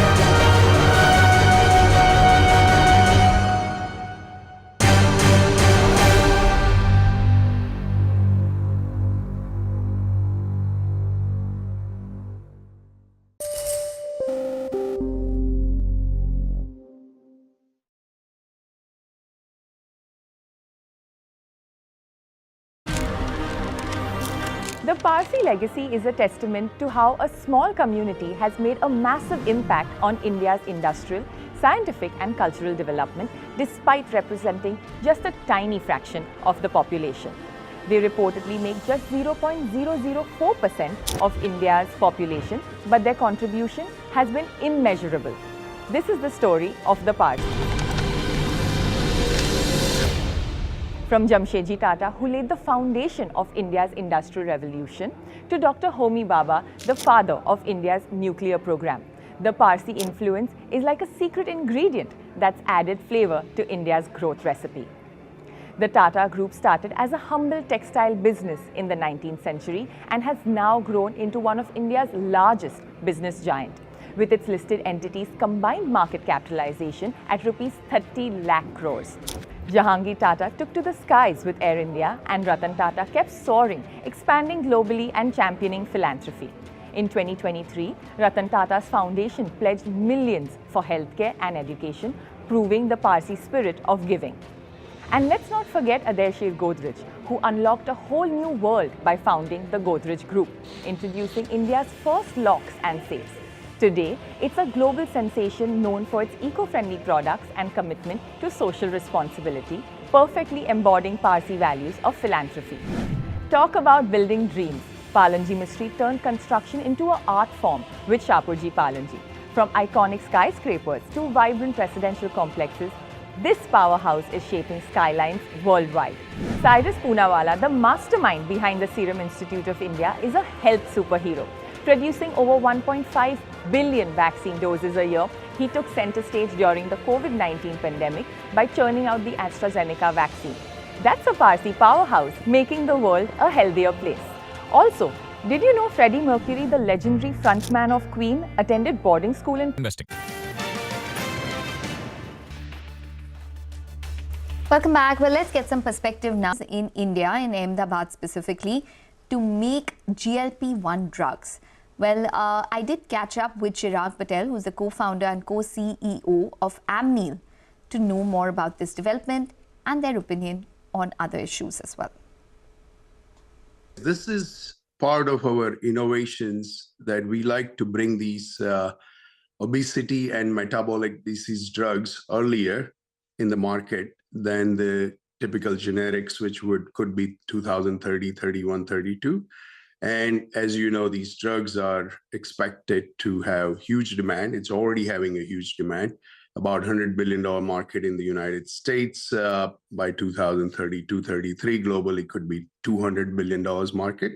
So we are so excited to bring this collaboration with Metsera. This is a biotech startup company, and bring these medicines to India as well as the rest of the world, including it's a global deal. And we would be manufacturing in India for the world. We have been manufacturing products since 2008 in India and keep expanding our India presence since then. So we have invested over $600 million. We announced a new investment of $150 to $200 million into the next generation technologies. So innovative manufacturing, innovative R&D, and we also are marketing products now in India, started about 18 months ago in various categories, and we'll keep expanding with unmet needs, specialty products, and we're committed to the Indian market for a long time. Well, time for a short break now on Halftime Report. More on the markets and specific stocks on the other side. Stay tuned, we'll be right back.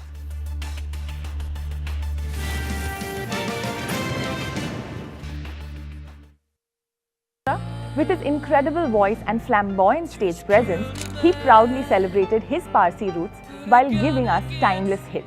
From innovation to philanthropy to music, Parsis have made their mark everywhere. Despite their shrinking numbers, now less than 60,000, they continue to shine bright and inspire.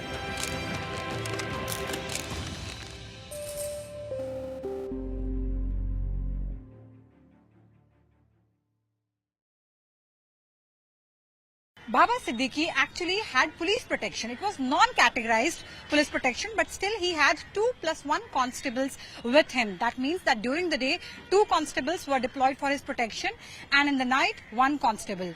This makes this matter even worse. Remember, Baba Siddiqui, who was a loyal Congress political leader, in February, he shifted sides and he joined NCP Ajit Pawar. This means that he was a political leader of a party which is in the government, is a part of ruling alliance. And despite police security, he was shot dead on Dussehra night, a night when police security, police deployment is anyway at its peak in Mumbai. The clarity on motive is yet to come, but what has been established by Mumbai police that this is a case of contract killing. These 3 accused, one, Gurmail Singh, hailed from Haryana. He's a 23-year-old person who actually has a record, a criminal background. He has extortion and murder cases against him, and it is believed that when he was in the jail, at that time he established a contact with some members of the notorious Lawrence Vishnoi gang. There are 2 more other shooters, and both of them are from UP. One is Shiv Kumar Gautam and one is Dharmraj Kashyap. Now, Dharmraj Kashyap was arrested by the police along with Gurmail Singh, but Shiv Kumar Gautam managed to flee away. He's still absconding. It was yesterday, on Sunday, a Facebook post went viral. The Facebook post was uploaded by a person called Shubham Lonkar. In that person, now this person is allegedly a member of Lawrence Vishnoi gang, and in that social media post, he hinted that it was Lawrence Vishnoi gang which was responsible for this shootout, and Baba Siddiqui was attacked, was killed due to his proximity to Bollywood star Salman Khan. And it's known fact that Salman Khan is on Lawrence Vishnoi gang's radar for a very long time now. And the reason cited by the Vishnoi gang is the Black Bug case. Now, after that, Mumbai police said that they are looking into this post. They are trying to verify its authenticity and the whole context. Later in the night, that was yesterday night, a person called Praveen Lonkar was arrested by Mumbai police. Now, this person, Praveen Lonkar, is said to be Shubham Lonkar, the person who uploaded that Facebook post, his real brother. Now, Mumbai police said that both the Lonkar brothers, they were the ones who, orchestrated this whole conspiracy and the killing. Now, there are 3 more accused who are wanted by Mumbai police. There is another angle which is panning out, that is a disputed SRA slum rehabilitation project. Now, that was son Dhyaneshwar SRA project where Baba Siddiqui, recently his son Jishan Siddiqui staged a protest when the contracts were shifted from one set of builders to another set of builders. So, this dispute could also be one of the reasons why Baba Siddiqui's murder was ordered. But there are larger questions and Mumbai police are looking for the answers, whether or not Lawrence Vishnoi gang is actually responsible for this, or is it just a distraction tactic to divert the attention from the real motive.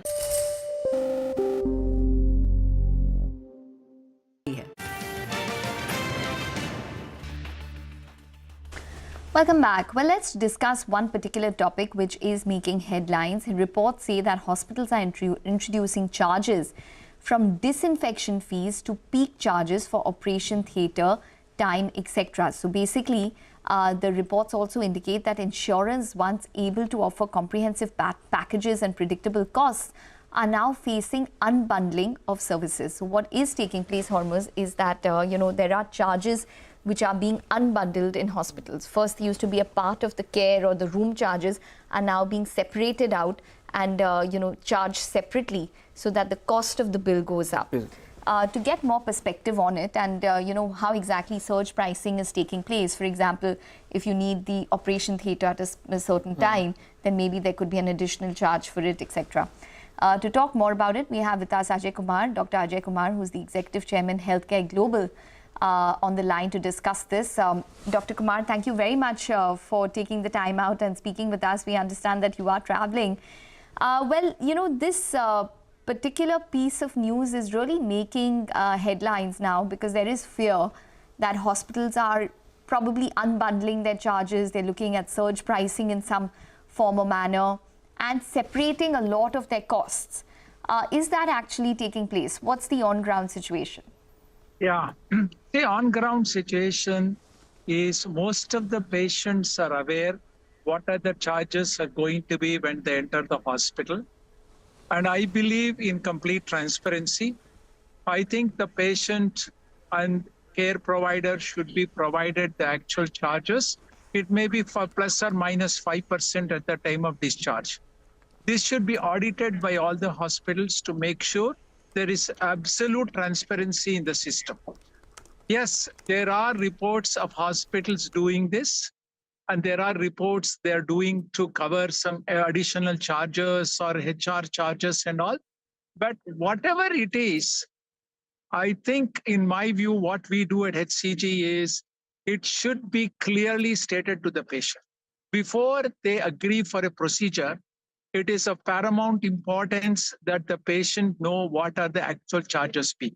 Obviously, the patients have a choice. They can make the final choice. And also, I believe, in my view, while there is a lot of thing about who is running the hospital, the private equities and all of that, the doctor-patient relationship is important. As a doctor and a promoter, I can say one thing very boldly. The doctor's involvement in deciding what should be the charges, fees is also important. And that is why sometimes I believe doctor administrators are good because we take a lot of this into consideration. While in private equity, there is a theory that doctors should be medical ed, there should be separate CEO, but there is also a merit for saying, can a doctor be a CEO? Because I think we understand what is the procedure, what should be the charges, and why we are charging, if there is any extra. So in my view, ethics, transparency is important. And that is why I always say margins are important. When you look at margins, if somebody is having 20, low 20, yeah. I just wanted to get an idea in terms of whether this is actually happening on the ground. This surge pricing that, for example, for example, an OT is charged at a premium time differently. And angioplasty, if in case somebody needs a stent, then it's an additional charge. Earlier, it used to be a package which patient used to get. So, is this happening on the ground? Because the larger hospitals that I spoke to said that it's not taking place. It is not. Best of my knowledge, it is not happening routinely. It is not. There may be some hospital isolated incidences, but I can tell you one thing. Like Harvard report came, Harvard Business School. Indian customers are very smart. They see in between the lines. If there is anything like that, I'm sure they will detect. But I think, best of my knowledge, it is not happening. But I think we should also create public awareness. So if it is happening, they should bring it to light. Today, there is social media. There is so many things. It should be brought to light. Dr. Ajay Kumar, good afternoon. Thank you so much for joining in. You know, the question that I wanted to ask you is, in a place like India where the word hospital is generally associated with fear, would this, in general, if at all this is taking place on ground, which you have categorically said no, apart from one-off instances, would that act as a further deterrent and act as a bigger gulf now between the patient and the caregiver? Yes, absolutely. Because with that we will lose the trust.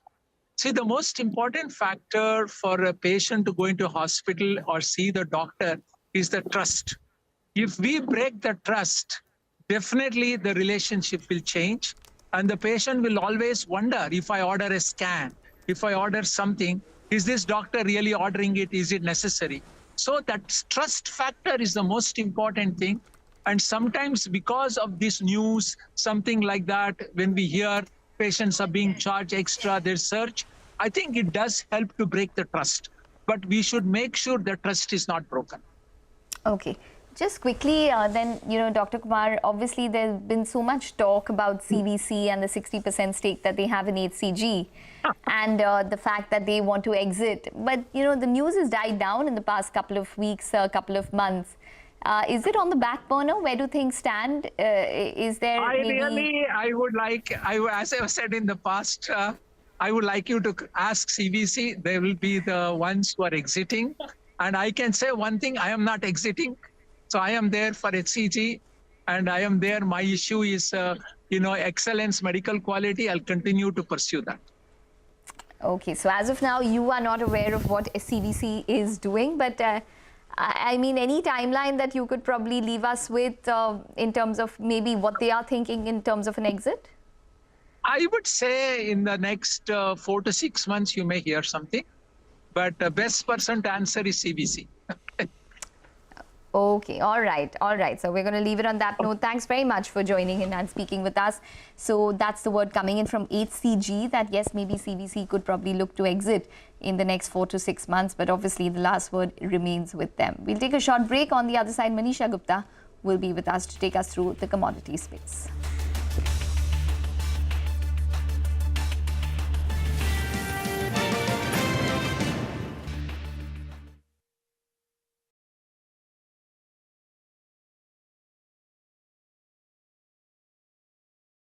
Three international flights departing from Mumbai were disrupted due to a bomb scare today. Air India flight from Mumbai to New York was diverted to Delhi after a bomb threat.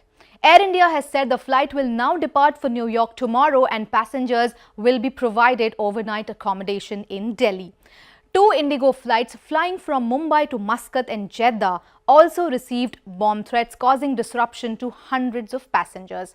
Since this is directly linked to passenger safety, airlines unfortunately cannot take such threats lightly. But at the end of it, they also pay a big price for something that wasn't their fault. Now, every time a flight is taken for security screening, it has a series of things that get impacted.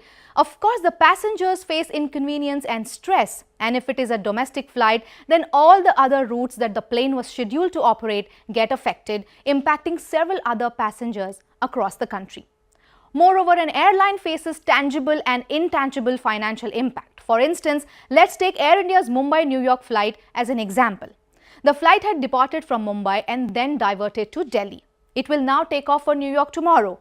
According to people working in airlines, this flight would have had to spend at least 2 additional hours in air. And if the operating cost of the flight is around 12 lakh rupees per hour, then 2 extra hours would mean 24 lakh rupees. This includes charges such as fuel and navigation, crew and catering, among other costs. Then this flight would have had to dump the excess fuel before landing in Delhi, as it would have provisioned for a journey to New York, so that would be dumping 70 to 80 tons of fuel. Now, landing at foreign airports is all pre-planned, so a flight cannot randomly land at any time. The airline will need to secure permissions for landing the flight at a different time. There were around 239 passengers on this flight, and providing hotel accommodation to them would be around 12 lakh rupees if we take a minimal 5,000 rupees per head cost. Since it is an international ultra long haul flight, the same crew cannot operate this flight due to their flight duty time limit. So another set of cockpit crew and cabin crew will have to be arranged to operate the next flight. So that's the cost that is easily calculated. There are other costs like compensating passengers on the same flight and to also those who had booked Air India from New York to Mumbai. And the inconvenience cost to passengers cannot be measured and quantified. Someone could have had a medical appointment, a job interview or any other emergency. So that's the cost the entire ecosystem pays for a fake bomb threat.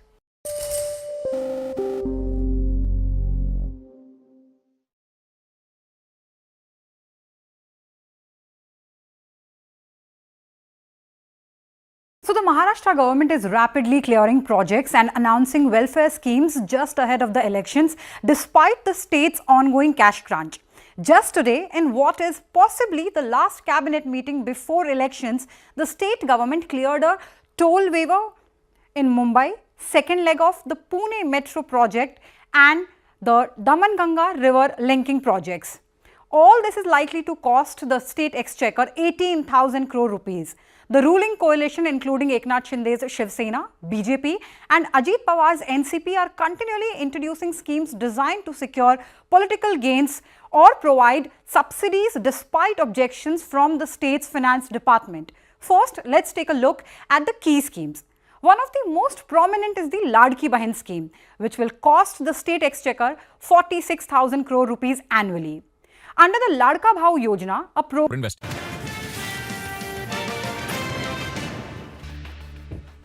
Welcome back, and joining us on the show now is Mr. D.N. Pathak. He's Executive Director at Soybean Processor Association of India. Mr. Pathak, hi, thank you so much for joining us. First of all, on the SOPA expectations on the crop this time around, against all expectations, we saw sowing numbers on the higher side. Thus, the crop is anticipated on the higher side as well. But first of all, your numbers. My numbers are for the year, entire country is 125 lakh 81,000. That means roughly 126 lakh tons for the entire country at an average of 1060 kgs per hectare versus last year's 1002 kgs per hectare. So crop has been better, health has been better. The area, we have almost the same area, although the government numbers are much higher than that. But we have seen a lot of shift on to corn in Madhya Pradesh, and we also seen some shift in Maharashtra. A lot of area has gone to pulses. Some area has been converted from sugar to soybean. So overall, with the area shift and everything, the area is almost the same as last year as per SOPA's estimate. And the crop is roughly 8% higher at roughly 126 lakh tons. Mr. Pathak, are you surprised because the soybean prices have been trading below MSP for most part of last few months, and even then we've seen higher sowing numbers come in. Also, what's your sense on the recent price rise? Since the duty hike, we've seen prices for various edible oil prices gain up anywhere between 8 to 10% for the month of October itself. See, prices have risen mostly on sentiments, and of course, prices of edible oils globally have also risen somewhat. So that was the reason you must have seen after the price rise of about 6,000 rupees a ton, the price have again tapered down and they are back to below MSP. And with the number that we have, with the carryover of more than 11 lakh tons and the global queues on soybean crop, I do not see any factors to support a very large rally in the prices or a big price rise. Mr. Pathak, there have been various conversations on what really needs to be done when it comes to the sector, right from the fact that we are looking at, the dependence of edible oil imports is quite high. 58% of what we consume is imported. And then there is the second point of biodiesel. The third is, of course, about duty. You guys have been talking about dynamic duty for some time. What are the conversations right now in sense of policy? I think on the policy front, things should happen. They have started happening slowly. I think the duty rise was one thing which we had been requesting for the last 2 years when the prices sharply fell. And now the government has woken up and they have increased the duty by 20%, which is quite a lot. Dynamic duty structure, I think it has to happen someday, because unless the government realizes that everything has to fetch a proper price and the interests of farmers and consumers has to be holistically looked at, not one-sided as has been happening till now. And also, you must keep in mind that edible oil prices, if this is 10 rupees a kilo more, then the average household expense is not more than 100 rupees. It's less than 100 rupees a month. So all this brawah and all this hullabaloo about the prices going up and inflation on edible oil at least is not well placed. I think the government is waking up to this, and there has to be a reasonable price. The government can fix the price. Okay, this is the minimum that should be there. If the price goes below that, obviously you have to increase the duty. If the price goes up for any reasons, you can always increase duty. So I think that is going to happen. I do hope that the government will take action. The major action that should be taken for the long-term health of this industry, obviously, is to increase productivity everywhere. Soybean, we have seen the average hovering around 1,000 to 1,100 kgs, 1,200 kgs. So I think we have to work on that. Sunflower we have lost. We had a 1 million hectare area of sunflower. Now it is less than 1 lakh hectares. And that's a crop which gives you 48% oil, more than 45% oil.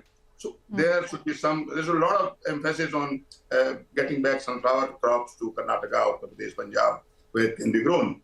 Overall, I think we have to increase the productivity and also area. There's a lot of possibility of area increase. Let's say in Punjab or in Haryana, where they grow paddy wheat. And I've been saying this quite a long time, that the soil health in Punjab and Haryana is really going bad. And the day is not far when the farmer will keep crying that I can't grow anything. So that has to change. I think paddy wheat is fine, but there has to be a crop rotation. They must grow soybean in Kharif and mustard perhaps, or sunflower in Rabi.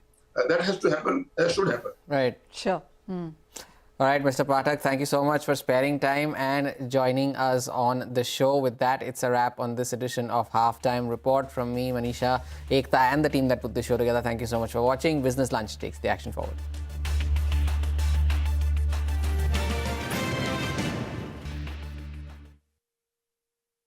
Internships and stipends to unemployed men, the government will spend 5,600 crore rupees. The provision of free electricity to agricultural pumps will add 14,000 crore rupees to the state's expenditure. These and similar schemes will cost a total of 96,000 crore rupees. The government is also clearing several major infrastructural projects. The Orange Gate Marine Drive Tunnel will cost 9,158 crore rupees. The Thane-Borivali Tunnel 18,800 crore rupees and the Thane Circular Metro Rail Project 12,200 crore rupees. Additionally, the cabinet approved a 20,000 crore rupees cost escalation for the Pune Ring Road project. The state also announced a subsidy of 50 rupees per day for desi cows registered in Gaushalas, costing the government 230 crore rupees. Now, why is this situation worrisome even for a state like Maharashtra? The financial burden of these schemes could destabilize the state's budget and affect its ability to secure new loans. The Finance Department has repeatedly warned that Maharashtra has already surpassed the fiscal deficit limit of 3% of its gross state domestic product, which stands at 42.7 lakh crore rupees. The fiscal deficit has already reached 2 lakh crore rupees for 2024-25. compared to 1.10 lakh crore rupees in June when the state's budget was presented. This figure has nearly doubled in less than 4 months. According to the Fiscal Policy and Budget Management Act, the state cannot raise more than 3% of its GSDP in debt, which equates to 1.28 lakh crore rupees. The mounting burden from these schemes and projects will make it challenging for the state to manage its fiscal deficit.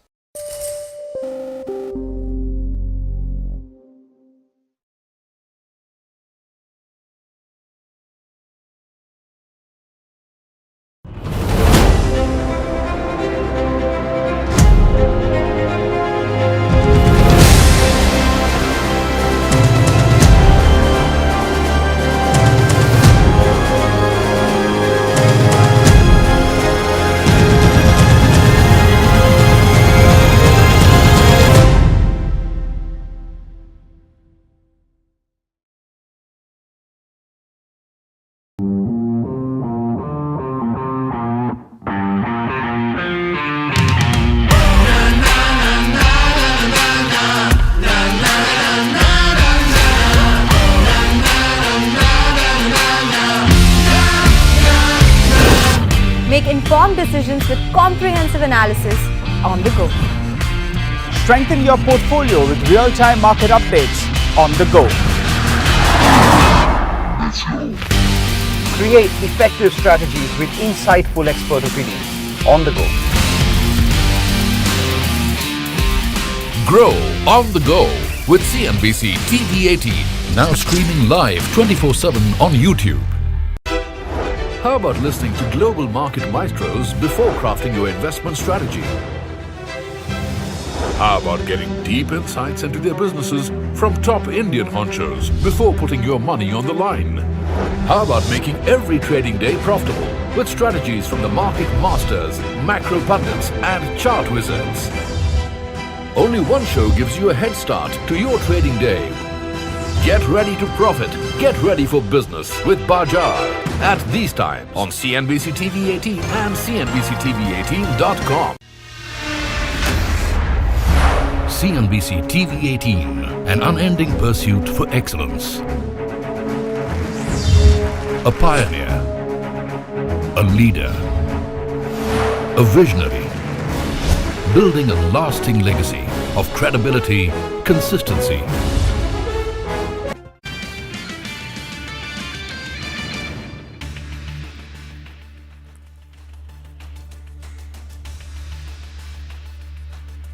Stocks swing between gains and losses with advances and declines nearly balanced. Automobiles and metals are the big drags, even as energy and utilities eke out gains.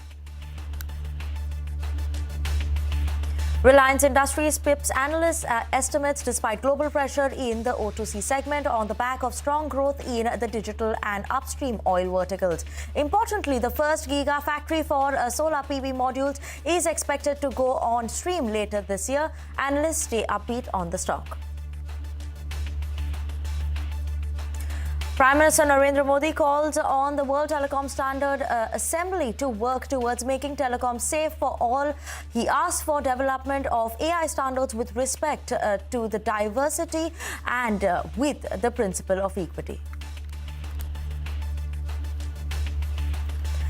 At the Indian Mobile Congress and the WTSA, Reliance Jio Chairman Akash Ambani proposes updating the data center policy to protect Indian data and to offer incentives on power consumption.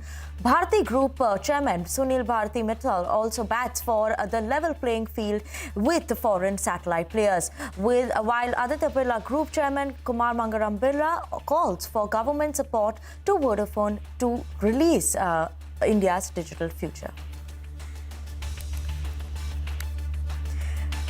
Hyundai Motor India raises 8,300 crore rupees from a rush of 225 anchor investors, both foreign and domestic, ahead of its offer to public that opens today. The company tells CNBC-TV18 it expects to grow volumes, market share and profitability with a big capex ahead and an EV push with an electric Creta set for launch later this fiscal.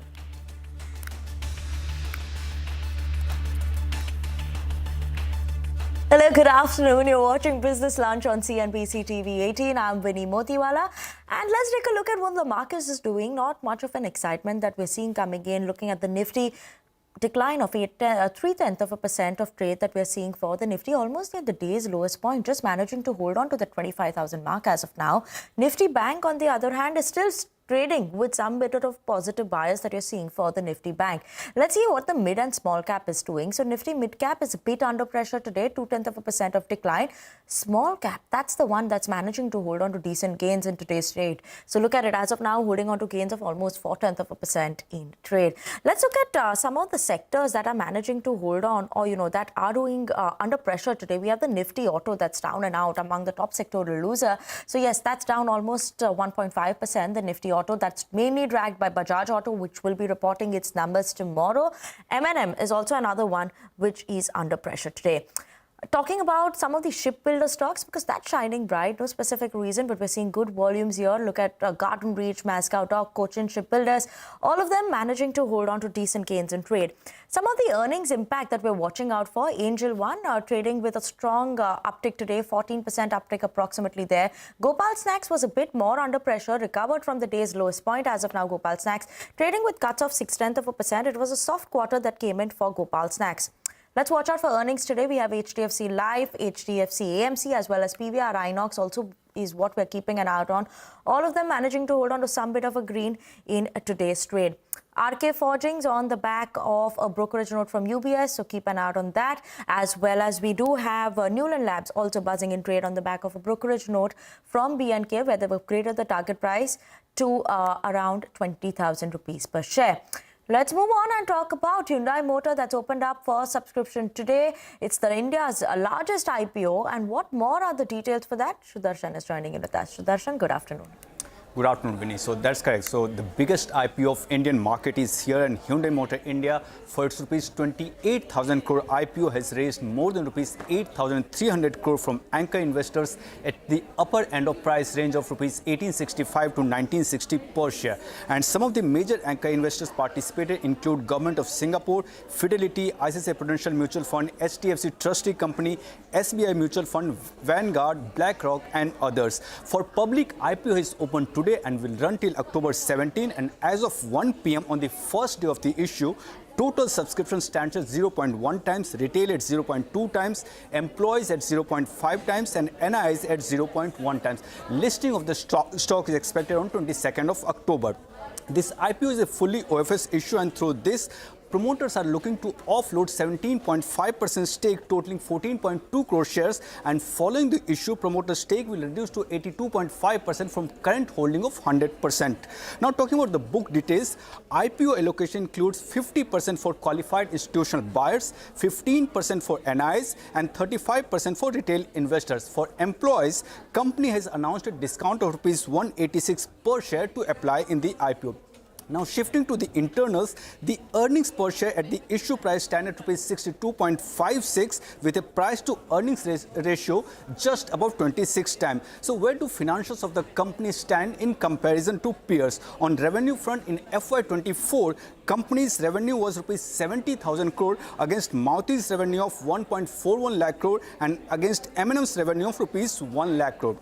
On margin, it's almost at the similar level to Maruti at 13%, while M&M has been leading the pack at 15%. And the valuation metrics suggest that both Hyundai and Maruti have a FY25 PE of around 26 times, while M&M is slightly higher at 27.4 times. So what do brokerages say on the IPO? Most of the brokerages recommend subscribing to the IPO for long-term gains, noting that while the issue appears fully priced, they anticipate healthy double-digit returns over medium to the long term. Thank you so much for that, Sudarshan. Surely keeping an eye out on Hyundai Motor, and next week is what we're expecting in terms of the listing.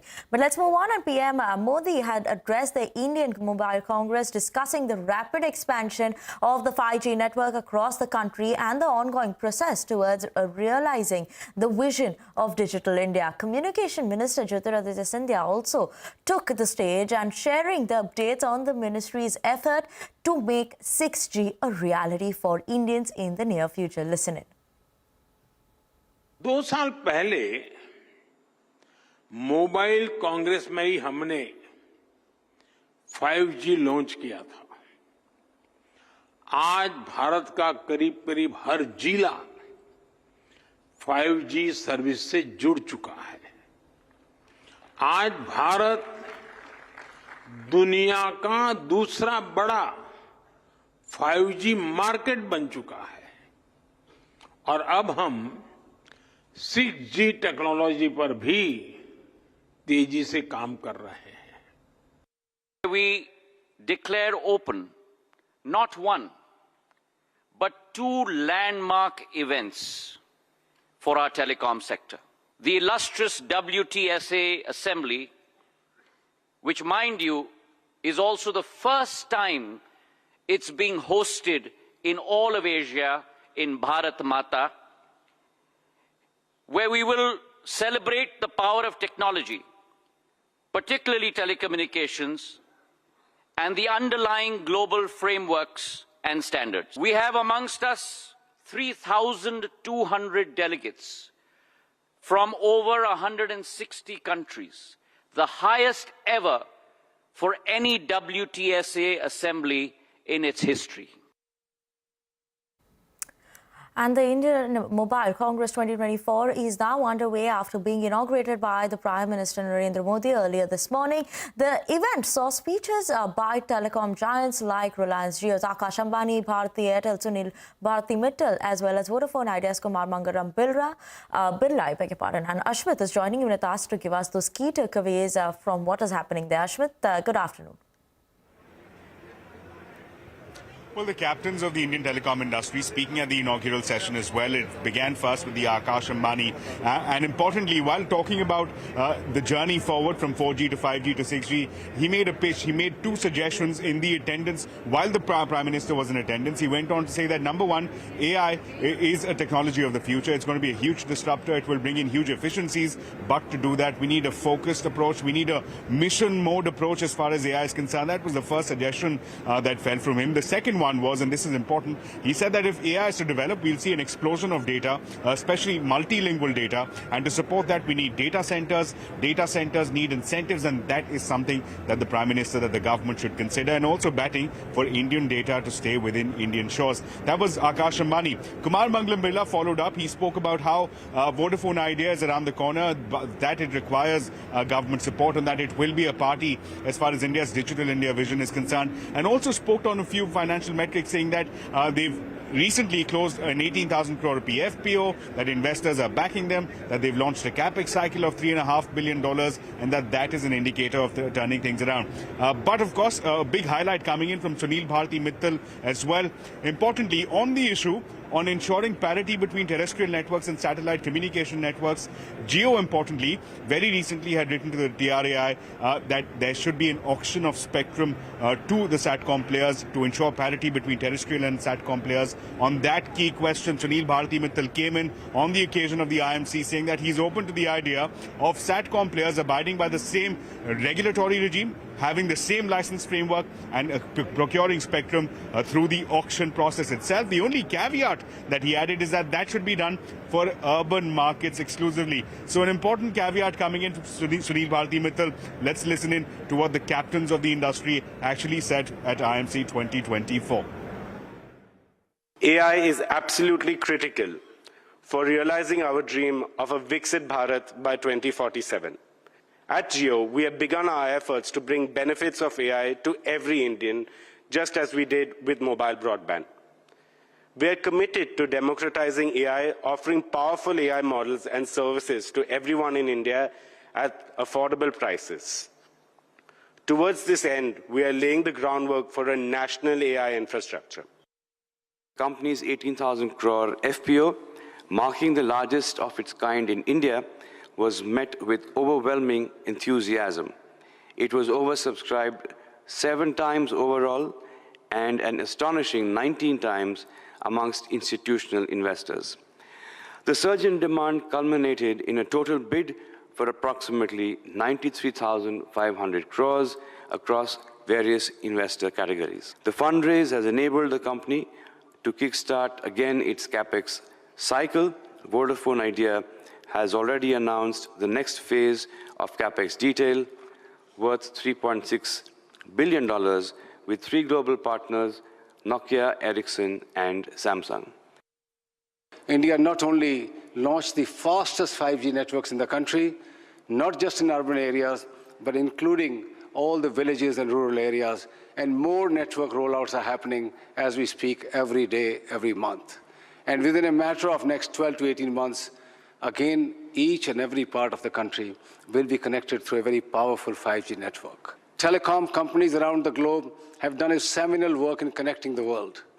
They will take the satellite services into the remotest parts of their nations through the USO program and directly through themselves. And those satellite companies who have ambitions to come into urban areas serving elite retail customers just need to take the telecom licenses like everybody else, be bound with the same conditions. They need to buy the spectrum as the telecom companies buy. They need to pay the license fee as the telecom companies do, and also secure the networks like telecom companies do. This is a simple solution which can be done on a global scale, and India can again show the way in this particular regard. Telecom companies around the globe have done a seminal work in connecting the world. They will take the satellite services into the remotest parts of their nations through the USO program and directly through themselves. And those satellite companies who have ambitions to come into urban areas serving elite retail customers just need to take the telecom licenses like everybody else, be bound with the same conditions. They need to buy the spectrum as the telecom companies buy. They need to pay the license fee as the telecom companies do, and also secure the networks like telecom companies do. This is a simple solution which can be done on a global scale, and India can again show the way in this particular regard. Okay, on that note, let's just step into a very short break. More updates after the break.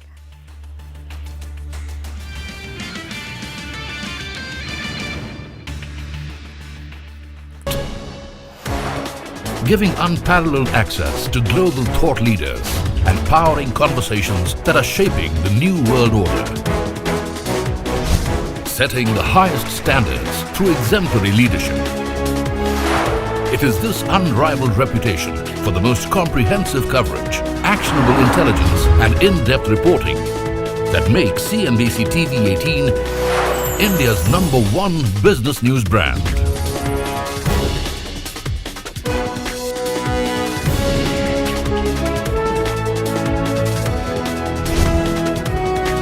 Foreseeing change, growth and transformation for over a quarter of a century. Trendsetters crafting innovative content formats.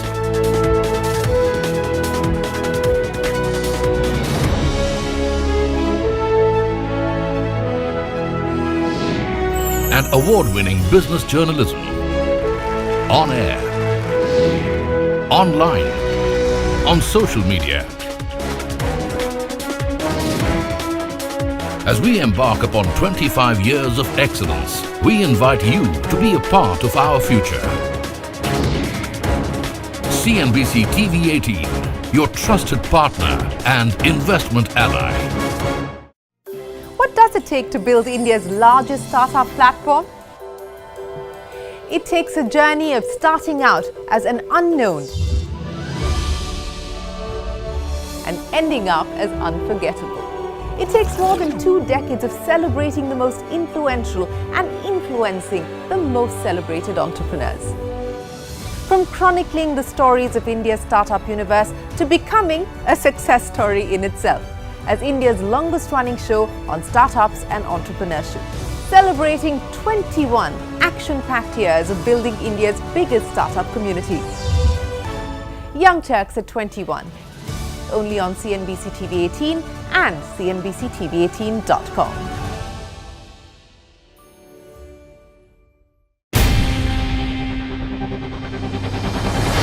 CNBC-TV18's most comprehensive and award-winning news show, India Business Hour, drops first on YouTube. So get the first access to the most influential architects of policies and politics, the key newsmakers of the day. Discover the big themes as we decode the business of markets, macros and more. Be the first to go to the heart of all the top stories that drive the day's agenda. Catch the award-winning India Business Hour live every night on YouTube with me, Shireen Bhatt. India Business Hour live on YouTube at CNBC-TV18 weeknights at 7 p.m.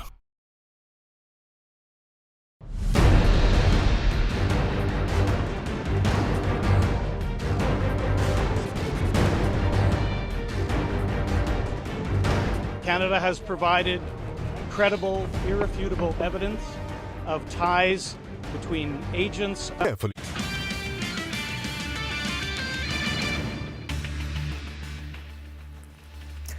Welcome back. You're watching Business Lunch on CNBC TV18. A quick look at a couple of numbers that came in the last few minutes. We have PVR Inox that's reacting to its numbers. Seems like largely in line set of numbers that came in. Some bit of a miss maybe on the margin front. But other than that, yes, numbers are in line with what the CNBC poll was, though revenue has seen a decline. So keeping an eye on that. Bank of Maharashtra also reported its numbers. It jumped up in the green, and then again we're seeing a bit of a fall coming in. Bank of Maharashtra also in focus on the back of its numbers. Let's move on, and Reliance Retail is betting big on its value fashion business, Yosta. Now this brand, which competes directly with the likes of Trends Zudio, is drawing up aggressive expansion plans. CNBC-TV18's Shilpa Ranipeta reports that expanding store count to 1,000 is just the beginning of these plans. Take a look.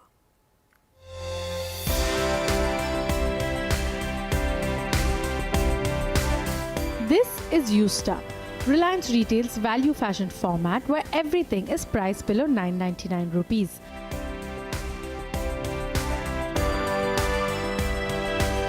Launched in August last year, Yosta competes directly with Trends, Zudio and Shoppers Stop's Intune. The competition in the space is intense, and Reliance Retail is devoting all available resources to expand Yosta, starting with the store count.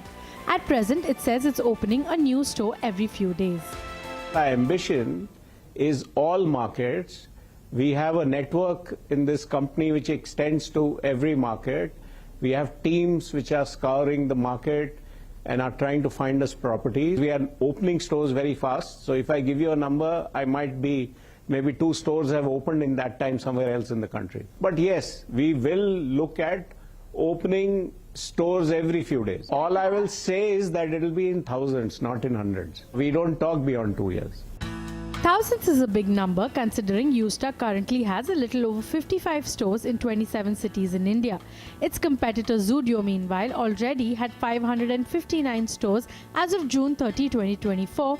Intune had 31 and Aditya Birla Fashion and Retail Style Up had 30.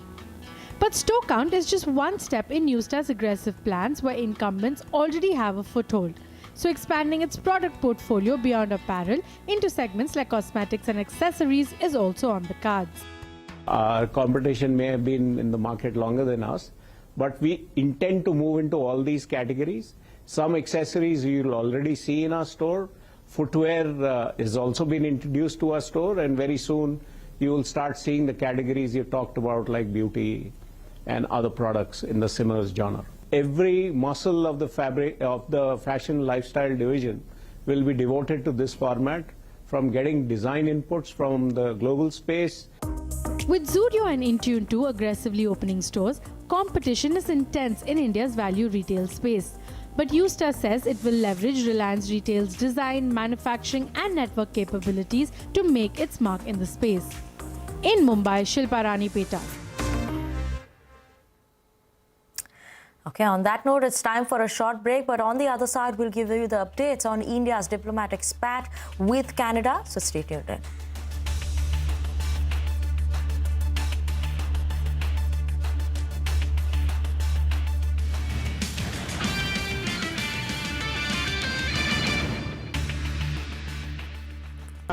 And a murder of a Canadian citizen on Canadian soil. Now it is time for India to live up to what it said it would do and look into those allegations.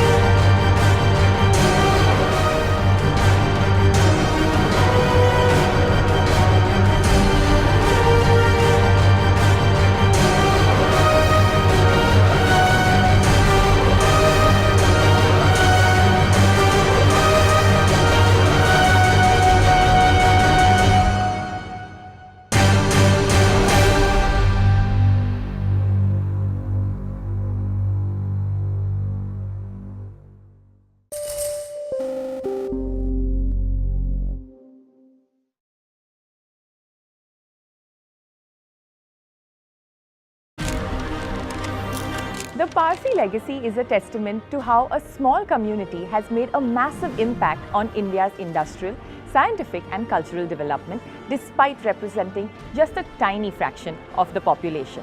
They reportedly make just 0.004% of India's population, but their contribution has been immeasurable. This is the story of the Parsi. From Jamshedji Tata, who laid the foundation of India's industrial revolution, to Dr. Homi Bhabha, the father of India's nuclear program. The Parsi influence is like a secret ingredient that's added flavor to India's growth recipe. The Tata Group started as a humble textile business in the 19th century and has now grown into one of India's largest business giant, with its listed entities' combined market capitalization at Rs 30 lakh crores. Jahangir Tata took to the skies with Air India, and Ratan Tata kept soaring, expanding globally and championing philanthropy.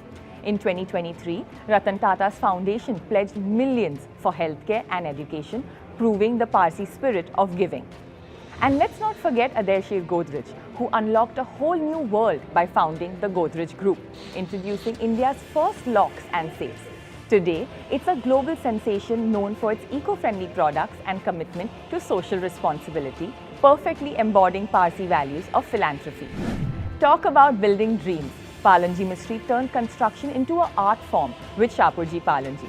From iconic skyscrapers to vibrant residential complexes, this powerhouse is shaping skylines worldwide. Cyrus Poonawalla, the mastermind behind the Serum Institute of India, is a health superhero.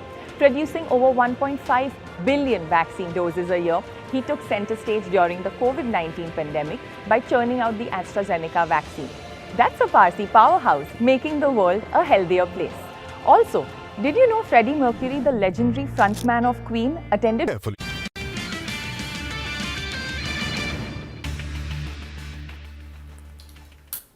Welcome back. You're tuned into Business Lunch on CNBC-TV18. Let's discuss the relations between India and Canada that are possibly at the worst point in history.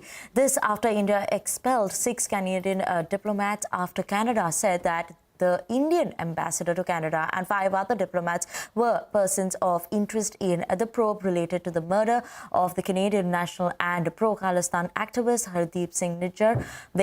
India has rejected all allegations as ludicrous and baseless and replied with a strongly worded statement saying Canada is including in vote bank politics and is trying to appease pro-Khalistan groups in the country. Following this, India announced the withdrawal of its High Commissioner and other targeted diplomats from Canada and has expelled 6 Canadian diplomats, marking a significant escalation in the diplomatic tensions. Let's move on. And the Indian Gaming Convention 2024 was held yesterday, bringing together key stakeholders from the gaming sector. At the event, CNBC's Ashmit Kumar caught up with Secretary from the Ministry of Information and Broadcasting, Sanjay Jaju, I beg your pardon, who shared some valuable insights into the growth of the sector and India's role on global stage and the ministry's initiatives to develop skill, talent and boost gaming industry. Listen in. So the media and entertainment industry is one of our important pillars in our economic landscape. And from the current 2% in the global world space, we want to take it to 4%, which means that we need to become a $100 billion industry in 5 years. And that's a huge ambition and a huge vision. AVGC XR plays a huge role in this entire segment. 1/4 of this entire vision is going to come in from the AVGC XR segment. A lot of steps are being taken. Okay, that's all the time we have on this edition of Business Lunch. Thanks for tuning in. Mid-Cap Radar up next.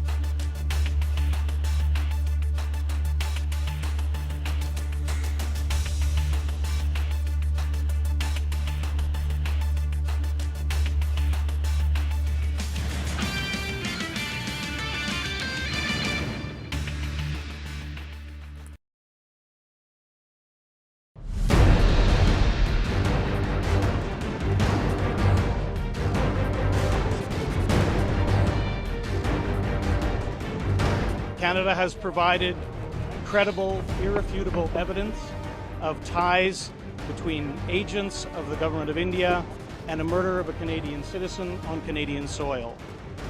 Now it is time for India to live up to what it said it would do and look into those allegations.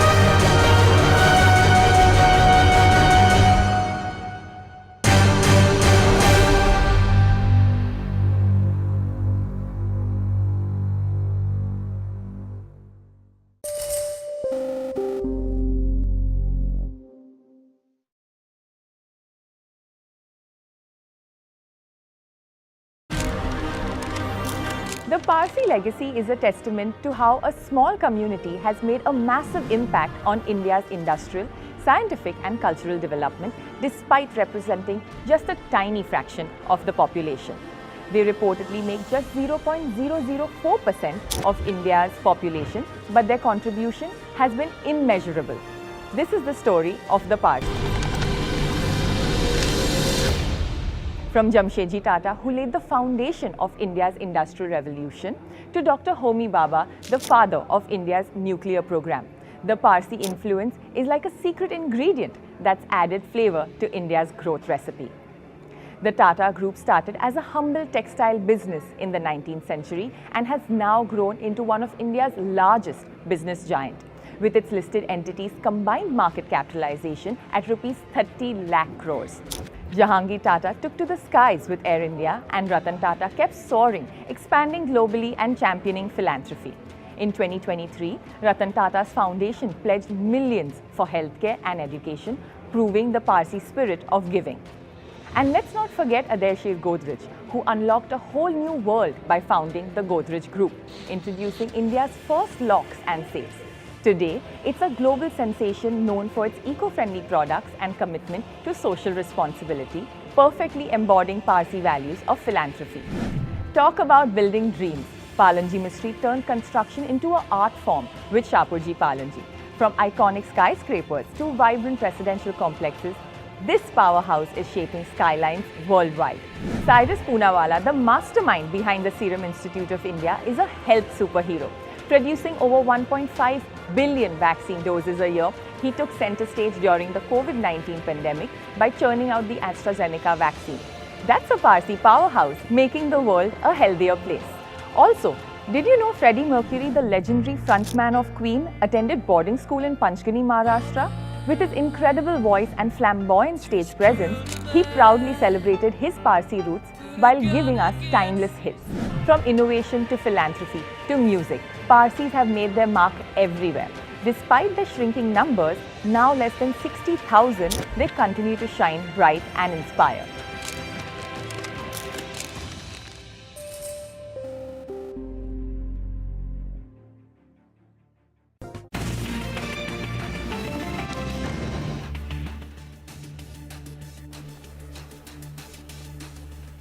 Good afternoon, welcome to Midcap Radar. I'm Sonal Bhutra. With me is Vivek Iyer, and the day today so far has been on the downside for the Nifty. We have seen a recovery on the Bank Nifty that lent some support, but still Nifty continues to be down around 80 odd points. Midcaps 67 points lower, doing slightly better than what the benchmarks are doing, but a lot of sectoral movers, especially on the downside today. A lot of sectoral movers, especially on the downside, a lot of stocks reacting to results, and especially the IT pack.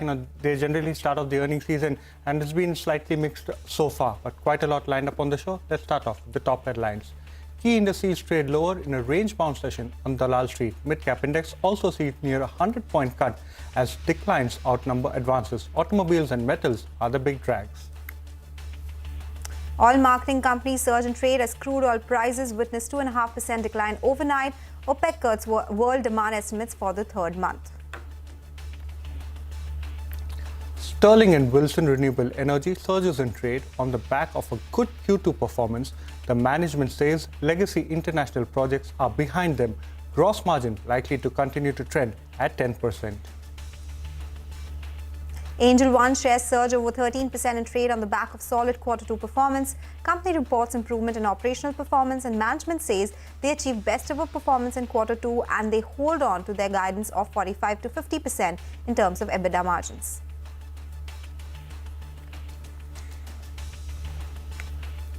All right, those are the top headlines. And, we've been getting a lot of earnings. Nugent Software, for instance, just reported numbers. It's a strong growth in margins on a quarter-on-quarter basis. The stock is high by 1.5%. There's been a sharp spike from the lows as well.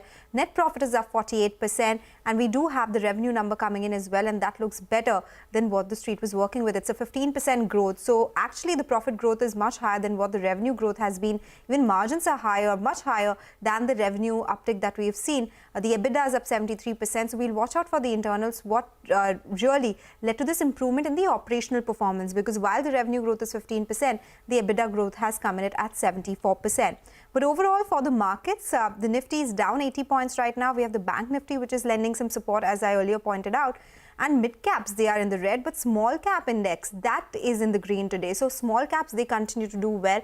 So that's a varied movement that we are seeing in the stock market today, because that has continued to see an up move here. The auto names are under pressure today. A lot happening in the auto space. We have numbers coming in tomorrow. There's a new IPO. So we keep tracking that. And the biggest trigger now, of course, is what happens with the festive demand. We have the earnings trickling in. So that will decide the mood of the market as well. Well, that's right. Auto stocks so far were holding up very strongly ahead of the upcoming IPO. But today, as the IPO has hit the markets, and the subscription over there is quite strong in the first 3 to 4 hours, ever since the IPO opened. But what we've actually seen is there's been quite a bit of a sell-off in the secondary market when it comes to the auto stocks. But this is a special segment, mid-cap movers. Hormaz is standing by the wall to take us to the mid-caps that are moving around in the session. Well, all over the place is the market right now, in one direction or the other. No specific trend that is emerging within the broader markets as well. But the small caps are the ones that are in the action. So we will start off with some names that are on the gaining side within the small cap space. And those will be the ones that are actually in action, with 5-star Business Finance 6.5% higher. Aegis Logistics also a similar quantum. 361 WAM continues to have a good ride in the recent times. So some gainers there in the broader markets. A lot of result reactions. We just saw Nugent Software reporting results, but some of the other result reactions, including the likes of Sterling and Wilson. But Angel One is the standout among all of them, 14% higher now after its results. PVR Inox just came out with the results, has fallen to the lowest point of the day, and Bank of Maharashtra too, fluctuating between gains and losses, currently 1.5% higher after its results that it just reported. Some shipbuilders are doing very well in today's trading session. All three of them, Garden Reach and Mazagon Dock, outperforming, when Cochin Shipyard too trading with gains of around 2.5%. Volumes, stocks that are doing well on the back of volumes today. Mastech leading the pack. Motilal Oswal also having a good day. HPCL also because of the crude oil price impact. And Fine Organics seeing gains of anywhere between 5 to 8% on very strong volumes. And lastly, stocks that are bucking the trend in today's trading session: Oil India, Godrej Properties. It was Godrej Industries actually, Nalco and Minda not having a very good day, down to the lowest point of the day in today's session. Back to you guys. All right, thank you so much for those names, Hormaz. Those are some mid-cap movers. By the way, for all marketing companies, yes, of course, the crude oil prices are lower, but the other thing is that the Maharashtra election date will be announced today. There was a fear that there could be price cuts that could come by ahead of elections, but after today, there will be election code of conduct. So yes, they might not be able to go ahead and take these policy decisions, and that's also the reason why these stocks could be on our radar. But we'll move on and talk about some technicals. Sudeep Shah of SBI Securities is joining us on the show now. Sudeep, good afternoon. Tell us the next level to watch out for on the Nifty and tell us your individual stock picks as well. Yeah, good afternoon, Sonal. Sonal, what we've seen since morning is that markets have been quite on a weaker footing, and 25,200, 25,250 has acted as a strong resistance even today and in the last few sessions. So on the downside now, the key levels to watch out for would be 24,900, 24,950 zone, where there is strong put writing happening. This is from a positional perspective. Now, if we look at it from an intraday standpoint, 25,000 zone would act as a strong support. So any bounces from an intraday basis, 25,000 zone would have to be looked upon as an important support. But overall, positionally, 24,890 to 24,900 zone will act as a strong support. What we feel is that despite these range-bound moves, there's strong action in the mid-caps and the small caps, and quality mid-caps. If we look at it now, the first one that we have on our radar today is the FSL Phosphorus Limited. Mid-cap IDs have had a decent run in the last few weeks. FSL is now in the last 5-7 days, FSL was consolidating and today has given a good breakout on the upside. Overall, it was in an uptrend. The stock consolidated for a good period of 2.5 months, and today we are witnessing a breakout. So I feel FSL from the current levels could be bought with a stop loss of 325 on the downside and a target of 345 to 350 on the upside. Now, the second stock that I have on my radar is Deepak Nitrate. Now, we've been seeing some rebound in these chemical names in the last few sessions, and even Deepak Nitrate, after a decent move up to 3,100 in July, the stock was consolidating between this 2,780 and 2,900 zone in the last couple of months.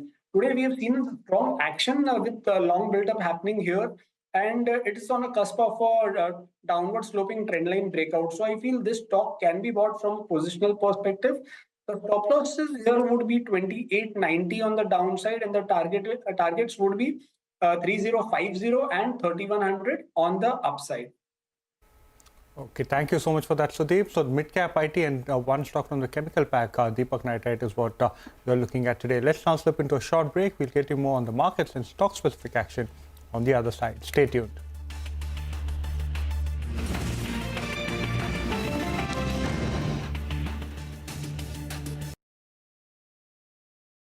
Baba Siddiqui actually had police protection. It was non-categorized police protection, but still he had 2 + 1 constables with him. That means that during the day, 2 constables were deployed for his protection, and in the night, 1 constable. This makes this matter even worse. Remember, Baba Siddiqui, who was a loyal Congress political leader, in February, he shifted sides and he joined NCP Ajit Pawar. This means that he was a political leader of a party which is in the government, is a part of ruling alliance. And despite police security, he was shot dead on Dussehra night, a night when police security, police deployment is anyway at its peak in Mumbai. The clarity on motive is yet to come, but what has been established by Mumbai police that this is a case of contract killing. These 3 accused, one Gurmail Singh, hailed from Haryana. He's a 23-year-old person who actually has a record, a criminal background. He has extortion and murder cases against him, and it is believed that when he was in the jail, at that time he established a contact with some members of the notorious Lawrence Vishnoi gang. There are 2 more other shooters, and both of them are from UP. One is Shiv Kumar Gautam and one is Dharmraj Kashyap. Now, Dharmraj Kashyap was arrested by the police along with Gurmail Singh, but Shiv Kumar Gautam managed to flee away. He's still absconding. It was yesterday, on Sunday, a Facebook post went viral. The Facebook post was uploaded by a person called Shubham Lonkar. In that person, now this person is allegedly a member of Lawrence Vishnoi gang, and in that social media post, he hinted that it was Lawrence Vishnoi gang which was responsible for this shootout, and Baba Siddiqui was attacked, was killed due to his proximity to Bollywood star Salman Khan. And it's known fact that Salman Khan is on Lawrence Vishnoi gang's radar for a very long time now. And the reason cited by the Vishnoi gang is the Black Bug case. Now, after that, Mumbai police said that they are looking into this post. They are trying to verify its authenticity and the whole context. Later in the night, that was yesterday night, a person called Praveen Lonkar was arrested by Mumbai police. Now, this person, Praveen Lonkar, is said to be Shubham Lonkar, the person who uploaded that Facebook post, his real brother. Now, Mumbai police said that both the Lonkar brothers, they were the ones who, orchestrated this whole conspiracy and the killing. Now, there are 3 more accused who are wanted by Mumbai police. There is another angle which is panning out, that is a disputed SRA slum rehabilitation project. Now, that was son Dhyaneshwar SRA project where Baba Siddiqui, recently his son Jishan Siddiqui staged a protest when the contracts were shifted from one set of builders to another set of builders. So, this dispute could also be one of the reasons why Baba Siddiqui's murder was ordered. But there are larger questions and Mumbai police are looking for the answers whether or not Lawrence Bishnoi gang is actually responsible for this, or is it just a distraction tactic to divert the attention from the real motive.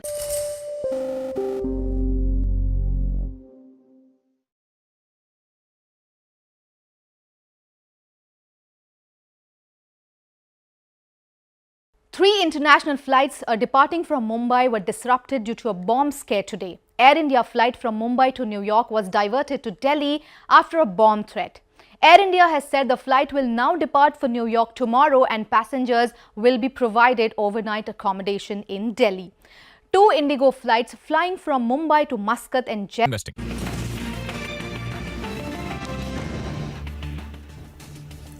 Welcome back. Let's talk about some stock-specific news now. Time Technoplast is surging in trade. Systematics has initiated coverage on the stock. Sudarshan is joining us with all those details. Sudarshan? That's correct. So stock is buzzing in trade. It's up almost 5% after Systematics has initiated coverage on the stock with a buy call, and target is to pay 615 per share, implying upside of more than 50% from current level. Systematics says it's optimistic on company's value-added composite products, its stable and long-standing industrial packaging business, and companies focus on improving financials to turn debt-free over next 2 to 3 years. Companies amongst top 3 players globally in industrial packaging and composite products, and it holds market share of 50 to 60% in large-sized plastic drum globally. Talking about estimates, Systematics says over FY24-27, revenue and EBITDA CAGR is seen growing in the range of 15 to 17%, and profit is seen growing at 27% CAGR over FY24-27.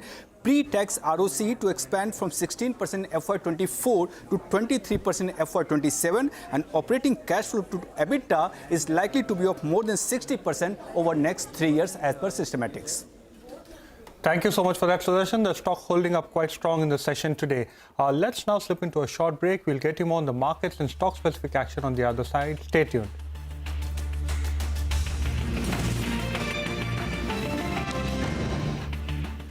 Received bomb threats causing disruption to hundreds of passengers. Since this is directly linked to passenger safety, airlines unfortunately cannot take such threats lightly. But at the end of it, they also pay a big price for something that wasn't their fault. Now, every time a flight is taken for security screening, it has a series of things that get impacted. Of course, the passengers face inconvenience and stress. And if it is a domestic flight, then all the other routes that the plane was scheduled to operate get affected, impacting several other passengers across the country. Moreover, an airline faces tangible and intangible financial impact. For instance, let's take Air India's Mumbai-New York flight as an example. The flight had departed from Mumbai and then diverted to Delhi. It will now take off for New York tomorrow. According to people working in airlines, this flight would have had to spend at least 2 additional hours in air. And if the operating cost of the flight is around 12 lakh rupees per hour, then 2 extra hours would mean 24 lakh rupees. This includes charges such as fuel and navigation, crew and catering, among other costs. Then this flight would have had to dump the excess fuel before landing in Delhi, as it would have provisioned for a journey to New York, so that would be dumping 70 to 80 tons of fuel. Now, landing at foreign airports is all pre-planned, so a flight cannot randomly land at any time. The airline will need to secure permissions for landing the flight at a different time. There were around 239 passengers on this flight, and providing hotel accommodation to them would be around 12 lakh rupees if we take a minimal 5,000 rupees per head cost. Since it is an international ultra long haul flight, the same crew cannot operate this flight due to their flight duty time limit. So another set of cockpit crew and cabin crew will have to be arranged to operate the next flight. So that's the cost that is easily calculated. There are other costs like compensating passengers on the same flight and to also those who had booked Air India from New York to Mumbai. And the inconvenience cost to passengers cannot be measured and quantified. Someone could have had a medical appointment, a job interview or any other emergency. So that's the cost the entire ecosystem pays for a fake bomb threat.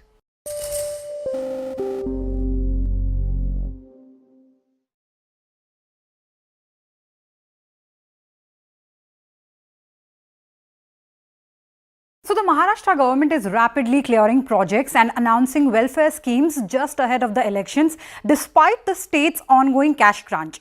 Just today, in what is possibly the last cabinet meeting before elections, the state government cleared a toll waiver in Mumbai, second leg of the Pune Metro project and the Daman-Ganga river linking projects. All this is likely to cost the state exchequer 18,000 crore rupees. The ruling coalition, including Eknath Shinde's Shiv Sena, BJP and Ajit Pawar's NCP, are continually introducing schemes designed to secure political gains or provide subsidies despite objections from the state's finance department. First, let's take a look at the key schemes. One of the most prominent is the Ladki Bahin scheme, which will cost the state exchequer 46,000 crore rupees annually.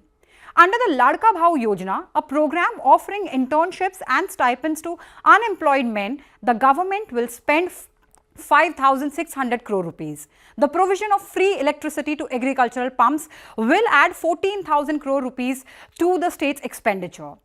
These and similar schemes will cost a total of 96,000 crore rupees. The government is also clearing several major infrastructural projects. The Orange Gate Marine Drive Tunnel will cost 9,158 crore rupees. The Thane-Borivali Tunnel 18,800 crore rupees and the Thane Circular Metro Rail Project 12,200 crore rupees. Additionally, the cabinet approved a 20,000 crore rupees cost escalation for the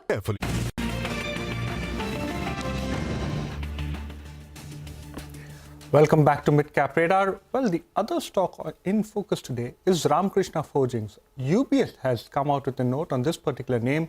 Sudarshan joins us once again to take us through the key details of that particular note. Sudarshan, over to you.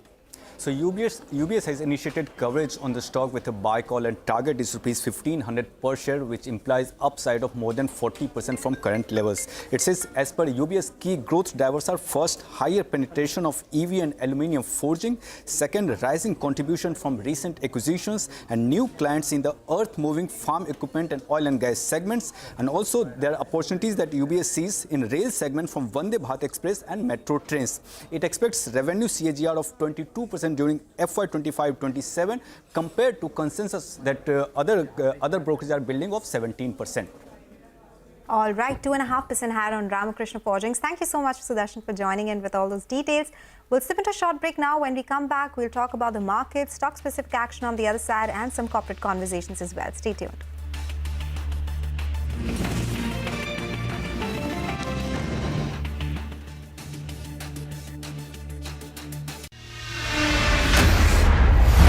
CNBC-TV18, an unending pursuit for excellence. A pioneer, a leader, a visionary, building a lasting legacy of credibility, consistency, and trust. Giving unparalleled access to global thought leaders and powering conversations that are shaping the new world order. Setting the highest standards through exemplary leadership. It is this unrivaled reputation for the most comprehensive coverage, actionable intelligence and in-depth reporting that makes CNBC-TV18 India's #1 business news brand.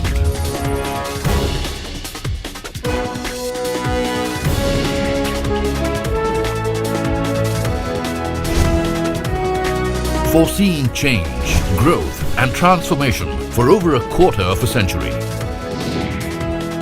Trendsetters crafting innovative content formats.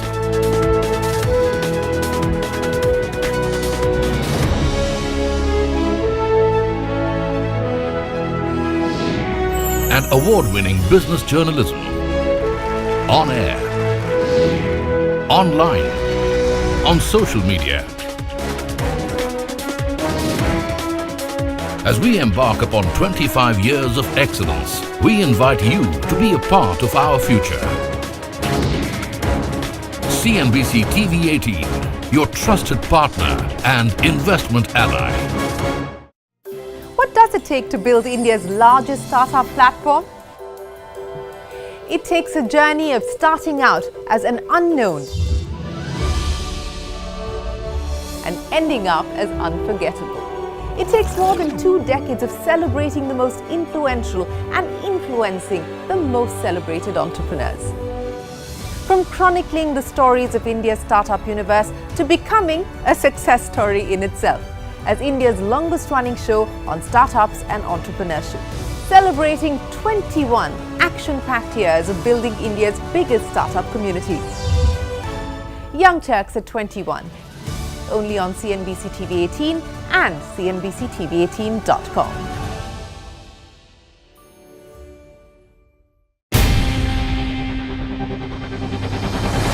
CNBC-TV18's most comprehensive and award-winning news show, India Business Hour, drops first on YouTube. So get the first access to the most influential architects of policies and politics, the key newsmakers of the day. Discover the big themes as we decode the business of markets, macros and more. Be the first to go to the heart of all the top stories that drive the day's agenda. Catch the award-winning India Business Hour live every night on YouTube with me, Shireen Bhatt. India Business Hour live on YouTube at CNBC-TV18, weeknights at 7 p.m.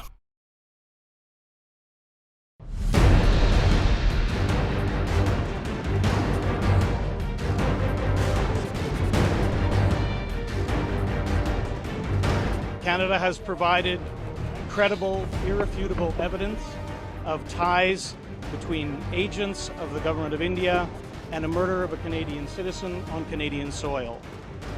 Now it is time for India to live up to what it said it would do and look into those allegations.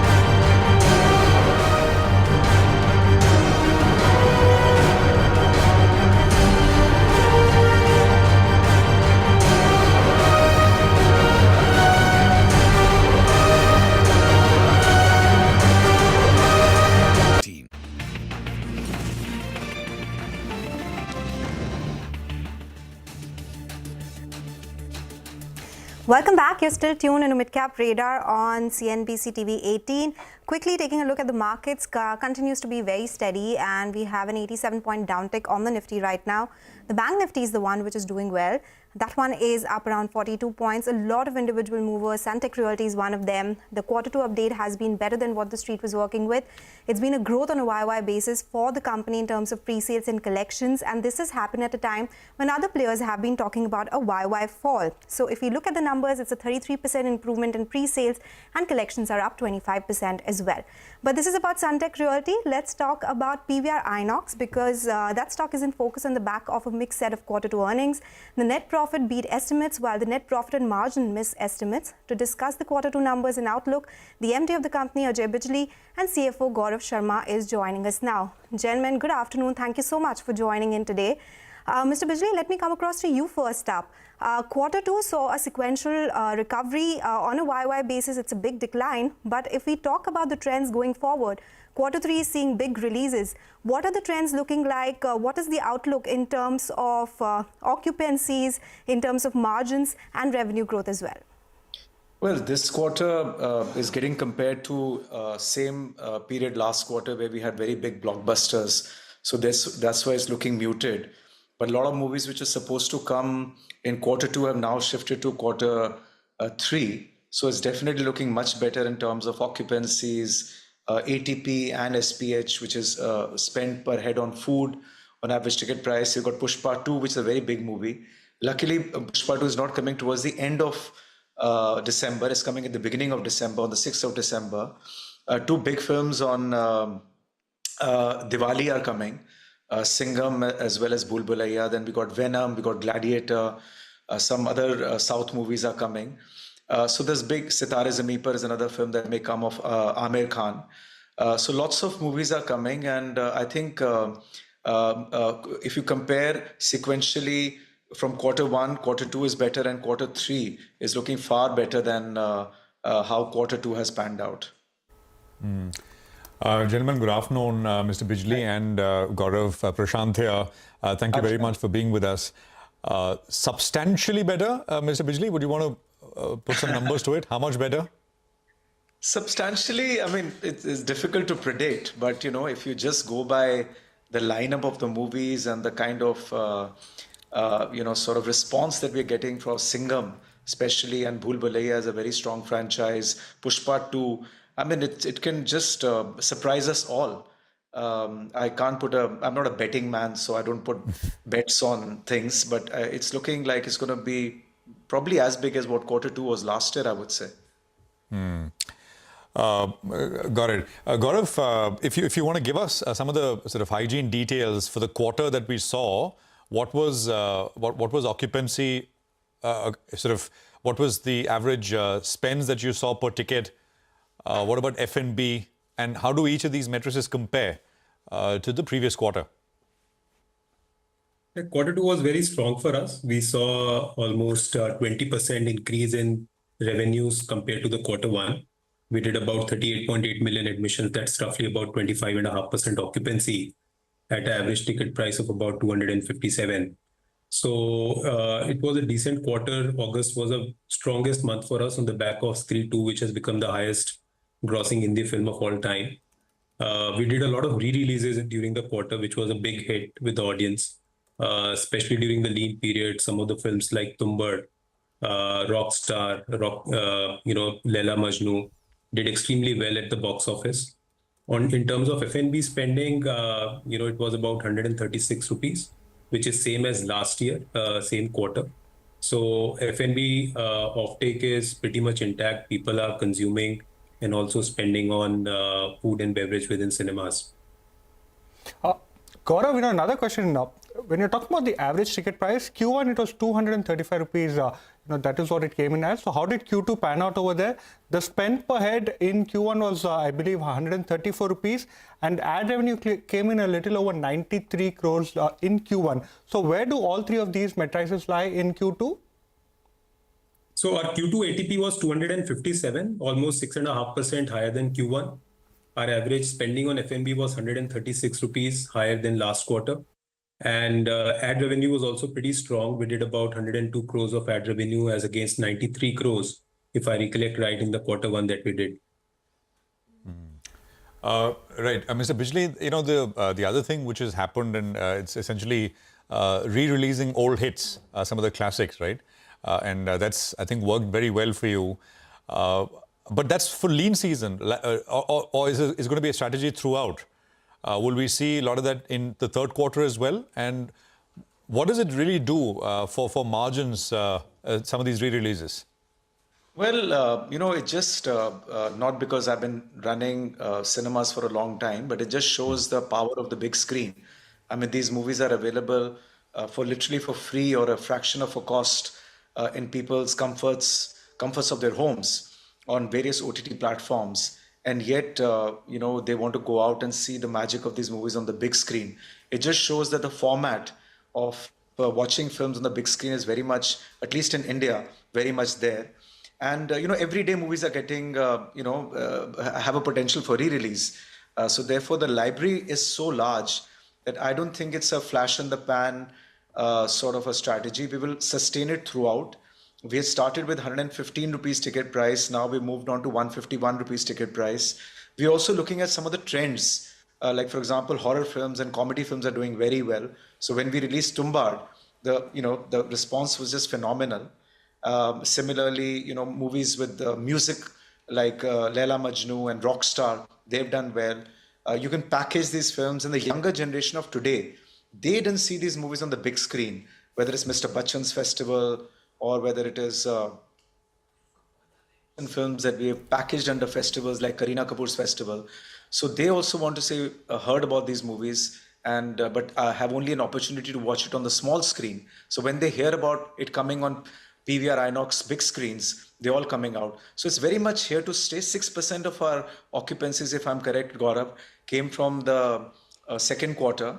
And even September itself, I think about 13% contribution is from re-releases. So, and plus, these are gathering dust, doing nothing for the producers as well. So therefore, even the film hire is attractive on this. And F&B spends continue to be the same when people come to watch these old movies as when they come to watch a new movie. So overall, it's a very good experiment for us.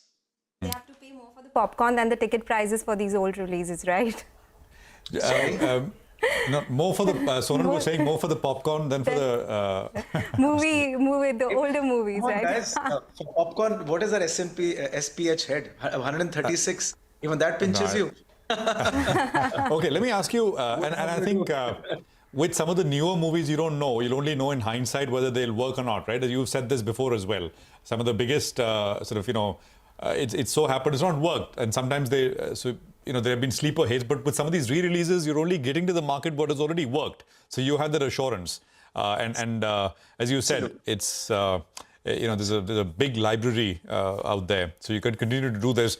But in terms of ticket prices, these are priced at a so margins overall for a re-released movie would be what? I mean, if you can give us a sense.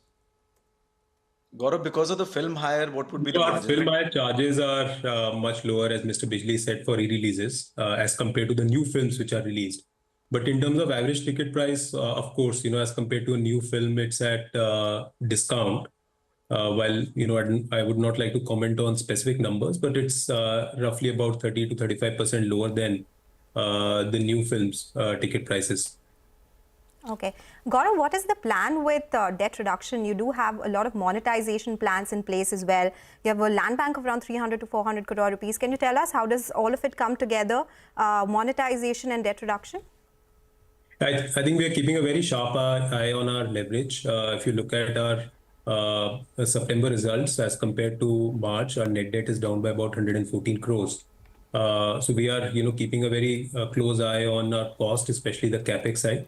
As far as monetization of some assets are concerned, we are working with the property consultants, and we have received some expression of interest which we are evaluating.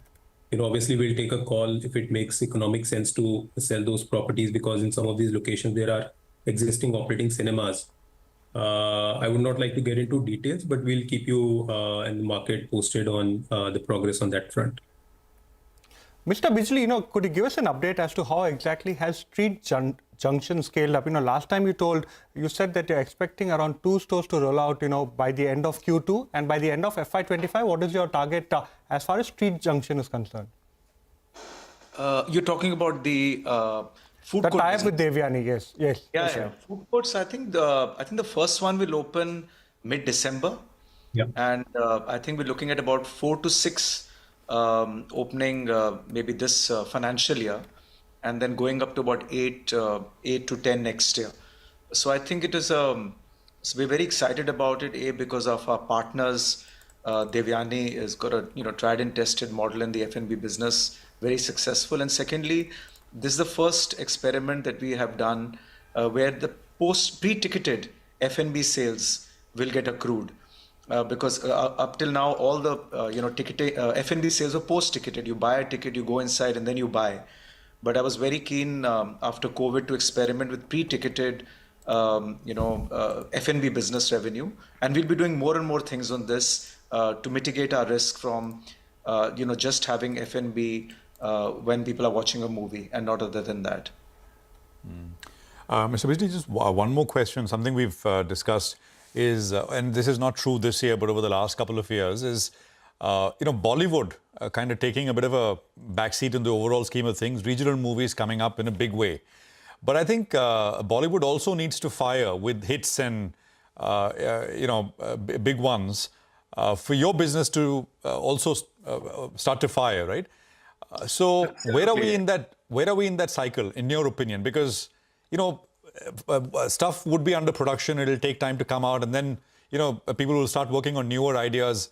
Have people moved, and are we going to see this Bollywood coming out with things which work and which will continue, which will deliver big hits? What's your sense? Yeah, whether one personally likes a movie or doesn't like a movie becomes a subjective issue.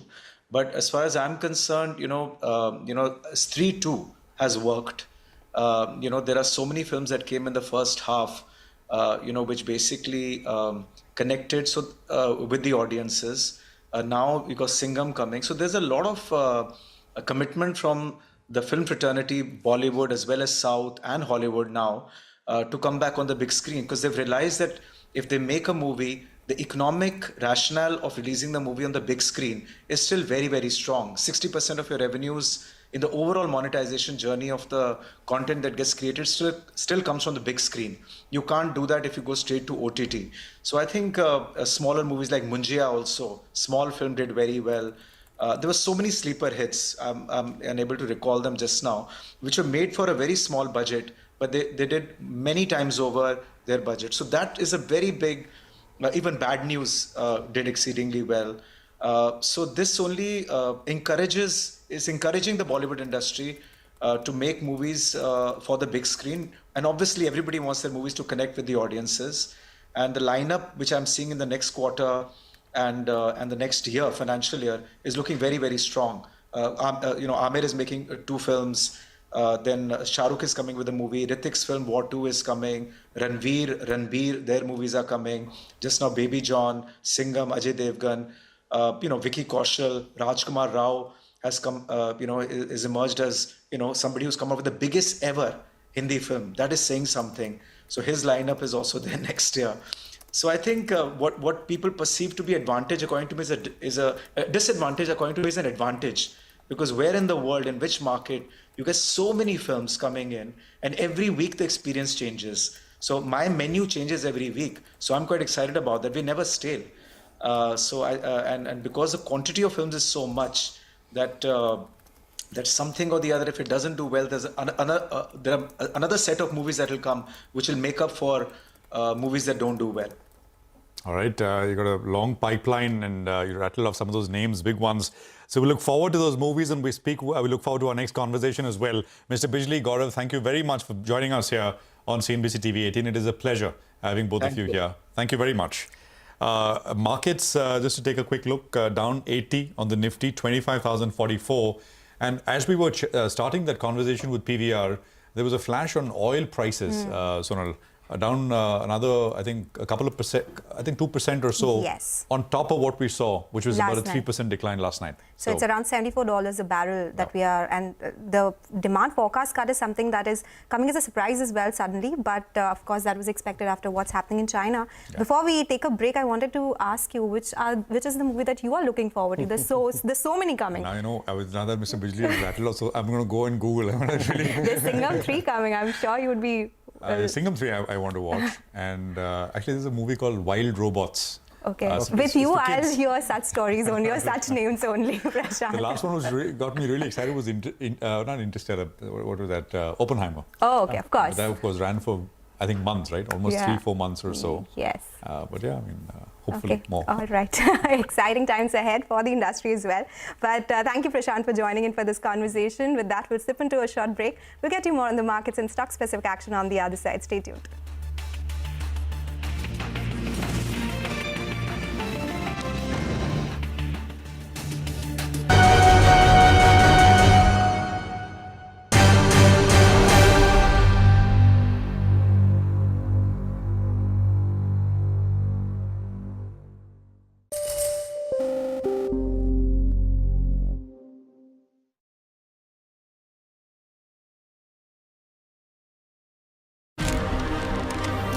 The Parsi legacy is a testament to how a small community has made a massive impact on India's industrial, scientific and cultural development despite representing just a tiny fraction of the population.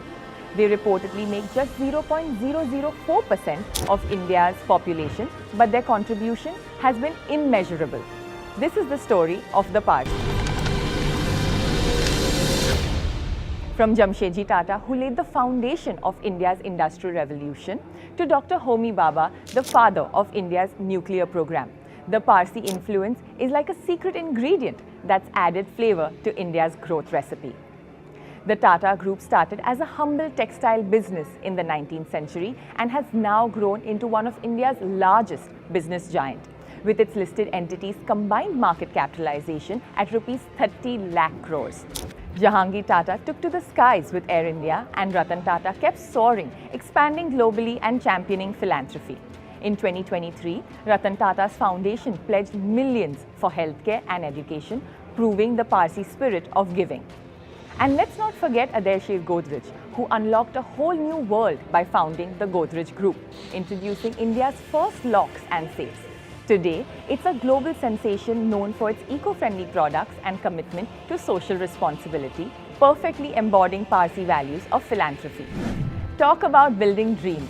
Palanji Mistry turned construction into an art form with Shapurji Palanji. From iconic skyscrapers to vibrant residential complexes, this powerhouse is shaping skylines worldwide. Cyrus Poonawalla, the mastermind behind the Serum Institute of India, is a health superhero.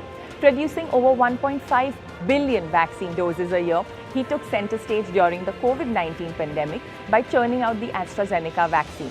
That's a Parsi powerhouse, making the world a healthier place. Also, did you know Freddie Mercury, the legendary frontman of Queen, attended boarding school in Panchgani, Maharashtra? With his incredible voice and flamboyant stage presence, he proudly celebrated his Parsi roots while giving us timeless hits. From innovation to philanthropy to music, Parsis have made their mark everywhere. Despite their shrinking numbers, now less than 60,000, they continue to shine bright and inspire.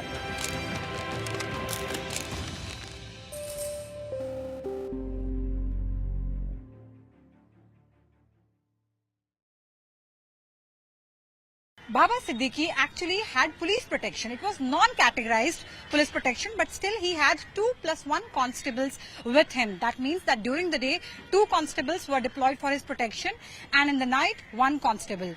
This makes this matter even worse. Remember Baba Siddiqui, who was a loyal Congress political leader. In February, he shifted sides and he joined NCP Ajit Pawar. This means that he was a political leader of a party which is in the government, is a part of ruling alliance. And despite police security, he was shot dead on Dussehra night, a night when police security, police deployment is anyway at its peak in Mumbai. The clarity on motive is yet to come, but what has been established by Mumbai police that this is a case of contract killing. These 3 accused, one...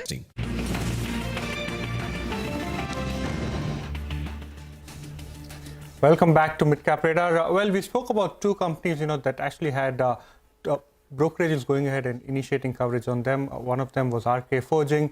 You also saw Time Technopast. Well, there was another initiating coverage note on JSW Infra today, and Nuvama was the one that actually has initiated coverage on this particular company. They have a buy rating on the stock. They've kept a target price which is quite steep at 390 rupees a share. They expect revenue, EBITDA as PAT CAGR, at 19%, 16% and 15% respectively over FY24 to FY27, and they have valued the stock at 25 times FY28 EV to EBITDA. What is it that they like about JSW Infra? Remember, the company is India's second largest private company, which has seen a 25% volume CAGR between FY19 to FY2024, and along with that, they believe that the company is poised to sustain the strong long-term growth on the back of very favorable macro tailwinds. They expect almost 4 times capacity growth over the next 25 years, and this they expect it to be supported by both organic as well as inorganic growth. Organic growth is largely coming from the JSW Group Cargo itself, especially JSW Steel, which has gone ahead and spoken about significant capex plans. Inorganic growth that the company has already announced. Remember, recently the company completed the acquisition of Navkar Corporation. The company has seen inorganic growth from ports as well as logistics segments. Now, what is Nuvama saying? Given JSW Steel's very strong capex plans, they believe that the group may continue to contribute close to 50 to 55% of the top line over the longer term. In terms of growth, they're expecting significant growth in FY 28-29, almost 43% and 25% year-on-year growth on EBITDA level for FY 28 and FY 29, and they believe that the growth commissioning of a brownfield expansion at Jaigarh, Dharamtar and Goa, as well as the Chatardar port, is something that will aid capacity going forward. On the back of that, JSW Infra has cooled off a little bit, was much higher at the start of the session, but has cooled off in the session today. All right, that's JSW Infra. By the way, we have HDFC Life's Q2 numbers flashing for you at the bottom of the screen. The net profit is up 15%. That has come in at 433 crore rupees, compares with 377 crore rupees. This is on a YY basis. But for HDFC Life, we do need to understand some other numbers as well. We want to know the VNB margin, which is the value of new business margins. This time around, the number that we are working with on the CNBC-TV18 poll is 25.37%. It's expected to see some decline, but they are expected to expand on a quarter-on-quarter basis because the VNB growth is expected to be very strong. If we talk about the new business premium as well, it is expected to grow by 15% on a YY basis to come in at 8,167 crore rupees. Just watching out for that report and looking at the release as well. But so far we have the net profit number, which looks good. It is up 15% on a YY basis. If we get the stock as well, the stock should just give a sense of it has seen a small surge, but of course any internals are something which will give you a more sense. So just to run you through the poll again, the new business premium is expected to increase by 15%, annualized premium equivalent expected to increase by 24%, the value of new business expected to increase by 20%, and value of new business margin to see a sequential improvement, but it would be a YY decline. But I think these are the details that we have for now on HDFC Life. So we'll wait and see what Yash brings up because I'm sure he's already opened up the P&L and he's looking at it. So AP numbers, the VNB margin, like you mentioned, that'll be key to track. Now going forward, remember our colleague Lata Venkatesh spoke exclusively to Agustin Carstens, the general manager at Bank for International Settlements, to get his outlook on dollar as well as India's economic growth. Let's listen in to excerpts from that conversation. I mean, at the end of the day, the dollar has developed the main avenues. At the end of the day, financial transactions depend on the credibility of the currency. And at the international level, there is no more credible and reliable currency than the US dollar. And my strong feeling or belief is that the dollar will prevail as the main payment, main currency in the international financial system. I think it's very refreshing to come to a country where you see very positive indices right and left. I mean, I think that you have followed a balanced process of development from a macro point of view. You have had a good fiscal policy from the point of view, yes, it's in deficit and so on and so forth, but it is moderated, but also the quality of expenditure is adequate. So just coming here, you see the development of infrastructure, and infrastructure definitely will support the economic growth. You have inflation under control. Financial intermediation is working well. And then you see also major efforts in different regions in the economy, trying to, from a structural point of view, make the Indian economy more productive, more efficient.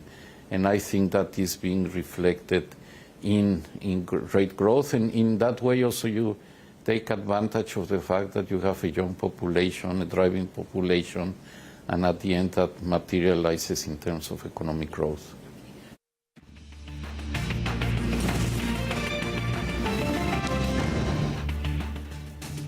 hailed from Haryana. He's a 23-year-old person who actually has a record, a criminal background. He has extortion and murder cases against him, and it is believed that when he was in the jail, at that time he established a contact with some members of the notorious Lawrence Vishnoi gang. There are two more other shooters, and both of them are from UP. One is Shiv Kumar Gautam and one is Dharmraj Kashyap. Now, Dharmraj Kashyap was arrested by the police along with Gurmail Singh, but Shiv Kumar Gautam managed to flee away. He's still absconding. It was yesterday on Sunday, a Facebook post went viral. The Facebook post was uploaded by a person called Shubham Lonkar. In that person, now this person is allegedly a member of Lawrence Vishnoi gang, and in that social media post, he hinted that it was Lawrence Vishnoi gang which was responsible for this shootout, and Baba Siddiqui was attacked, was killed due to his proximity to Bollywood star Salman Khan. And it's known fact that Salman Khan is on Lawrence Vishnoi gang's radar for a very long time now. And the reason cited by the Vishnoi gang is the Black Bug case. Now, after that, Mumbai police said that they are looking into this post. They are trying to verify its authenticity and the whole context. Later in the night, that was yesterday night, a person called Praveen Lonkar was arrested by Mumbai police. Now, this person, Praveen Lonkar, is said to be Shubham Lonkar, the person who uploaded that Facebook post, his real brother. Now, Mumbai police said that both the Lonkar brothers, they were the ones who, orchestrated this whole conspiracy and the killing.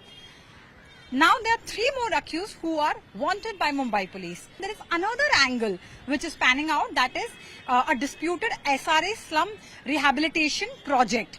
Now, that was son Dhyaneshwar SRA project where Baba Siddiqui, recently his son Jishan Siddiqui staged a protest when the contracts were shifted from one set of builders to another set of builders. So, this dispute could also be one of the reasons why Baba Siddiqui's murder was ordered. But there are larger questions, and Mumbai police are looking for the answers whether or not Lawrence Vishnoi gang is actually responsible for this, or is it just a distraction tactic to divert the attention from the real motive.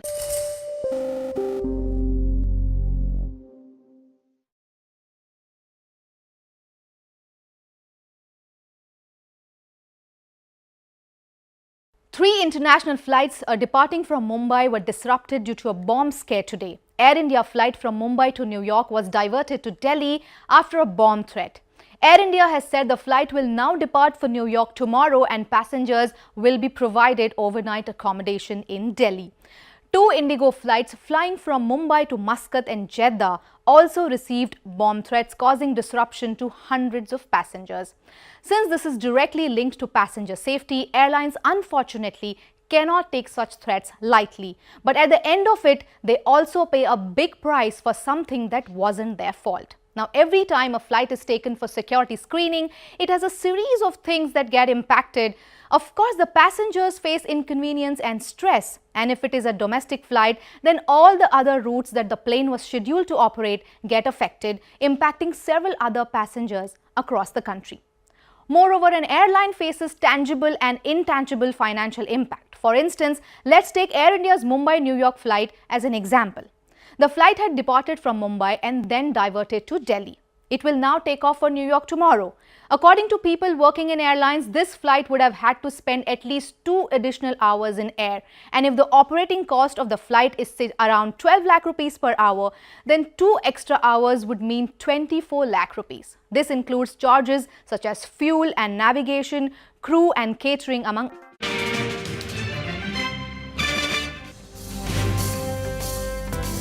Overall, in terms of the other Asian markets, they've seen a strong performance, especially profit number. It has come in better than what the street was working with. Now we're looking at retracement targets, 25,485, about an 80-point uptick as far as market open is concerned, 25,200 nearly. An entry at around 30-35p and exit around 50, you've more than made your money. Volume, market share and profit in tandem going together, I think this is the approach we have taken. India has been digitally transformed by perhaps the biggest digital revolution in history. Telecom और उससे जुड़ी technology के मामले में दुनिया के सबसे happening देशों में से एक है. progressing well to be in the winner's circle, which is where this company deserves to be. The day today so far has been on the downside for the Nifty.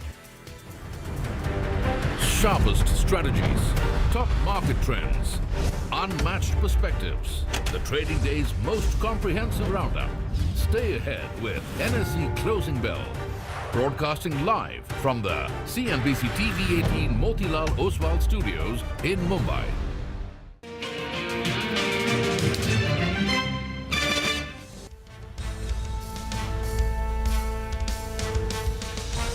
Well, that is the day so far, and it has been a quiet day, slightly sideways, slightly down, and a bit in the red. So 25,064 is where the Nifty is at. This is Closing Bell. Last hour coming up. We're coming to you from the CNBC-TV18 Motilal Oswal Studios. I'm Prashant Reema. Surabhi here with me in the studios, and Nigel is joining in from the newsroom floor. Guys, hi, good afternoon. Hi, good afternoon. Quiet? What are you saying, Prashant? Have you guys seen what Motilal is doing, what Angel One is doing?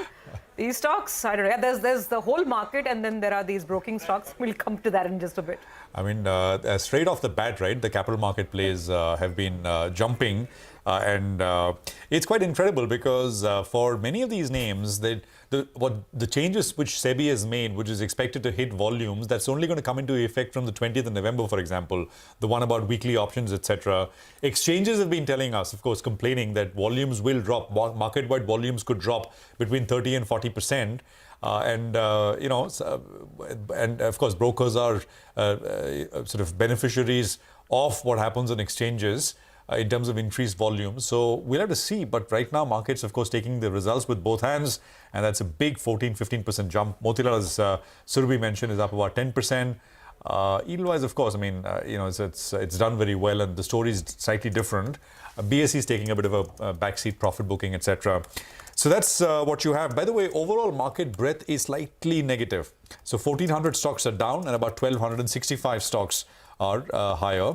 And the Nifty itself is down about 60 points, 25,064 is where we find ourselves at. So on the index level, it's a little quiet, but a broader market, there is a lot happening, which we will touch upon as we go along. Well, lots changing also in the market. So real estate, pull up the Nifty Realty Index. That suddenly shot up more than 1.5% now in the Realty Index. The spike coming in the second half, in the last 45 minutes or so on the real estate index.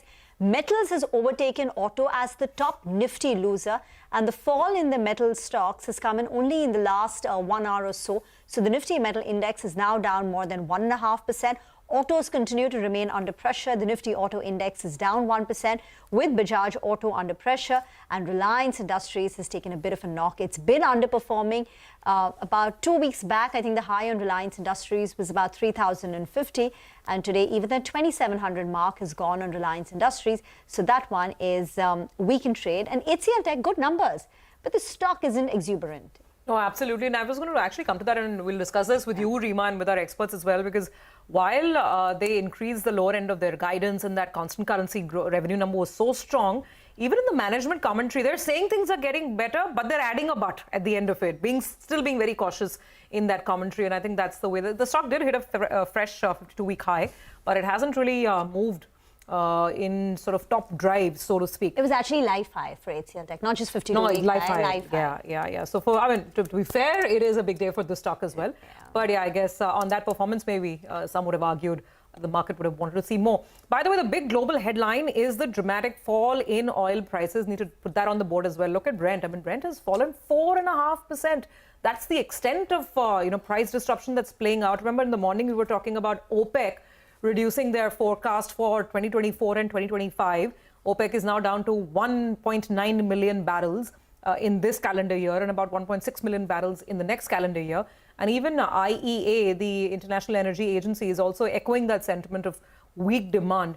And that's really playing havoc on prices. At the same time, of course, the understanding seems to be from a lot of the chatter around West Asia that perhaps Israel will refrain from a direct attack on the oil infrastructure in Iran. So all that put together has led to a big collapse in oil prices. European markets are slightly lower. You've got Hong Kong and China. Both of those markets have ended fairly lower today as well. So there's a lot going on global screens as well.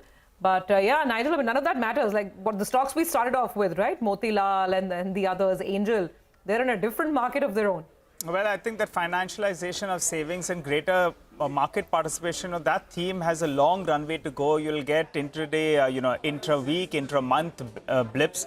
But I think that has some distance to go. We'll have to see how the charges pan out. But clearly those plays are doing well. The other segment that you touched upon was the IT space. And Infosys today made a fresh lifetime high. That's telling you the kind of mood on this particular counter getting into its numbers. We'll have to keep an eye on its numbers and whether or not they're going to tinker with the guidance as well. For the time being, going into these numbers at all-time highs, I'll be interested to see what kind of a reaction we get on that one. And the other point is on the metal index. Earlier today in my morning chart, I said that the dollar index is strong. The metal index has had quite a few tailwinds that are moving in there. But now we're yet to see something concrete coming out of China. And since the dollar index is at around 103 odd, that normally has an inverse relation with the metal stocks. And that explains why, they have got a little bit derailed today. The metal index is one of the big losers. But HDFC Bank, as I mentioned earlier, that's the one that's going to drive from here on. It needs to get past the 20 DMA on a technical basis.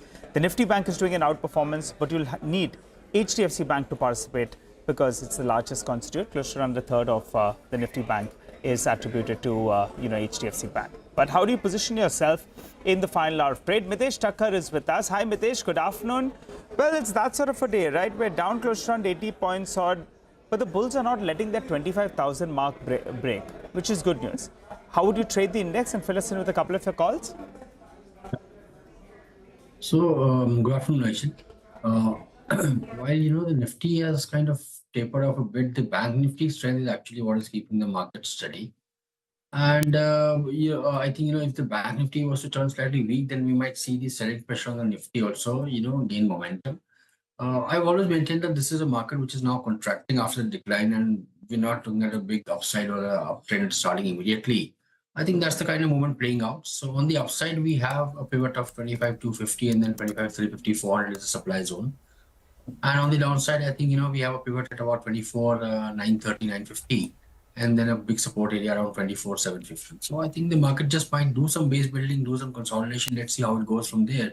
But for the timing, it is clearly showing signs of contraction, and therefore a trended movement is unlikely to happen. On the stock side, I have a sell on Cipla with a stop at 1591 for targets of 1530.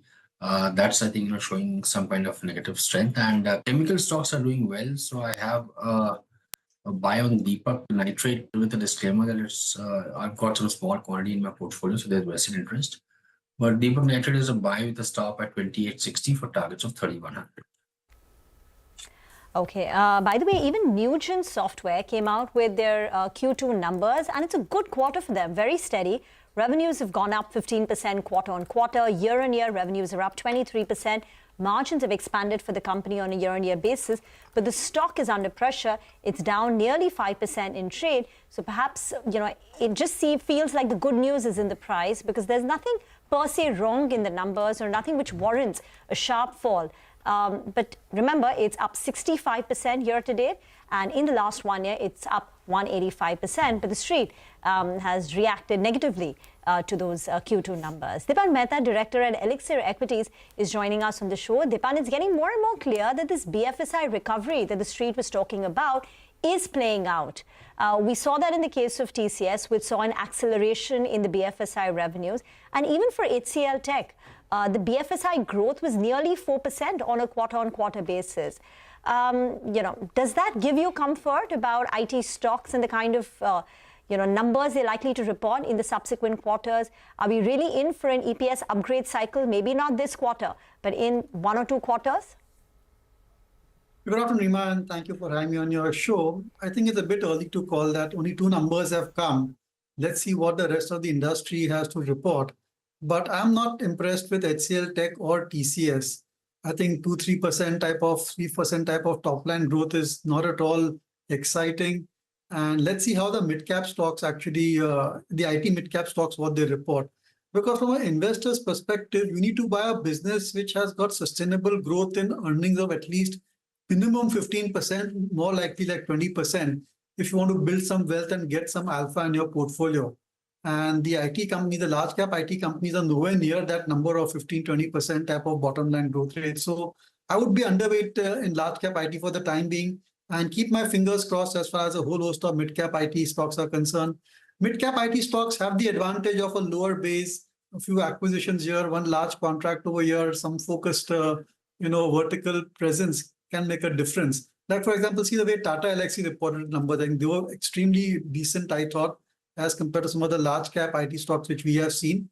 And although it's trading at a higher valuation, I think that offers more promise in terms of returns from an investor's perspective than large cap IT. Having said that, Tata Elxsi is a company in which we and our clients are invested in as a measure of disclosure. Okay, fair enough. By the way, HDFC Life has fallen about 2.5%.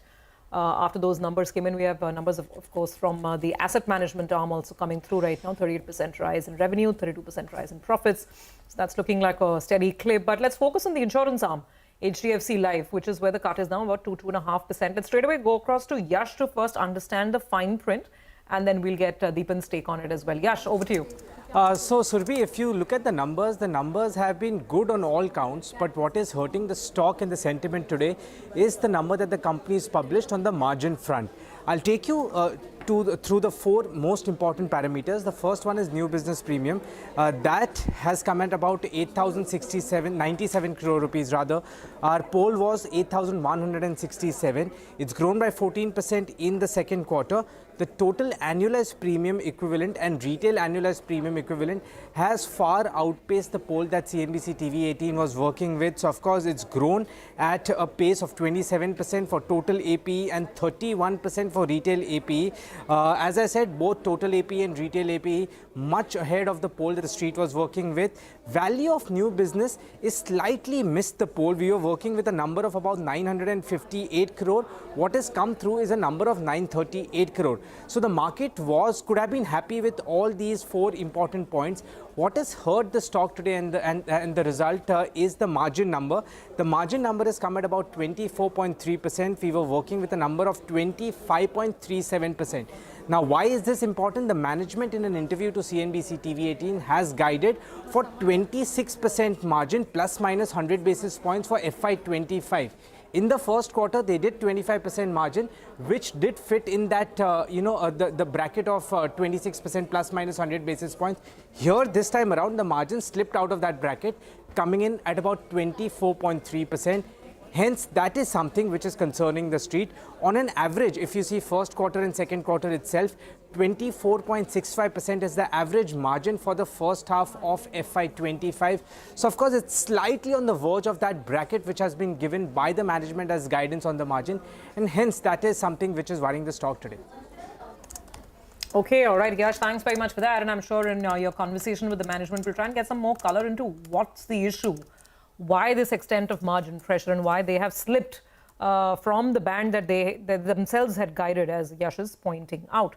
Deepan is, of course, with us. Deepan, your thoughts? HDFC Life, I mean, maybe this is a one-off, but in general, what's your call on the stock, on the business and life insurance overall? So, I think it's a stable business, and look at the underlying growth rates in terms of premium income is pretty decent. I mean, getting a business which is growing at 20% plus, which I said is a good benchmark for investors to follow.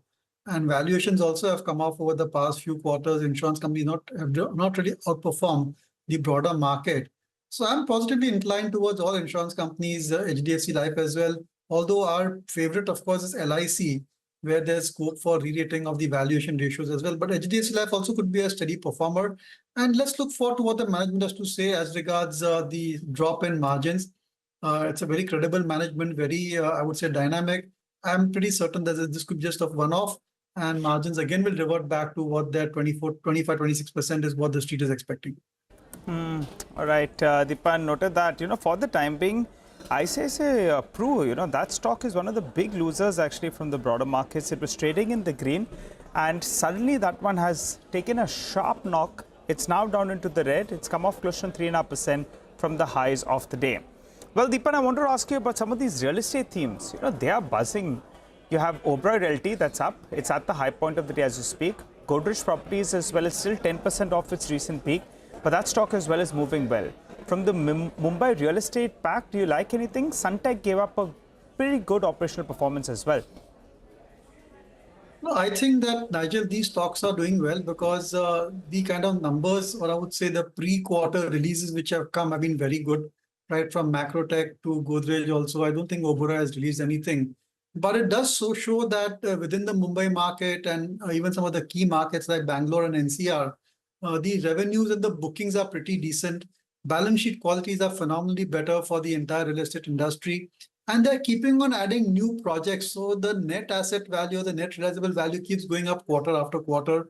And these companies are rated more on the net asset value and what the potential revenues is rather than the actual earnings per share and the price to earnings multiple.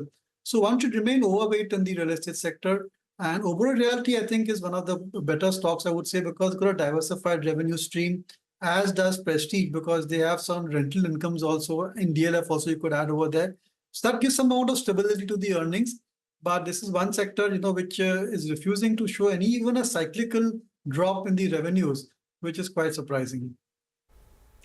Let's talk about Divi's Laboratory now. It's under pressure on the back of fresh news flow. Ekta is here to tell us more. Ekta. Thanks for that. Well, this is an issue which has been going on for Divi's Labs for some time now, because they are the API supplier to Novartis, which is the manufacturer of the heart failure drug Entresto. Now, the US court in the latest developments has rejected Novartis's motion to declare a US FDA approval for MSN, which is another pharma company's generic version of Entresto, as unlawful. So that means that generic competition is likely to enter the market for Entresto generic sooner than anticipated. Now, the spokesperson for Novartis said that the company disagrees with the court decision denying their request to reverse the FDA approval. Novartis has said that they are considering all available options at this point in time. Like I mentioned, it is a heart failure drug. It is one of Divi's largest drugs in its CDMO portfolio. Kotak had written on it in August, and they said that there is a downside risk of a sooner than anticipated launch of Entresto generic for Divi's. Kotak had not factored in generic entry before second half of FY26. They estimate that the CDMO contract with Novartis for Entresto contributed around 8% of total sales for Divi's and 19% of their CDMO sales in FY24. And an earlier generic entry could lead to a 10% plus downside risk to the FY26-27 estimated EPS for Divi's. So what this means is that there could be competition which could be coming in earlier than anticipated for one of the big drugs that Divi's is an API supplier to when it comes to Novartis.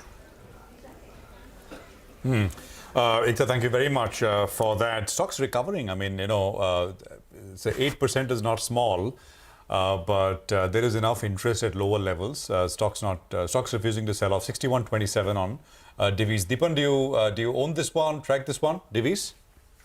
Yeah, actually, measure disclosure, we have a small holding in Divi's Laboratories, and we are seeing quarter after quarter the numbers improving, and CDMO is the mainstay. So when those revenues start to increase in proportion, the margins automatically start to look up for Divi's Laboratory. And this could be a minor setback, but look, it's got many new molecules going on stream. The order booking also is improving over there. And on the whole, I think pharmaceutical companies are doing much better.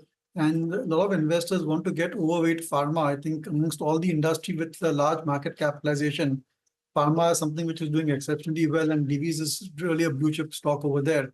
So I would say that it's a setback, but by and large, I think we are positive on Divi's Laboratories, and we do expect good numbers from this quarter onwards. By the way, I was just checking the subscription updates on day one of the mega IPO Hyundai. And the total issue has been subscribed only 0.14 times as per NSE data. And this is the consolidated bid data, I think, across exchanges. Deepan, what's your sense? We had a very lengthy conversation with the management, spoke about a lot of the issues the market raises, like, competition in the SUV space and their funding requirements, the fact that there's a lot of paper supply with the promoter selling 17% stake. What's your call on the issue? And I mean, it's still open for subscription. So what are you telling people to do? No, we are telling investors to apply, and we ourselves are also going to apply for the IPO as a measure of disclosure. But I wouldn't expect a big bang listing. And one has to be a bit patient over here, have a slightly longer term investment horizon, 2 to 3 years or so. When you look at the qualitative factors between Maruti and Hyundai, I would tilt towards Hyundai because of the positioning, the kind of models which they have, and their EV strategy as well, not to mention the overall financials. So I would say that it's a good opportunity for investors who missed out on Maruti, want to get into a nice blue chip auto company. then you could go for the Hyundai IPO, then on listing, which I don't expect to be something, phenomenal.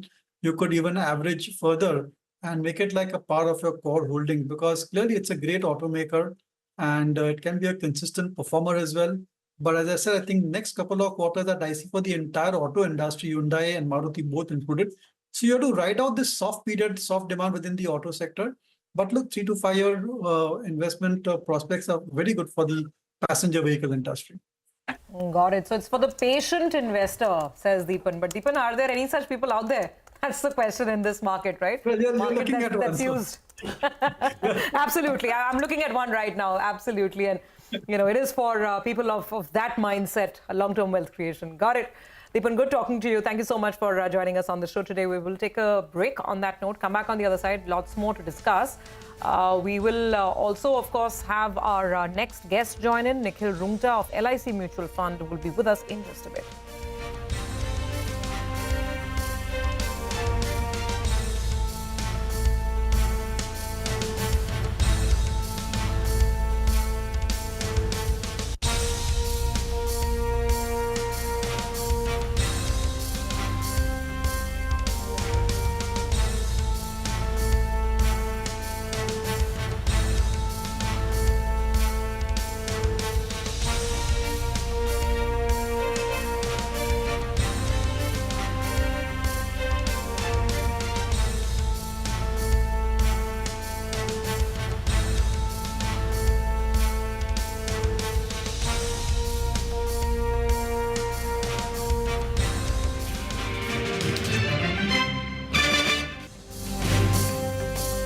And this flight would have had to dump the excess fuel before landing in Delhi, as it would have provisioned for a journey to New York, so that would be dumping 70 to 80 tons of fuel.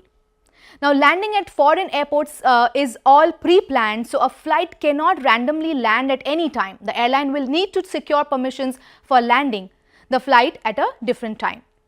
There were around 239 passengers on this flight, and providing hotel accommodation to them would be around 12 lakh rupees if we take a minimal 5,000 rupees per head cost. Since it is an international ultra long haul flight, the same crew cannot operate this flight due to their flight duty time limit. So another set of cockpit crew and cabin crew will have to be arranged to operate the next flight. So that's the cost that is easily calculated. There are other costs like compensating passengers on the same flight and to also those who had booked Air India from New York to Mumbai.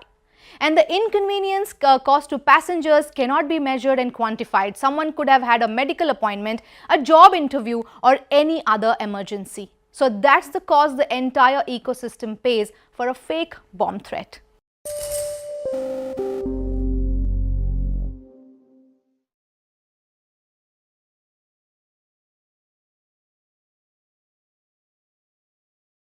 So the Maharashtra government is rapidly clearing projects and announcing welfare schemes just ahead of the elections, despite the state's ongoing cash crunch.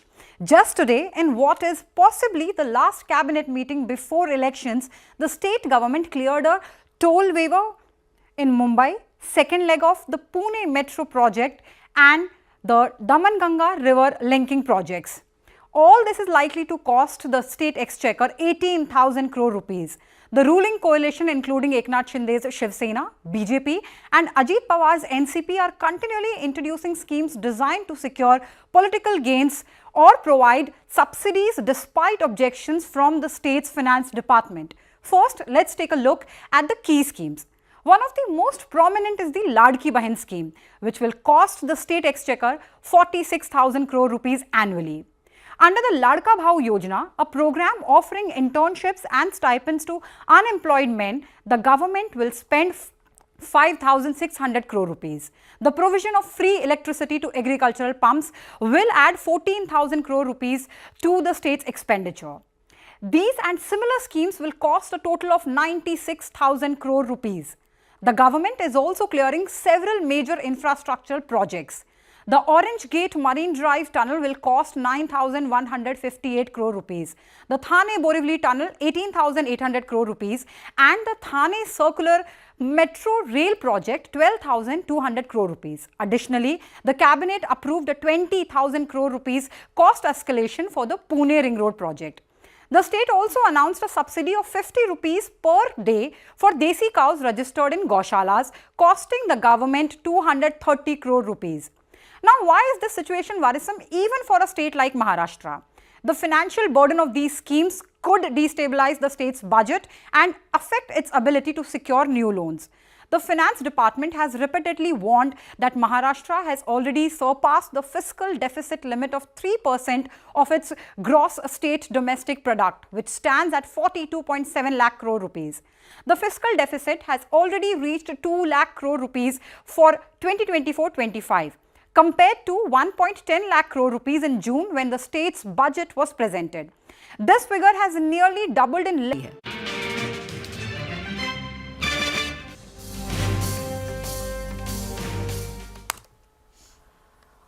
Welcome back. Sterling and Wilson Renewable Energy has surged in trade. It's now up close to about 5%. There was this Q2 conference call. Vivek joins in with the key takeaways. Vivek?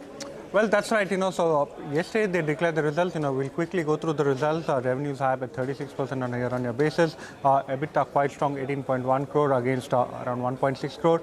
Margins too quite strong, 1.8%, and profitability versus a loss last time around.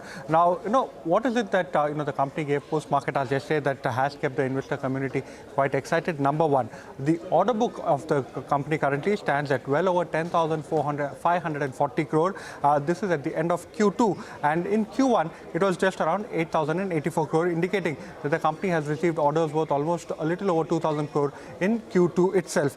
Total debt, has actually inched up a little bit. But what is it that the company is saying? The company is saying in terms of the gross margins, legacy international projects are now behind them, and they are expecting gross margins to continue to trend at 10%, which is positive. But on the other hand, when you're talking about the O&M business margins, they're expecting that, Q1 it was at 28%. They're expecting it to go slightly lower to 25%, and that is why they expect the steady state margins to actually go and settle at. Very importantly, the Nigeria order. This is something that the street has been waiting for quite some time. The company says final terms have been negotiated.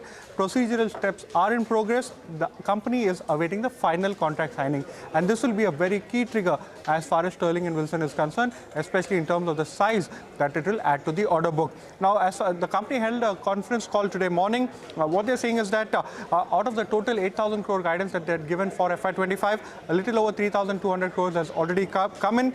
They're expecting significant pickup in execution in the second half of FY25. So the guidance is intact for the revenue at 8,000 crore. They've availed a new 500 crore loan facility from IREDA, which indicates, which is why they actually saw a bump up as far as, Q2 debt was concerned. And they are working on pilot projects as far as Reliance Industries is concerned. Expect the pilot projects to complete by the end of next quarter. And they don't expect any further selling of stake by the promoters. On the back of that, some positive news flow, positive commentary. Stock is doing quite well in the session today. From 800 to 500. Vivek, by the way, on the con call, did they say that African-Nigerian order will come this quarter, next quarter? Any firm timelines now? Well, even in the investor presentation and even in the con call, what they're saying is that all the terms have been negotiated, procedural steps are in progress, and they're awaiting the final contract signing. So I don't think it's in their control, which is why they've been unable to give a concrete timeline as to when this particular order can come in. Okay. All right, Vivek, thank you very much for that. Stocks, of course, limit up, coming off beaten down kind of levels now. Nikhil Rungta is with us, Co-Chief Investment Officer at LIC Mutual Fund. Nikhil, good afternoon. Good to have you here. Oil prices are off sharply, $73, $74. And this is good news for a big oil importer like us. Any implications as you see it? Will at the margin, does it help things? Would you look at any specific sectors on the back of it, or if prices go even lower and stay low, does it sort of add one more tailwind to the market? What's your sense? Yeah, hi, good afternoon, and thank you for having me back. Definitely, it's positive for India as a country, and we are definitely bullish on a couple of sectors which have this crude as their raw material. So there we will see a decent rise in margins, and we are hopeful that it will settle down at around similar level of around 70, 75 odd levels. But yes, it's a thing to wait and watch what happens globally. In terms of commodities specifically, definitely it's one of the large commodity for India as a whole. And it does impact not only one, two, but many sectors.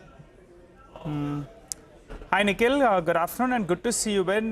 Nikhil, what's your take on the chemical space? And I think one of your funds have Sudarshan Chemicals. You can correct me if I'm wrong, but they have gone ahead and they've made a big acquisition. Your comment first on the chemical space and about this, these Indian companies going out there and making these large acquisitions. Sometimes they don't turn out according to plan, but sometimes they work. Your comment. So, hi. Definitely on the chemical as a space, we do like chemicals, and we believe past 2-3 years, the sector have not performed at all. And going forward, we see that the sector have bottomed out. The commentary from the managements are also improving. Coming to specific companies, I mean, without naming, a couple of Indian companies have definitely made few acquisitions outside. But here we need to go on a wait and watch mode. How these specific companies, which are going for an acquisition larger than their own size, definitely not only global, but last year we saw one of the Indian company going out for an acquisition larger than its size, and definitely the stock performing well. Here as well, we need to wait and watch what exactly they are doing. But yes, they are actually diversifying themselves, be it in terms of additional customers, new customers which we are gaining, or in terms of additional facilities or technology which these guys are getting from these acquisitions. So we are bullish on this space, and we definitely like these companies. A few of them definitely work out, few of them don't, depend given the time horizon. And yes, the company under review have already done a couple of acquisitions historically. So we need to wait and watch this type of acquisition, how it plays out going forward as well. And we continue to remain bullish on the sector and space as a whole. Nikhil, hi, afternoon. So based on the IT numbers that have come out so far, TCS, HCL Tech, Tata, LXA, is there a case to go ahead and increase the weightage in technology stocks? See, definitely. I mean, since past couple of months, 2 times when I'm coming, I have indicated that we continue to remain positive on the IT space. And definitely one thing which is very clear now is the space is bottoming out. The commentary which we are getting from the US market in terms of IT spending, specifically on the from the BFSI entities, is they have started looking at these things incrementally. And your election is also around the corner, just around a month from here. So we will see things improving from here on. Earnings have bottomed out, and we continue to like the space, and we are increasing our exposure in the space as well. Got it. That's IT. Nikhil, good afternoon.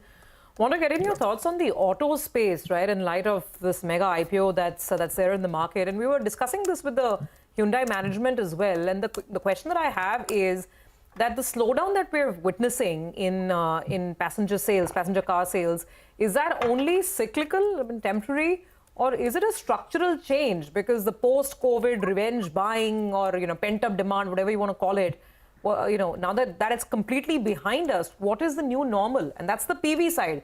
And then there's CV, because though the economy has been firing, there's nothing wrong. I mean, we talk about growth almost across sectors. I mean, the CV cycle is just not picking up at all. So what's your slightly more short to medium term view?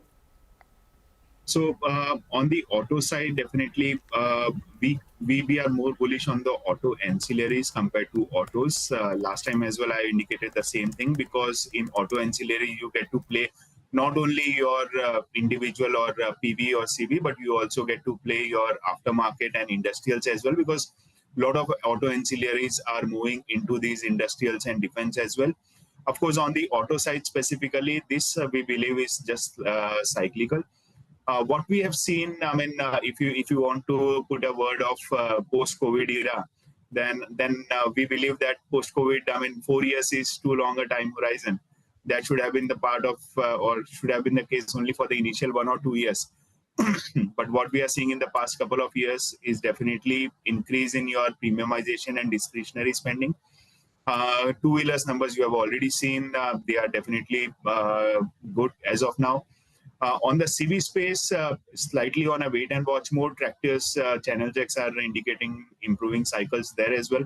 So we continue to remain bullish from a medium to long-term perspective. But yes, we continue to remain more bullish on auto ancillaries over OEMs. Do you have exposure, Nikhil, to brokers or exchanges like BSE, CDSL, etc.? They continue to soar. We do like them, but yes, valuation continues to remain a concern for them. They'll be definitely be part of our portfolio provided the valuation allows that. That's brokers. What about other non-lenders, non-banks, non-NBFCs? I mean, you have the life insurance business, you have wealth management, asset management, general insurance. What else do you like? So on the financial side, we like more of non-lenders over lenders. In non-lenders, specifically the insurers, the wealth managers, specifically the AMCs, we do like. On the lending side, we are more bullish on the NBFCs over banks. Of course, for the banks, it's more of near term rather than a medium to long term. Over a medium to long term, we continue to like banks as well, because we believe the valuation there are justified in this type of market where you are trying to find out opportunities or value pick. So financial as a whole have now become a value pick in the entire gamut. You know, Nikhil, as we speak, post those numbers coming in from HDFC Life, the biggest losers in this hour is actually all the life insurance names. HDFC Life, SBI Life, ICICI Prudential, all of them, they're getting smacked actually. It's a marginal miss on the VNB margins, but the street is not taking it lightly for the time being. I don't know whether it's an over-exaggerated move, but these stocks have pulled back considerably. Nikhil, final question before we let you go. What about Reliance Industries? You know, that was the poster boy of the big run we had in the last few years. But in the last 6 months, it's been a little bit off color. We're looking at a brokerage note today. They are indicating that at these valuations, it normally makes money. Would you be in that camp? It's already part of a couple of your funds. So I won't speak on a specific company, but I'll put it this way. Definitely from a medium to long-term perspective, we do like those companies which are moving into these emerging themes. The new energy vertical which the company have started, we definitely like that, and it has actually started making money for the company as well. So we continue to like the space, but yes, we are in the large cap space. We are playing more from the position sizing rather than individual stock specific. So most of these stock will be part of our portfolio, but in terms of portfolio sizing, we'll be trying to bring alpha from there.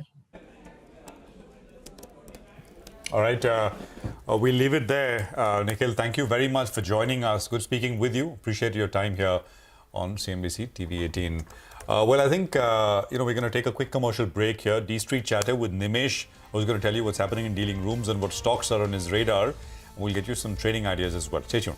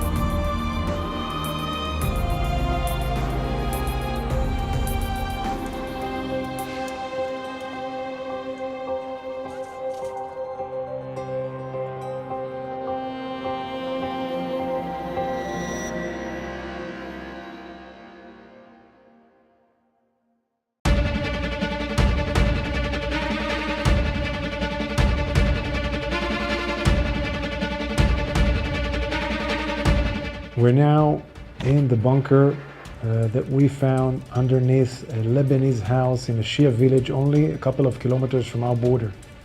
This bunker was ready for Radwan forces, for a battalion of Radwan forces to enter into this bunker and do a raid into Israel and do a larger scale of massacre than the 7th of October. They were planned with the motorcycles here to go to Kiryat Shmona, to Iftach, to villages and positions inside Israel and conduct a massacre.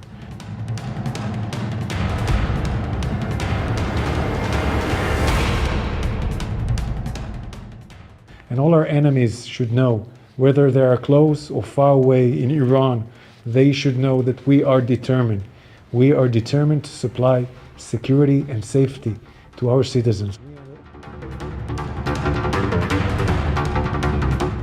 We need to impose a 1701, a fully imposed 1701 this area, so Hezbollah can never be next to our border with such infrastructures that can do a Conquer Galilee plan like he planned. Hassan Nasrallah, this ruthless terrorist that we eliminated, that is responsible for the deaths of many people, not just Israelis, Germans, Americans, French, and others.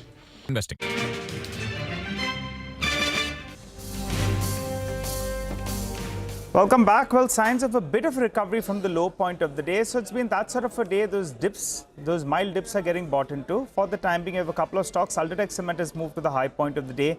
And Asian Paints as well. You have the tailwind now with regard to crude oil prices have corrected back to around $74 per barrel, which is good news to them. And the second half of the year ideally should be stronger. So it could explain why Asian Paints as well recovered a wee bit from the day's low. But a good time to tell you what's going on in D3 Chatter. Nimesh is with us. Nimesh, that's sort of a day. We've been in a bit of a range, but plenty going on in the broader markets. How are you reading it? Well, the reason why there is plenty happening in the broader market, because from a flow perspective, Nigel, today there is selling in the large cap names. In fact, there's going to be a MOC basket selling as well in the last 30 minutes, largely in the Nifty names. On the other side, there is enough buying from the DIs, from the FIs in the broader market stocks. So there is a basket of mid cap and small cap which is getting bought today by the large institutions. So that's the reason why the mid cap index is relatively outperformed in today's market. You spoke about crude sensitives doing well. Even the rate sensitives have done well today. The real estate names are doing good. Some select banks have done good. NBFCs slightly are doing good. So it's a very very stock specific move. Overall on the Nifty, there is pressure because of Reliance and because of selling pressure.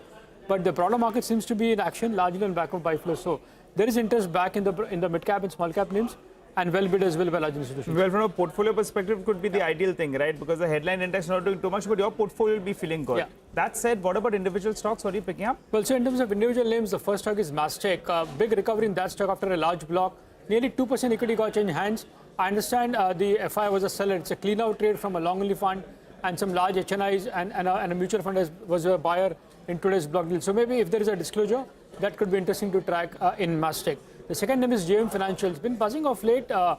Today, in general, all the broking companies have done well, but JM stands out. There is buy flow. Additionally, there is a buzz that maybe there could be some corporate development as well in JM Finance very soon. The third name is RK Forging. We highlighted the UBS initiating report in the morning as well. Big target for 1500 is a target price. But apart from that, there is delivery-based buying as well from large institutions in RK Forging today. And the last is Suzlon. For the last couple of days, that is relatively underperformed. There are sell-flows as well. Even today, the delivery will be on higher side. I understand some long-only funds are active sellers, and hence that stock has been pressure off late, and that's the case today as well. All right, got that. Thanks for all the buzz, Nimesh. We will keep those stocks on the radar. For the time being, back to the markets. Market at the Nifty level still down about 75 points, but the Bank Nifty is managing that little hint of green. Otherwise, it's been a very quiet day in terms of the index. We haven't gone anywhere. Mitesh Thakkar is back with us. Mitesh, what do you make of the day? And what are the trades now? I think, the banks kind of saved the day, though I think it's a slightly negative session. But I think I would not be really worried about the 70-100 point kind of moves, because my belief is that we are still, kind of consolidating and we're in a range. So I think that movement is expected to continue for the next few days. On the stock side, BTST on overall reality, I think that's one stock which is trading at the swing high. So keep a stop below 2004, look for targets of 2060. And the other one which I have is an STVT and Aurobindo Pharma with a stop at about 1490 for targets of 1465. Okay, got it. Thank you for that, Mitesh. By the way, as we take our next break, I mean, the move on Angel One is simply an unstoppable move. The stock is now zooming 18%. That's right, you heard it, 1818, 3225. It's just been another story, Angel One, in the last couple of months. Let's take that break. We'll come back. We'll be in the last leg of today's trading action. And of course, we'll get you some thoughts from Jay Bala of Cash the Chaos as well.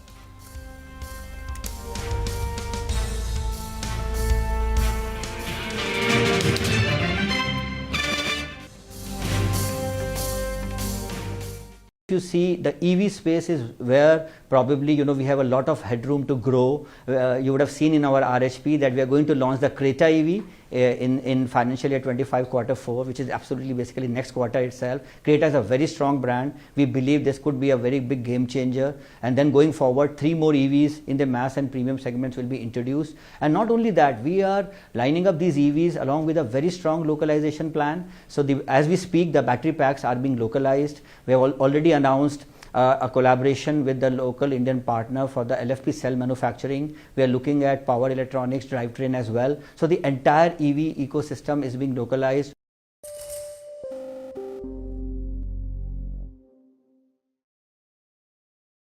Regarding royalty, as you know, the royalty rate is 3.5%, and we believe that it is going to be there for a long time. Regarding the effect of royalty on the results, if you can see our financial year 25 Q1 result, which is including of the new royalty rate, and you have seen that we have managed to have a EBITDA of 13.5%. So that is one. As far as Hyundai is concerned, we have a big range of SUVs, and January to September period SUV percentage is at 67%, much higher than the industry. In fact, in the month of September, we touched 70%. And what is exactly happening is actually our rural markets are also contributing the same to the SUVs. The rural penetration also stands at 67%. I think this is a very clear indication how the aspirations in the rural markets have also caught up.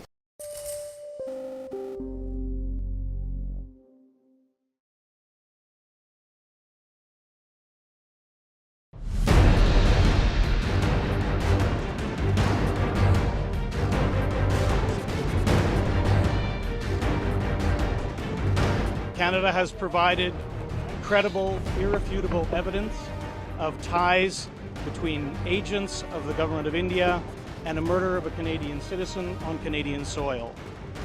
Now it is time for India to live up to what it said it would do and look into those allegations.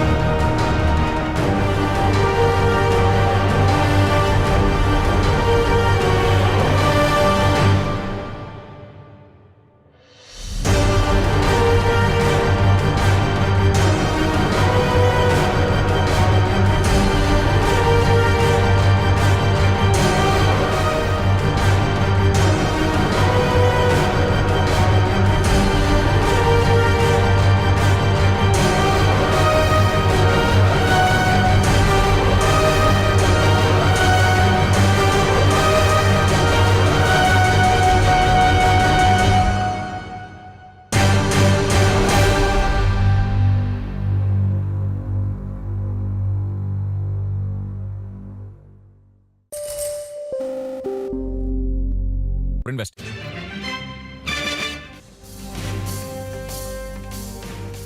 Welcome back. You're with us on Closing Bell. Quiet day, as we've been pointing out.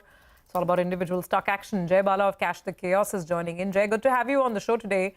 We want to start off by getting your thoughts on some of the stockbroking names here in the Indian market. I'm sure these stocks wouldn't have gone unnoticed by you as well, whether it's Angel One or Motilal or today IIFL Securities.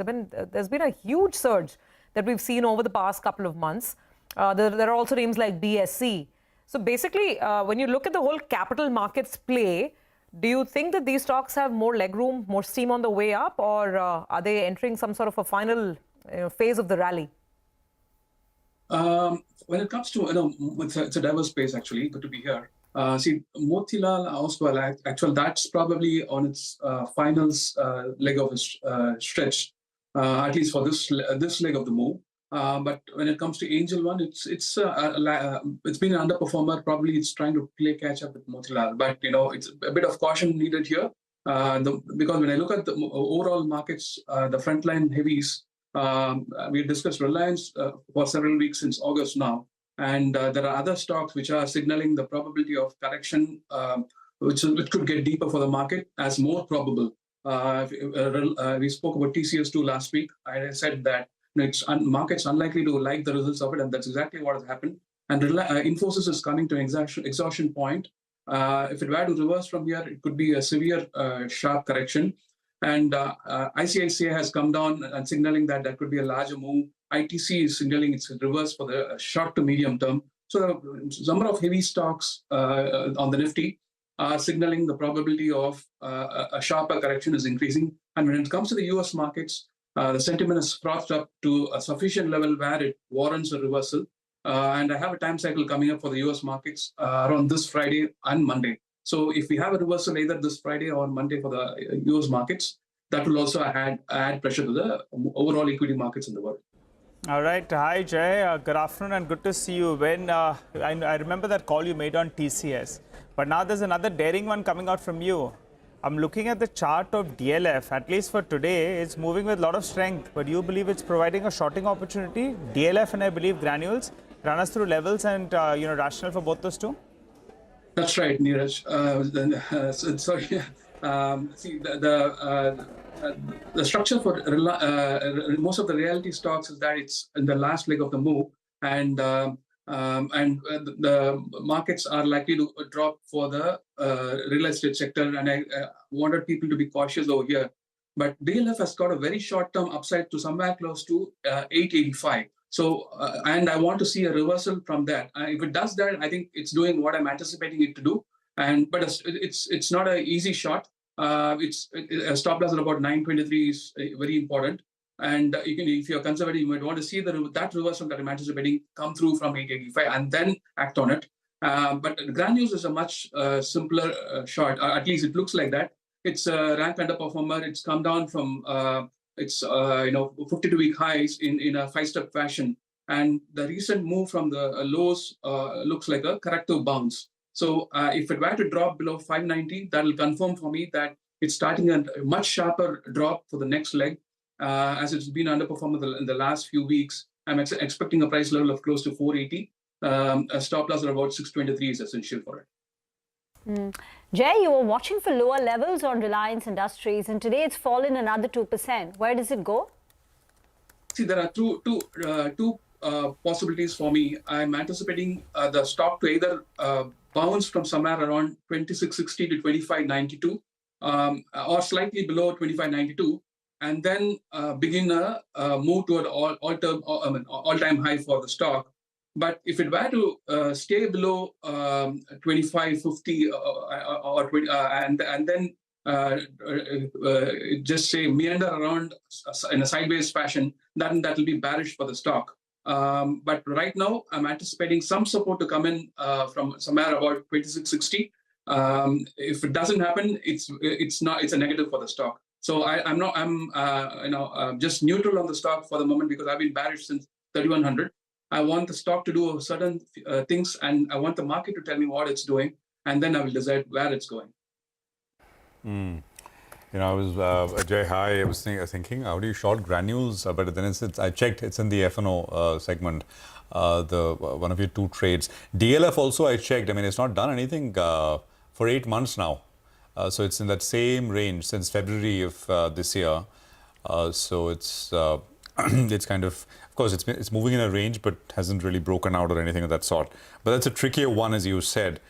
What else, Jay? You briefly mentioned things are looking like things are coming together in the US as well, which indicates that maybe we are in for some weakness. Do you want to explain that? Yeah. See, markets are a function of price, time, and sentiment. And right now, the sentiment for the US equity markets is so extremely bullish that it can become bearish. Any push on the negative side would just make the boat topple. So I'm looking at the US S&P futures to rise somewhere close to about 59.80 to 6,000. And slightly above, if it reverses from that, that will give a very nice setup for a reversal signature. But it's not at reverse. I'm watching for it. But when it comes to the US equity markets, the Russell 2000 doesn't believe we are in a rate cutting environment. The Russell 2000 is much below the July highs. That's usually in a rate cutting environment, small caps tend to outperform. But Russell 2000 is still below July highs, so it maybe that can change. But right now with the excessive sentiment and it's still not above the July high. Even that's also pointing to something. And US 10-year bonds had a very good reversal signature to the bullish side, and also the dollar index. The dollar index has come to about 103. A minimum move to about 106.5 or ballpark is quite possible. So that's also signaling some possibility. A short-term pullback for both the US bond yields and the dollar index is likely, but post that, both are signaling higher levels. By the way, sudden spike in the broader markets. The mid-cap index is now up 150 points. The small-cap index too has picked up, though the advanced decline ratio still remains 1:1. But in the last 10 minutes, there has been that pickup in Bank Nifty is also Bank picked up Nifty 100 also, points. it was flattish. Yeah. ICICI Bank is leading there, so ICICI Bank is up nearly about 2%. Okay, I guess any short-term immediate trades, given the caution that you described, Jay? Yeah, I mean, I just don't want to go too much into the deep end of the pool. I'm just treading water at the moment. So I'm watching Infosys for a reversal. IT, I think, has come to a very important resistance. That's coming off from important resistance. And if Infosys also disappoints, I think the IT sector will be a short for me. Okay, yeah, it's done well today. Infosys also at record levels at 1961. Thank you for being with us, Jay. Let's quickly start recapping a day that's been quiet, but we've had a little bit of spark, some action in the dying minutes of trade. So if we talk about the Nifty itself, the cut is about 53 points, and lots of the big boys on the way down. HDFC Life down after results. Bajaj Auto down 3% ahead of results tomorrow. So a lot of caution on some of these names. Wipro's ended with a cut of about 3%. Bajaj Finance, Hindalco, Tata Steel. These are some, even JSW Steel. So metals in general fairly weak. And then there's Reliance. The result reaction is a 2% cut coming in on the stock. So that's the large cap arena. The leaders, of course, included the oil marketing companies, thanks to the big drop in oil prices. BPCL is a nifty winner with a 2% gain. ICICI Bank, Britannia, Bharti Airtel and BEL are some of the other green names on the upside of the Nifty. In the broader markets, it's Angel One, top honors, 18% higher on the back of the Q2 numbers. It took with itself Motilal Oswal, also ending with a double-digit up move. Network 18 also deserves mention because it's a 10% rally on Network 18, TV18 broadcast, 7.5% higher. Five-star Business Finance also moving up on very large volume. Suntech Realty reacting to the business update with an 8% gain. In the IT pack, it's First Source. First Source, remember, gets most of a chunk of its revenues from the financial vertical, and First Source ends with a gain of about 5.5%, and Mastek is the other one, which ended up with strength. On the way down, you had Nugent Software profit booking after a steady set of Q2 numbers. Nalco weak in trade, Bandhan Bank under a bit of pressure, and Oil India lost close to about 5%. But all in all, a quietish session for our markets. The Nifty is ending at 25,066, a cut of about 60 odd points. Banks did well, led by ICICI Bank, and mid caps and small caps managed to close out in the green, eking out an up move in the last 10 minutes. With that, it's a wrap and closing bell. Thank you for watching, but don't go anywhere. Markets Forward comes up next.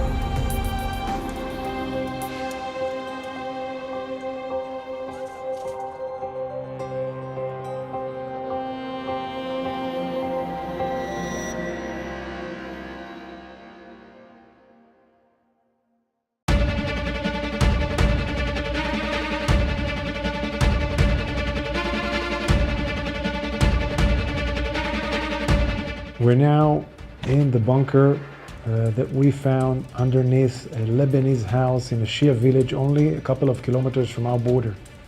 This bunker was ready for Radwan forces, for a battalion of Radwan forces to enter into this bunker and do a raid into Israel and do a larger scale of massacre than the 7th of October. They were planned with the motorcycles here to go to Kiryat Shmona, to Iftach, to villages and positions inside Israel and conduct a massacre.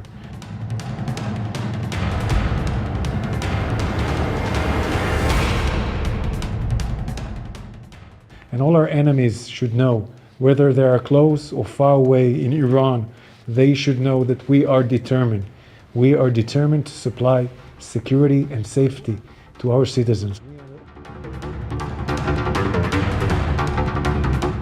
We need to impose a 1701, a fully imposed 1701 this area, so Hezbollah can never be next to our border with such infrastructures that can do a Conquer Galilee plan like he planned. Hassan Nasrallah, this ruthless terrorist that we eliminated, that is responsible for the deaths of many. Dalal Street ends mixed. Nifty holds on to 25,000 but ends in the red. Broader markets outperformed the blue chips. Crude oil prices decline on demand concerns and the possibility of Israel attacking Iran but leaving out some of its oil facilities and nuclear sites. That was, of course, according to a Washington Post report. Prime Minister Modi inaugurates the 8th edition of the India Mobile Congress. Akash Ambani says Reliance Jio is laying the groundwork for national AI infrastructure. Sunil Mittal calls for laws to ensure satellite companies pay license fees and buy spectrum. Kumar Mangalam Birla says Vodafone Idea has kick-started the capex cycle after the recent fundraise. Hyundai Motor India raises 8,300 crore rupees from anchor investors, sees subscription of 20% on day one of its IPO. This is the largest ever initial public offering in the country. Hyundai Motor tells CNBC-TV18 it's expecting to grow volumes, market share and profitability with some of the big capex which is lined ahead. Also plans to launch an electric Creta later this financial year.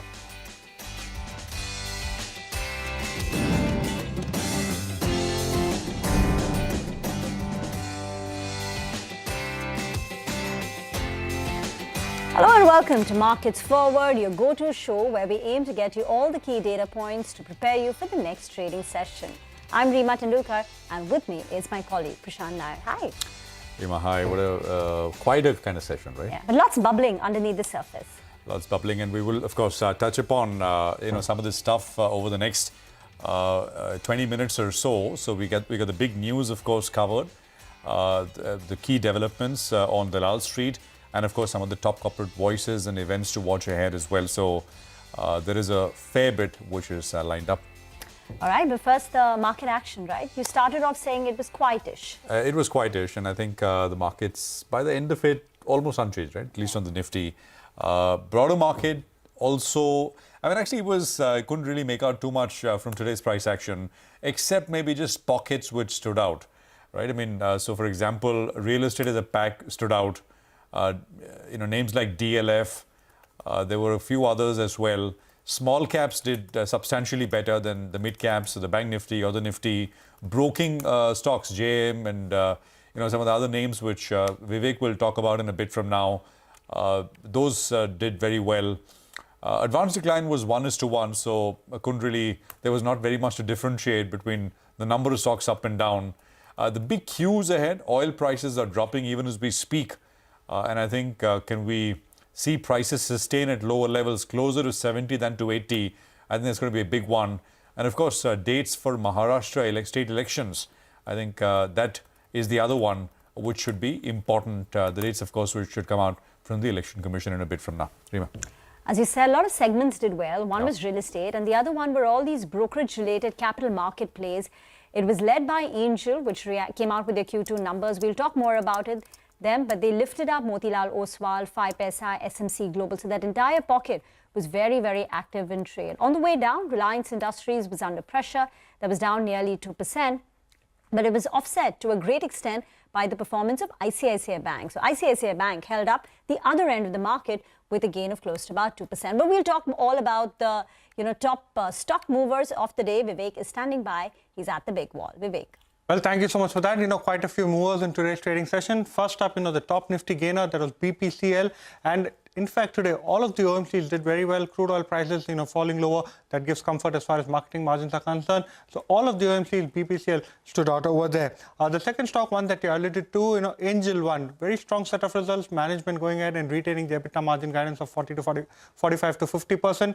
18% higher as far as Angel One was concerned. The third stock on our radar, Network 18. Tomorrow is the record date as far as the merger of Network 18 and TV18 is concerned. Today, the stock ended higher by almost 10%. Bata India, yesterday you did see an initiating note coming in from IIFL. Today, for the second day in a row, you actually saw Bata moving higher in the session. But on the other hand, quite a few stocks saw quite a bit of selling pressure as well. HDFC Life, in fact, after the results, quite a bit of a sell-off, almost 4% lower as far as HDFC Life was concerned. It also dragged down a few of the other life insurance names. Divi's Labs, during the trading session, our news came through that one of the company's key clients lost an appeal as far as denying entry to a generic competitor. Divi's is a key supplier over there, almost 2% lower as far as Divi's was concerned. The entire metal pack was also under pressure. Names like JSPL, Tata Steel, SAIL, NMDC, all of them under pressure, 2.5% lower amongst most of the metal names. And lastly, Bajaj Finance, amongst the F&O space, this was amongst the top laggards. So quite a bit of selling pressure, ended low by close to 2.7% in the session today. All right, Vivek, thank you very much for that. Jay Bala of Cash the Chaos is with us. Siddharth Khemka of Motilal Financial Services is also joining us. Thanks both of you for being here. And we'll talk about broking companies here in just a bit. But I wanted to get a quick word on the market for viewers. Jay, it's a bit of a, one can't make out whether this is a pullback. I mean, when I say pullback, I mean from lower levels on the way up, or are we still in a sideways, kind of time frame? What's the view near term? Yeah, fair enough, Prashant.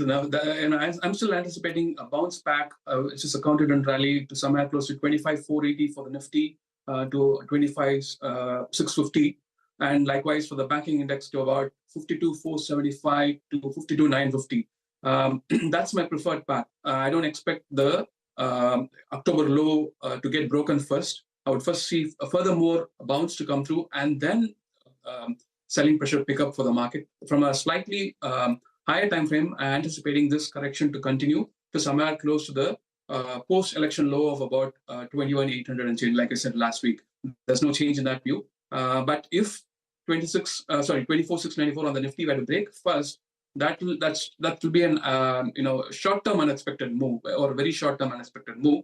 And I'll have to rethink. But I don't think we are digressing from the path of a sharper correction to somewhere close to 21,800 and change. Let's get to the stock-specific action then, and it's Angel One that soared 16% on the back of a very solid Q2 performance. It saw an improvement in its operational performance, which helped beat the street expectations on profits and margins. Vamakshi is here with the details. Vamakshi. Well, absolutely, Rima. A solid performance coming in from Angel One. Revenue was slightly lower than estimates, coming in at 1,515 crores. EBITDA margin, however, saw a very sharp improvement of 1,089 basis points to 44.4%. Net profit came in 45% higher sequentially and beat estimates. The growth in revenue was largely being driven by the interest income, which was up nearly 22%. Gross broking, however, was rather muted at only 2% sequential growth, but the operational performance was largely better, mainly on account of IPL expenses that were present in the first quarter and were not present in the second quarter, and that is why you're seeing a sharp improvement as far as the margins are concerned. The company also held a conference call earlier this morning, and some important takeaways coming in from there as well. They say that the stricter F&O norms may impact 13 to 14% of total income from the client. Rise in brokerage has been done done to offset impact from shift to the true to label fee structure. There are also diversification into distribution and several other businesses, which will be an important part of their growth strategy. As far as their wealth management and new businesses are concerned, they're expecting a burn rate of almost 2 to 2.5%. They're expecting the new businesses to break even in the next 1.5 to 2 years, wealth management business to break even in the next 3 years, and they believe that they will be holding on to the EBITDA guidance of 45 to 50%. So overall, it's a good set, good commentary coming in from the management, and resultantly the stock was up in trade. Siddharth, would you go out and buy Angel One or any of these brokerage names? I know you can't talk about Motilal. Yeah, go ahead. Hello. Yeah. So I think results were quite positive, and it's I think across the broking houses, I think the numbers will come strongly because of the high volume. The only overhang which was there on the broking industry was the SEBI circular, which kind of restricted the derivatives trading in a large way, and so in the near term there could be some pressure once the new rules kicks in by the end of November. So I think Jan, Feb, March would be very crucial in terms of looking at how the volumes in the derivative segment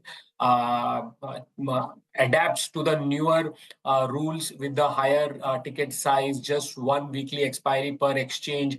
So our view is that in the long term, volumes will recover after the initial hit, and that is where the brokers as well as the entire capital market value chain tends to benefit. Angel One, we believe, so we are positive on Angel One. We have a buy rating, and before the results, we had a target price of 3,500, which will get revised today. So overall, we believe that it is well positioned to grow businesses across parameters, be it client acquisition, number of orders, or its MTF book, which is all set to grow. Additionally, over the long term, as Manakshi said, AMC business, wealth management business will also start contributing to the revenues, bringing it more structurally linearity to the overall growth. So yes, very positive results, and on the long term, we have a positive view. As I said, in the near term, next 1 or 2 quarters, we'll be watchful of the impact of the new regulation from SEBI.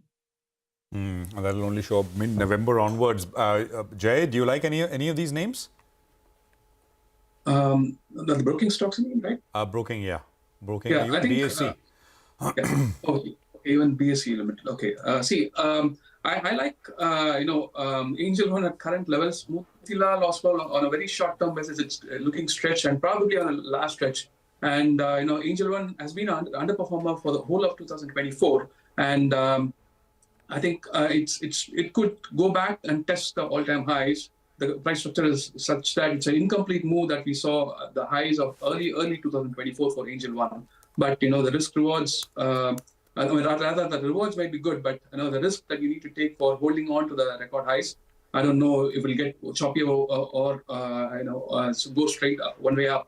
So you need to be allocating carefully, but I think there's definitely more upsides to work with for Angel One.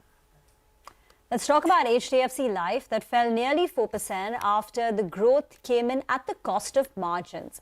Yash is here with the details. Yash. Well, Rima, the management in the previous interview had said that they would focus on growth even if that comes at the cost of margin, and that's exactly what's transpired in the second quarter of FY25. You see the growth numbers, they're pretty strong, on a year-on-year comparison, as well as to the number that we were working with, to the number that the street was working with. New business premium largely in line, a growth of 14%, total annualized premium equivalent or total APE, that saw a growth of 27%. It was much ahead of the estimates which CNBC-TV18 was working with. Retail annualized premium also much ahead of the street estimates, growing at 31% in the second quarter of FY25. Value of new business saw a slight miss to the estimates that we were working with. We were working with a number of 958 crore rupees. The number that came through was 938 crore rupees. So just about 20 crore miss, still growing at 17% in the second quarter. If everything went well, then what hurt the sentiments post the second quarter results? It was the margin number which the company released. The margin that came in down 200 basis points at about 24.3% versus 26.31%. Also, as per the number that we were working with in terms of estimates, we were working with 25.37%. It came down to about 24.3%. Now, why is this important and it became an important factor today? That's because the management had guided for 26% margin for FY25 plus minus 100 basis points. With the second quarter, it slipped out of that bracket, and that hurt the sentiments, explains why the stock was down in trade today. Thank you very much for that. Now let's talk about HCL Tech. They reported a strong quarter, a beat on the revenues, a beat on the margins. And this came in as a bit of a relief because TCS last week had reported muted set of numbers with the company facing certain client-specific issues in particular verticals. So revenue growth at 1.6% quarter-on-quarter, margins expanding by 150 basis points, and the company went ahead and raised the lower end of its top-line guidance. So the new guidance, revenue forecast for the year is 3.5 to 5%. Margin guidance remains unchanged. What the company said is that BFSI recovery is now more broad-based. In the month of August, it was North America leading growth in terms of BFSI recovery, but now even Asia, Europe has picked up in terms of BFSI growth. Now, the stock closed with a marginal gain, less than about 1%, but in the last 3 months, the stock, remember, has moved up 18%, outperforming the Nifty IT, which is up 9%. So that explains why we didn't see a blockbuster reaction to the stock price. And secondly, as HSBC says, valuations for HCL Tech are now in line with TCS, which limits further re-rating from here on. But all in all, Q2 was a strong set of numbers. We won 12 deals from services and 8 deals from software, bringing the total to 20 deals in Q2.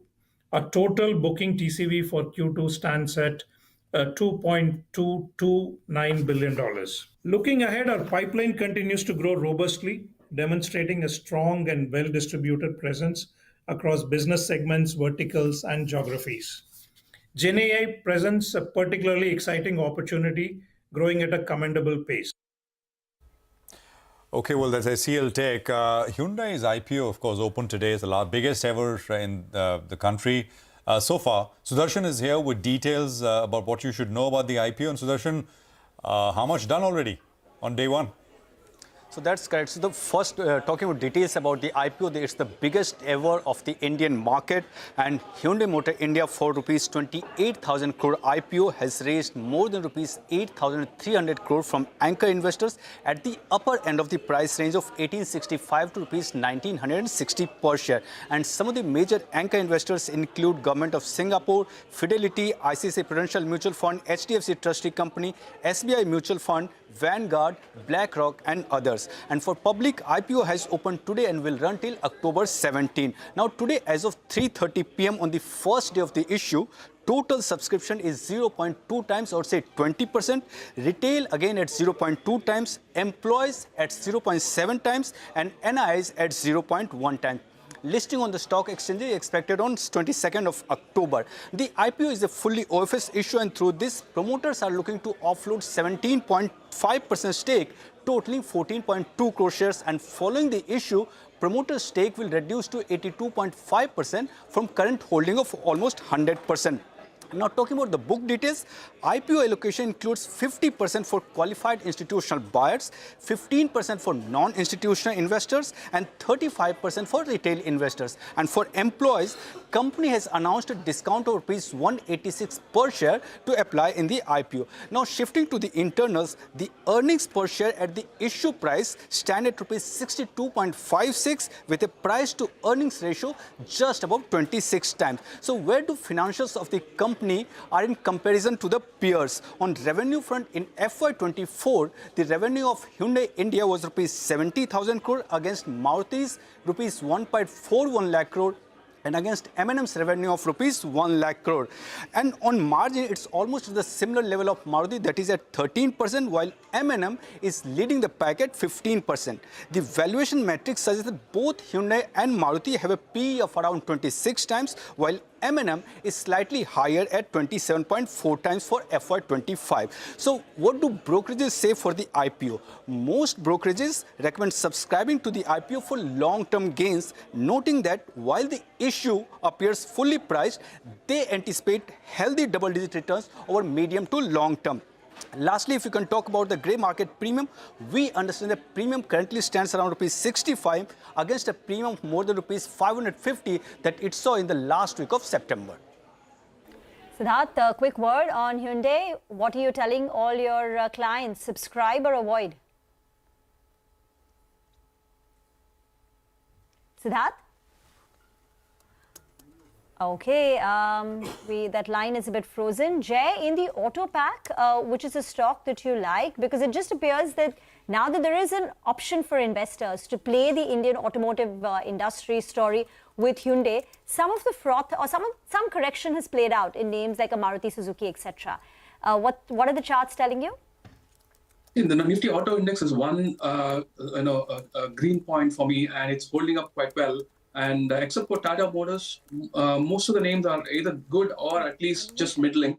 I think Mahindra is the best name out there. I think further higher highs to fresh record highs are due for it. But I don't know if it will last much beyond that. But right now, the auto index still remains at a stable and positive place for most of the names, barring Tata Motors. Okay, we'll leave it there. Thank you very much for joining us with that. We'll, of course, come back to both of you later. Jay and Sid, thank you for your time. Well, we'll come back with Nimesh on D Street Chatter, the stocks that he's got on his radar. That's coming up in a bit from now.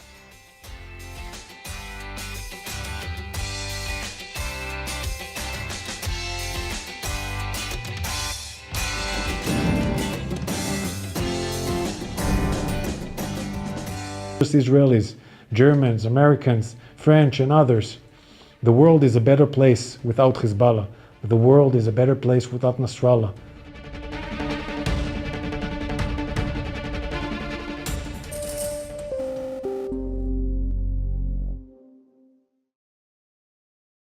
If you see, the EV space is where probably we have a lot of headroom to grow. You would have seen in our RHP that we are going to launch the Creta EV in financial year 25 Q4, which is absolutely basically next quarter itself. Creta is a very strong brand. We believe this could be a very big game changer. And then going forward, 3 more EVs in the mass and premium segments will be introduced. And not only that, we are lining up these EVs along with a very strong localization plan. So as we speak, the battery packs are being localized. We have already announced a collaboration with the local Indian partner for the LFP cell manufacturing. We are looking at power electronics, drivetrain as well. So the entire EV ecosystem is being localized.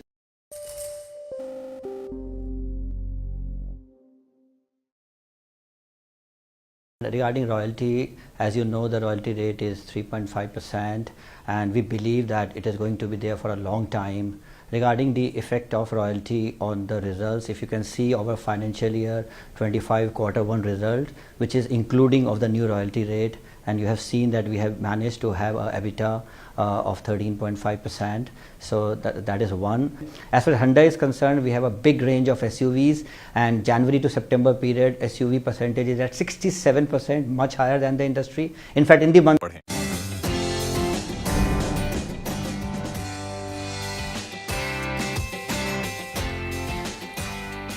Welcome back. You're watching Markets Forward, and now let's get to the corporates that we chatted with today. So first up is Healthcare Global Enterprises on unbundling of prices. The management said that there is a need to make sure that there is transparency in the system and that unbundled pricing by hospitals is not taking place routinely. That's not it. The healthcare provider also hinted that a stake sale by CVC is likely to take place in the next 4 to 6 months. Well, Gopal Snacks was with us as well. They've guided for a revenue growth of between 13 and 15%, with margins between 11 and 12%. Further, the company is bullish on wafer sales. It is expecting sales of 200 crore rupees in the current year and 350 crore rupees by FY27. Gross margins for wafers have also been better, according to the company. Okay, that's a sliver of some of the management commentary that we had through the course of the day on the channel. It's time for D Street Chatter. Nimesh is here with stocks that are on his radar. Nimesh, over to you. Hi, Prashant. Well, the Nifty was under pressure. The broader markets did well thanks to FI buying across broad, mid and small cap stocks. But in terms of individual names, the first stock is Mastech. A big recovery in that stock ended 4% higher because there was a large block, 2% equity got changed hands. I understand there was a clean out trade from an FII, so they've sold out. Some HNIs and some domestic mutual funds were buyers in today's block deal. The second name is JM Financial. Well, the entire broking stocks did well. JM stands out on back of FI buying, and additionally, the street is anticipating some corporate development as well in JM Financial very soon. The third name is RK Forging. We highlighted the UBS initiating report in the morning. Stock reacted to that, plus they were buying as well. So there was delivery-based buying at leading FI desk in RK Forging. And the last is Suzlon. For the last couple of days, Suzlon is under pressure on back of selling pressure. Even today, I understand some long-only funds were active sellers. So expect high delivery volumes on the sell side in Suzlon. Thank you very much for that. And let's wrap it up with the key events to watch tomorrow. Vamakshi is here. Well, thanks, Rima. Lots of events to watch out for tomorrow, but keeping an eye out on the cues first. UK will be reporting their CPI as well as PPI numbers. Lots of stocks also on our radar. On the back of numbers, we will be watching out for Bajaj Auto, L&T Technology Services and Emphasis. Nifty 500 index rejig is also scheduled tomorrow. So NSE will be adding Acom Drugs. They will be excluding TV18 Broadcast, mainly on account of the merger. Sudarshan Chemicals will be another stock on our radar. That is because a board meeting is scheduled tomorrow in order to consider fundraising plans. Pondy Oxides, there's a stock split that will take place tomorrow from rupees 10 of face value to rupees 5 per share. Apart from that, lots of other events to watch out for. Omar Abdullah will be taking oath as Jammu and Kashmir's CM tomorrow. Hong Kong Policy Address 2024 is also scheduled. And lastly, we will be watching out for EU Gulf Cooperation Council Summit, which begins in Brussels. This is important. That is because it's the first ever summit to be held between the EU as well as the GCC. All right, Vamakshi, thank you very much for that. It's a wrap on this edition of Markets Forward. We are back with more news and updates on the other side. Stay with us.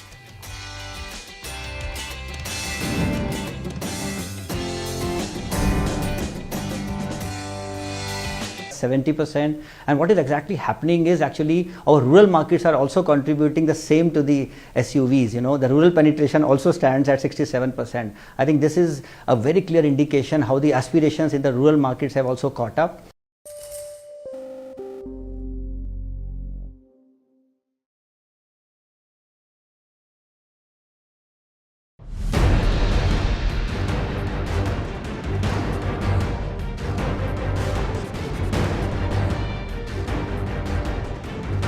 Canada has provided credible, irrefutable evidence of ties between agents of the government of India and a murder of a Canadian citizen on Canadian soil. Now it is time for India to live up to what it said it would do and look into those allegations.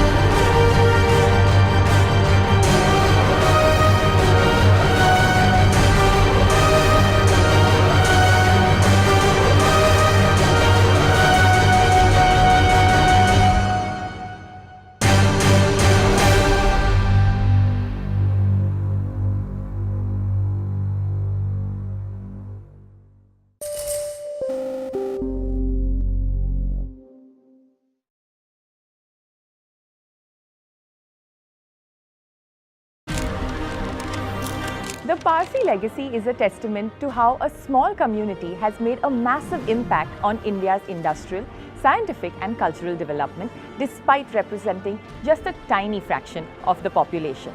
They reportedly make just 0.004% of India's population, but their contribution has been immeasurable. This is the story of the Parsi.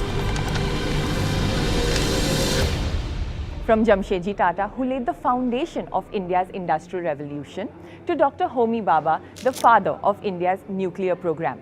The Parsi influence is like a secret ingredient that's added flavor to India's growth recipe. The Tata Group started as a humble textile business in the 19th century and has now grown into one of India's largest business giants. with its listed entities' combined market capitalization at rupees 30 lakh crores. Jahangir Tata took to the skies with Air India, and Ratan Tata kept soaring, expanding globally and championing philanthropy. In 2023, Ratan Tata's foundation pledged millions for healthcare and education, proving the Parsi spirit of giving. And let's not forget Adair Godrej, who unlocked a whole new world by founding the Godrej Group, introducing India's first locks and safes. Today, it's a global sensation known for its eco-friendly products and commitment to social responsibility, perfectly embodying Parsi values of philanthropy.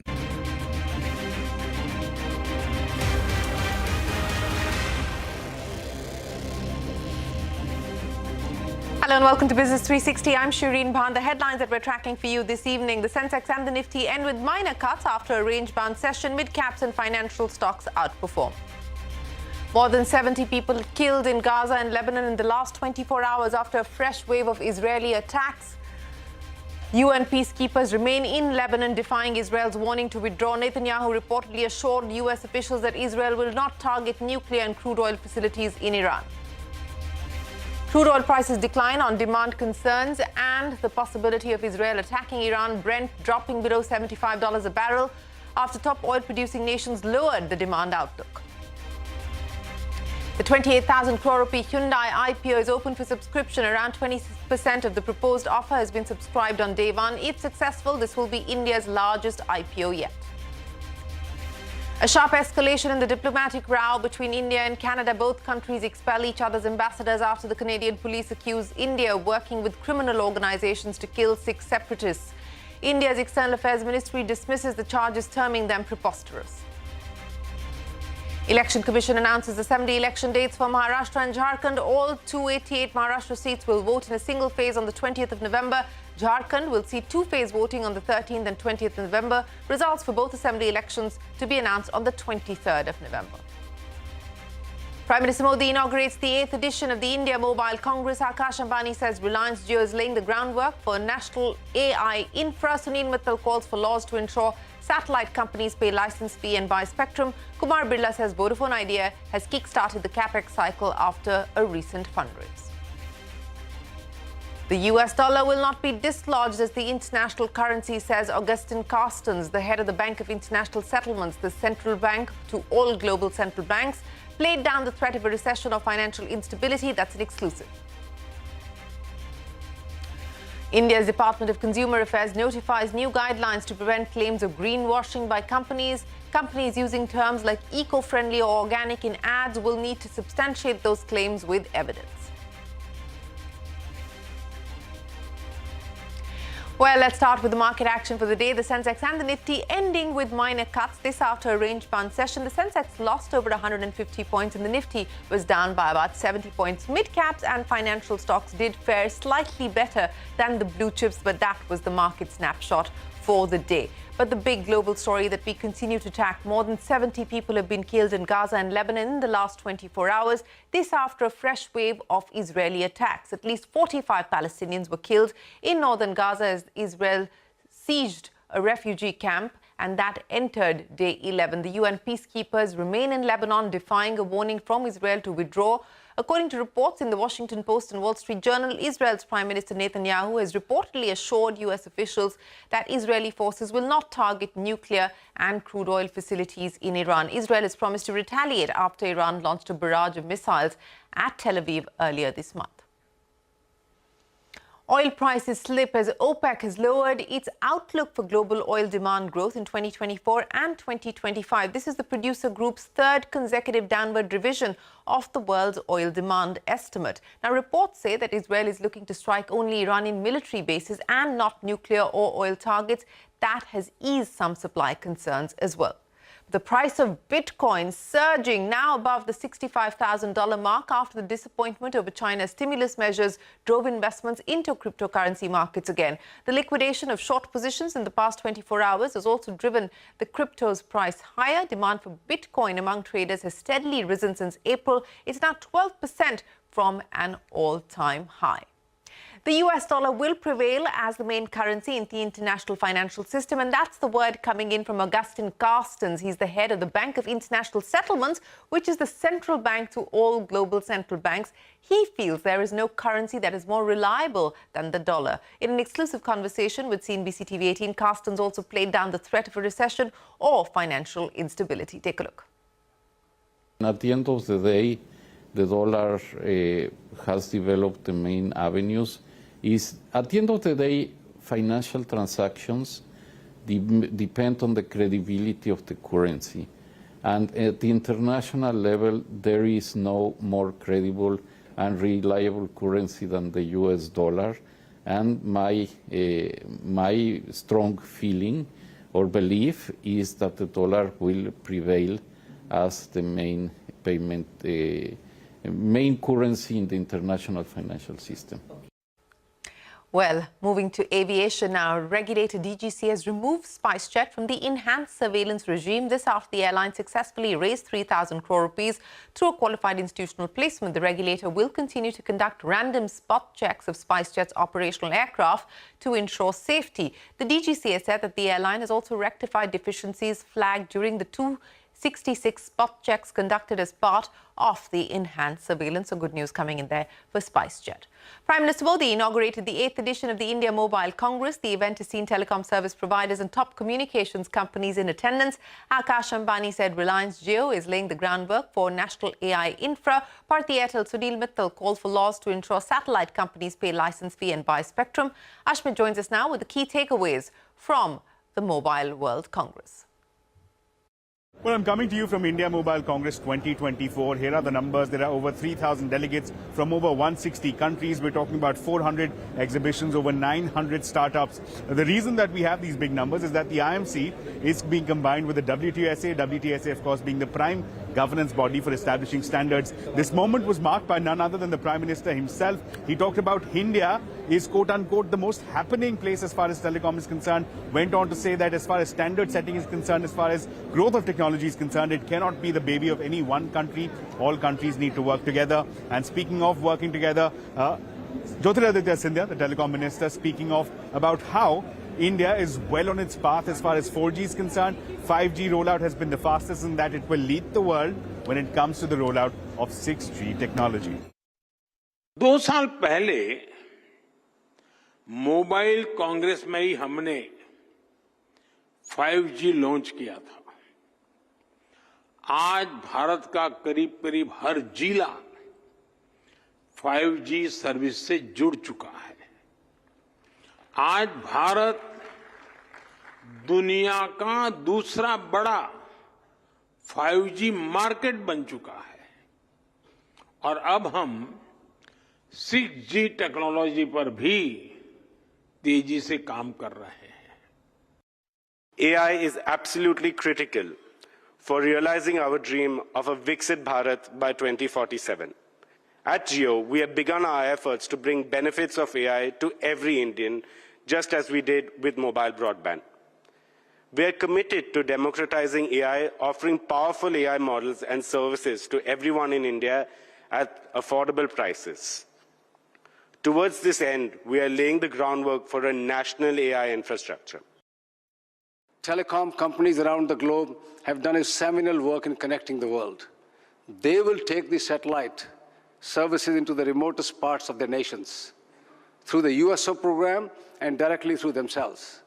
And those satellite companies who have ambitions to come into urban areas serving elite retail customers just need to take the telecom licenses like everybody else, be bound with the same conditions.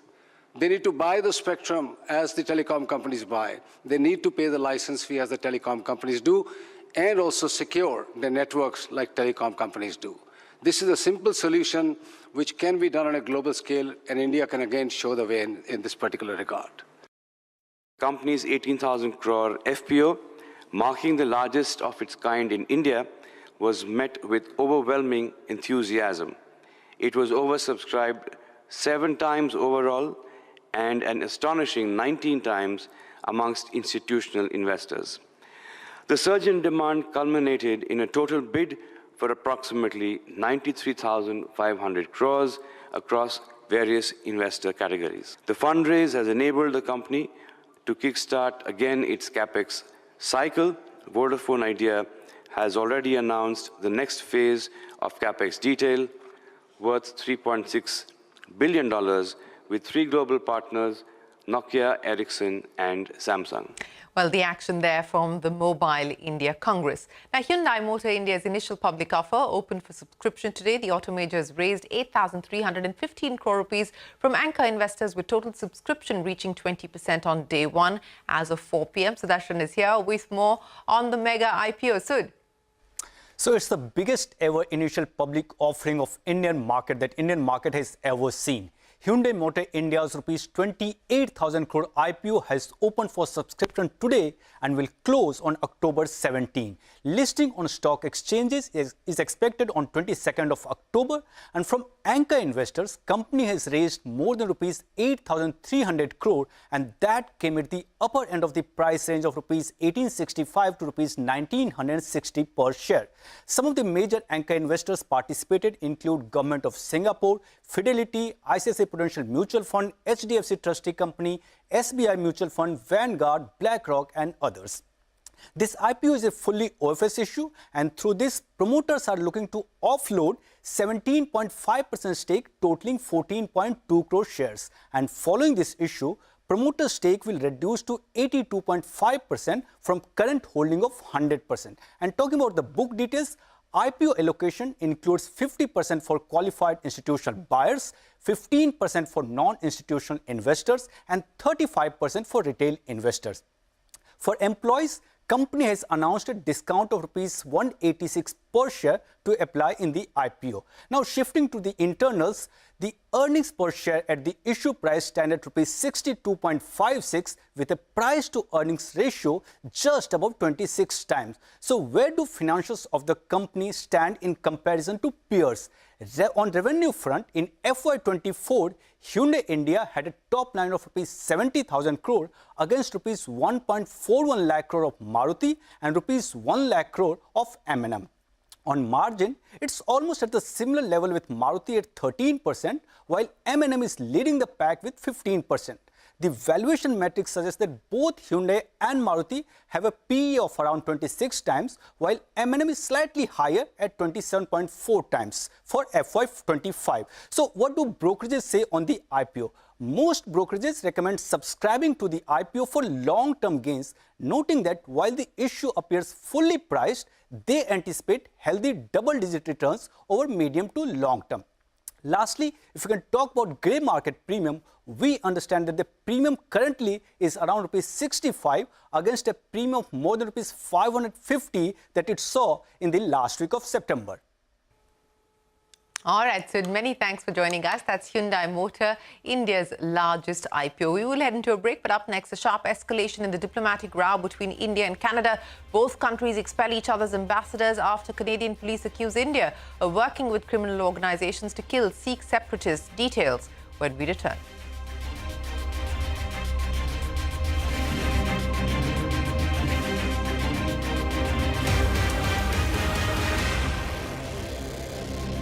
Talk about building dreams. Palanji Mystery turned construction into an art form with Shapurji Palanji. From iconic skyscrapers to vibrant residential complexes, this powerhouse is shaping skylines worldwide. Cyrus Poonawalla, the mastermind behind the Serum Institute of India, is a health superhero. Producing over 1.5 billion vaccine doses a year, he took center stage during the COVID-19 pandemic by churning out the AstraZeneca vaccine. That's a Parsi powerhouse, making the world a healthier place. Also, did you know Freddie Mercury, the legendary frontman of Queen, attended boarding school in Panchgani, Maharashtra? With his incredible voice and flamboyant stage presence, he proudly celebrated his Parsi roots while giving us timeless hits. From innovation to philanthropy to music, Parsis have made their mark everywhere. Despite their shrinking numbers, now less than 60,000, they continue to shine bright and inspire.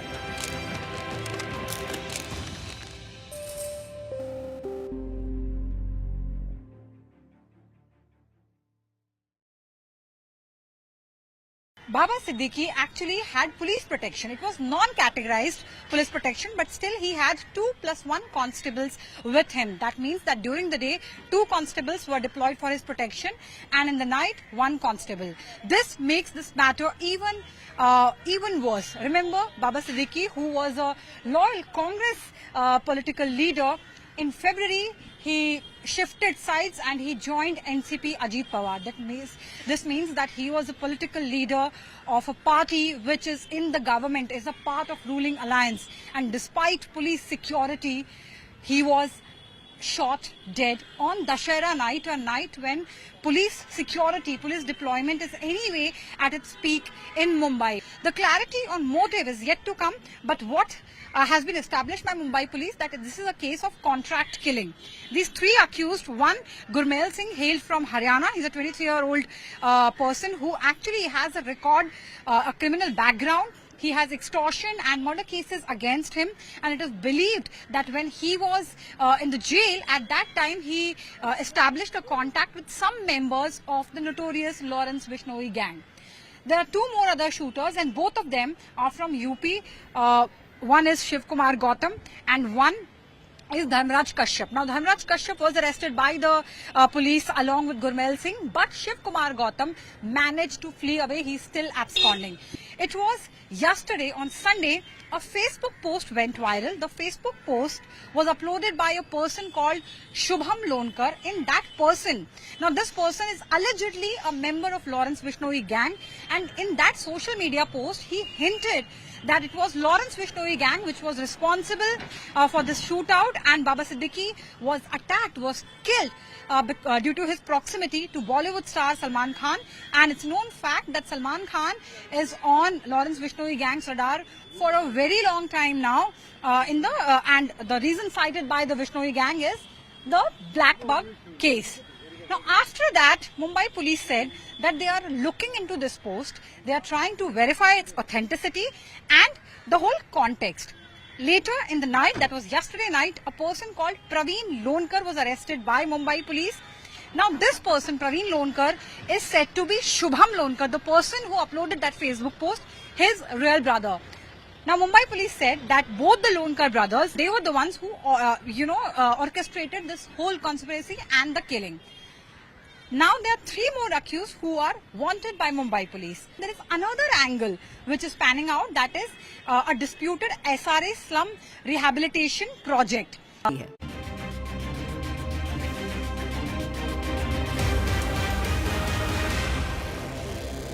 The big national story, the Election Commission announcing assembly election dates for Maharashtra and Jharkhand. All 288 Maharashtra seats will vote in a single phase on the 20th of November.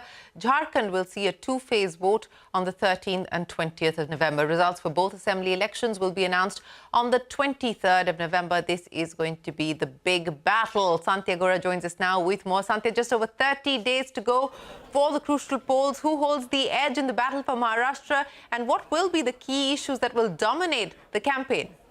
So, Shireen, these are going to be extremely interesting elections, and what the experts say that actual Game of Thrones will start once the results will be out. Now, why exactly all eyes are on Maharashtra? It's a crucial state for both BJP and NDA alliance, which is Mahayuti alliance in Maharashtra, and Mahavikas Aghadi alliance, that is the opposition alliance here. After Lok Sabha, MVA got a boost, and they kind of dominated the whole election narrative, but things changed for Mahayuti and MVA after Haryana results. After Haryana results, Mahayuti, especially BJP, got a morale boost, and unlike Lok Sabha, this time RSS is actively campaigning for BJP in Maharashtra, which is going to help Mahayuti as well as definitely BJP. Now, why Maharashtra is extremely important, but this time what's going to happen because of what all has happened in the last 5 years, broken parties, broken alliances, formation of new parties, changing loyalties, all these things are likely to confuse Maharashtra voters. One thing, Shireen, which we have noticed as we travelled through the length and breadth of the state in all these years that Maharashtra voters are now confused that which party, what ideology they're actually voting for, because everything changes after the election results are out. Talking about the key election issues, Maratha reservation, caste dynamics, inflation, poverty, welfare schemes, infrastructure development, communal angle, all these issues are going to dominate the election this time.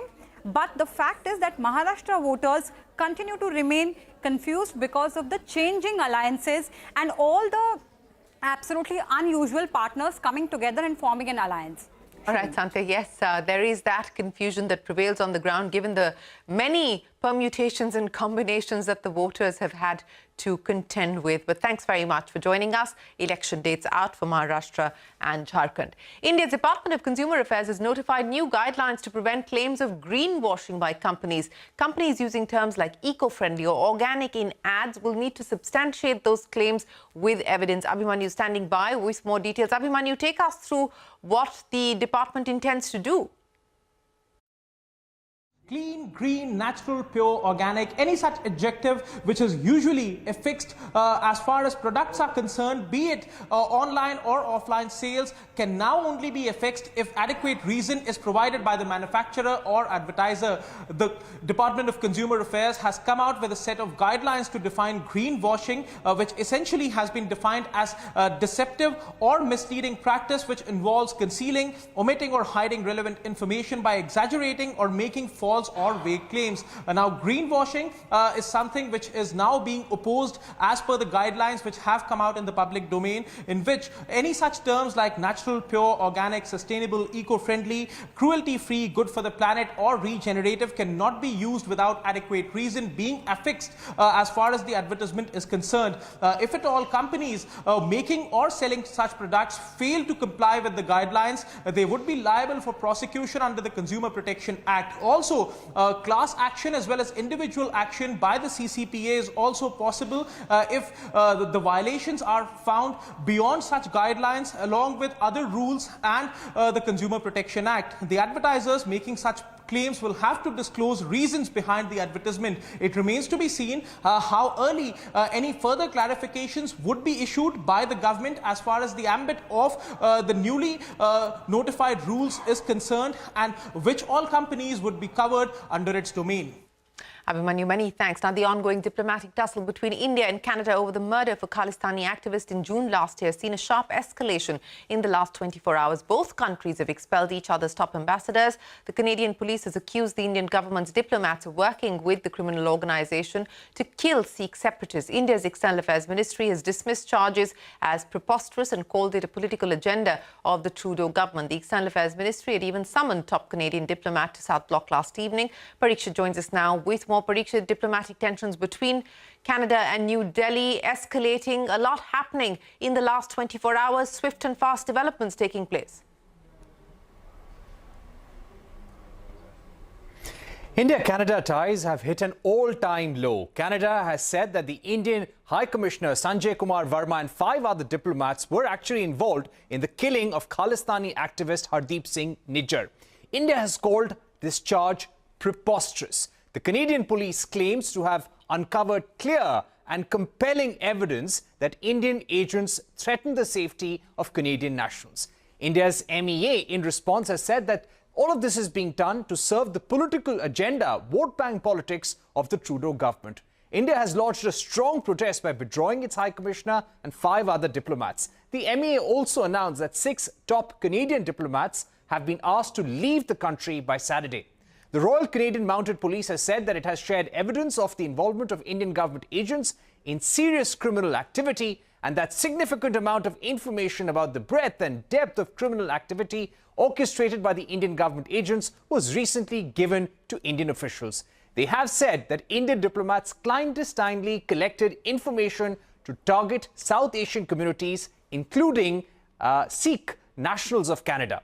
They even allege that Indian government used the help of organized gangs, including Lawrence Bishnoi gang, to carry out violent crimes on Canadian soil. Indian government sources have said that Canada has been making vague accusations without providing evidence, and that it is shocking that Canada is now targeting the Indian High Commissioner who has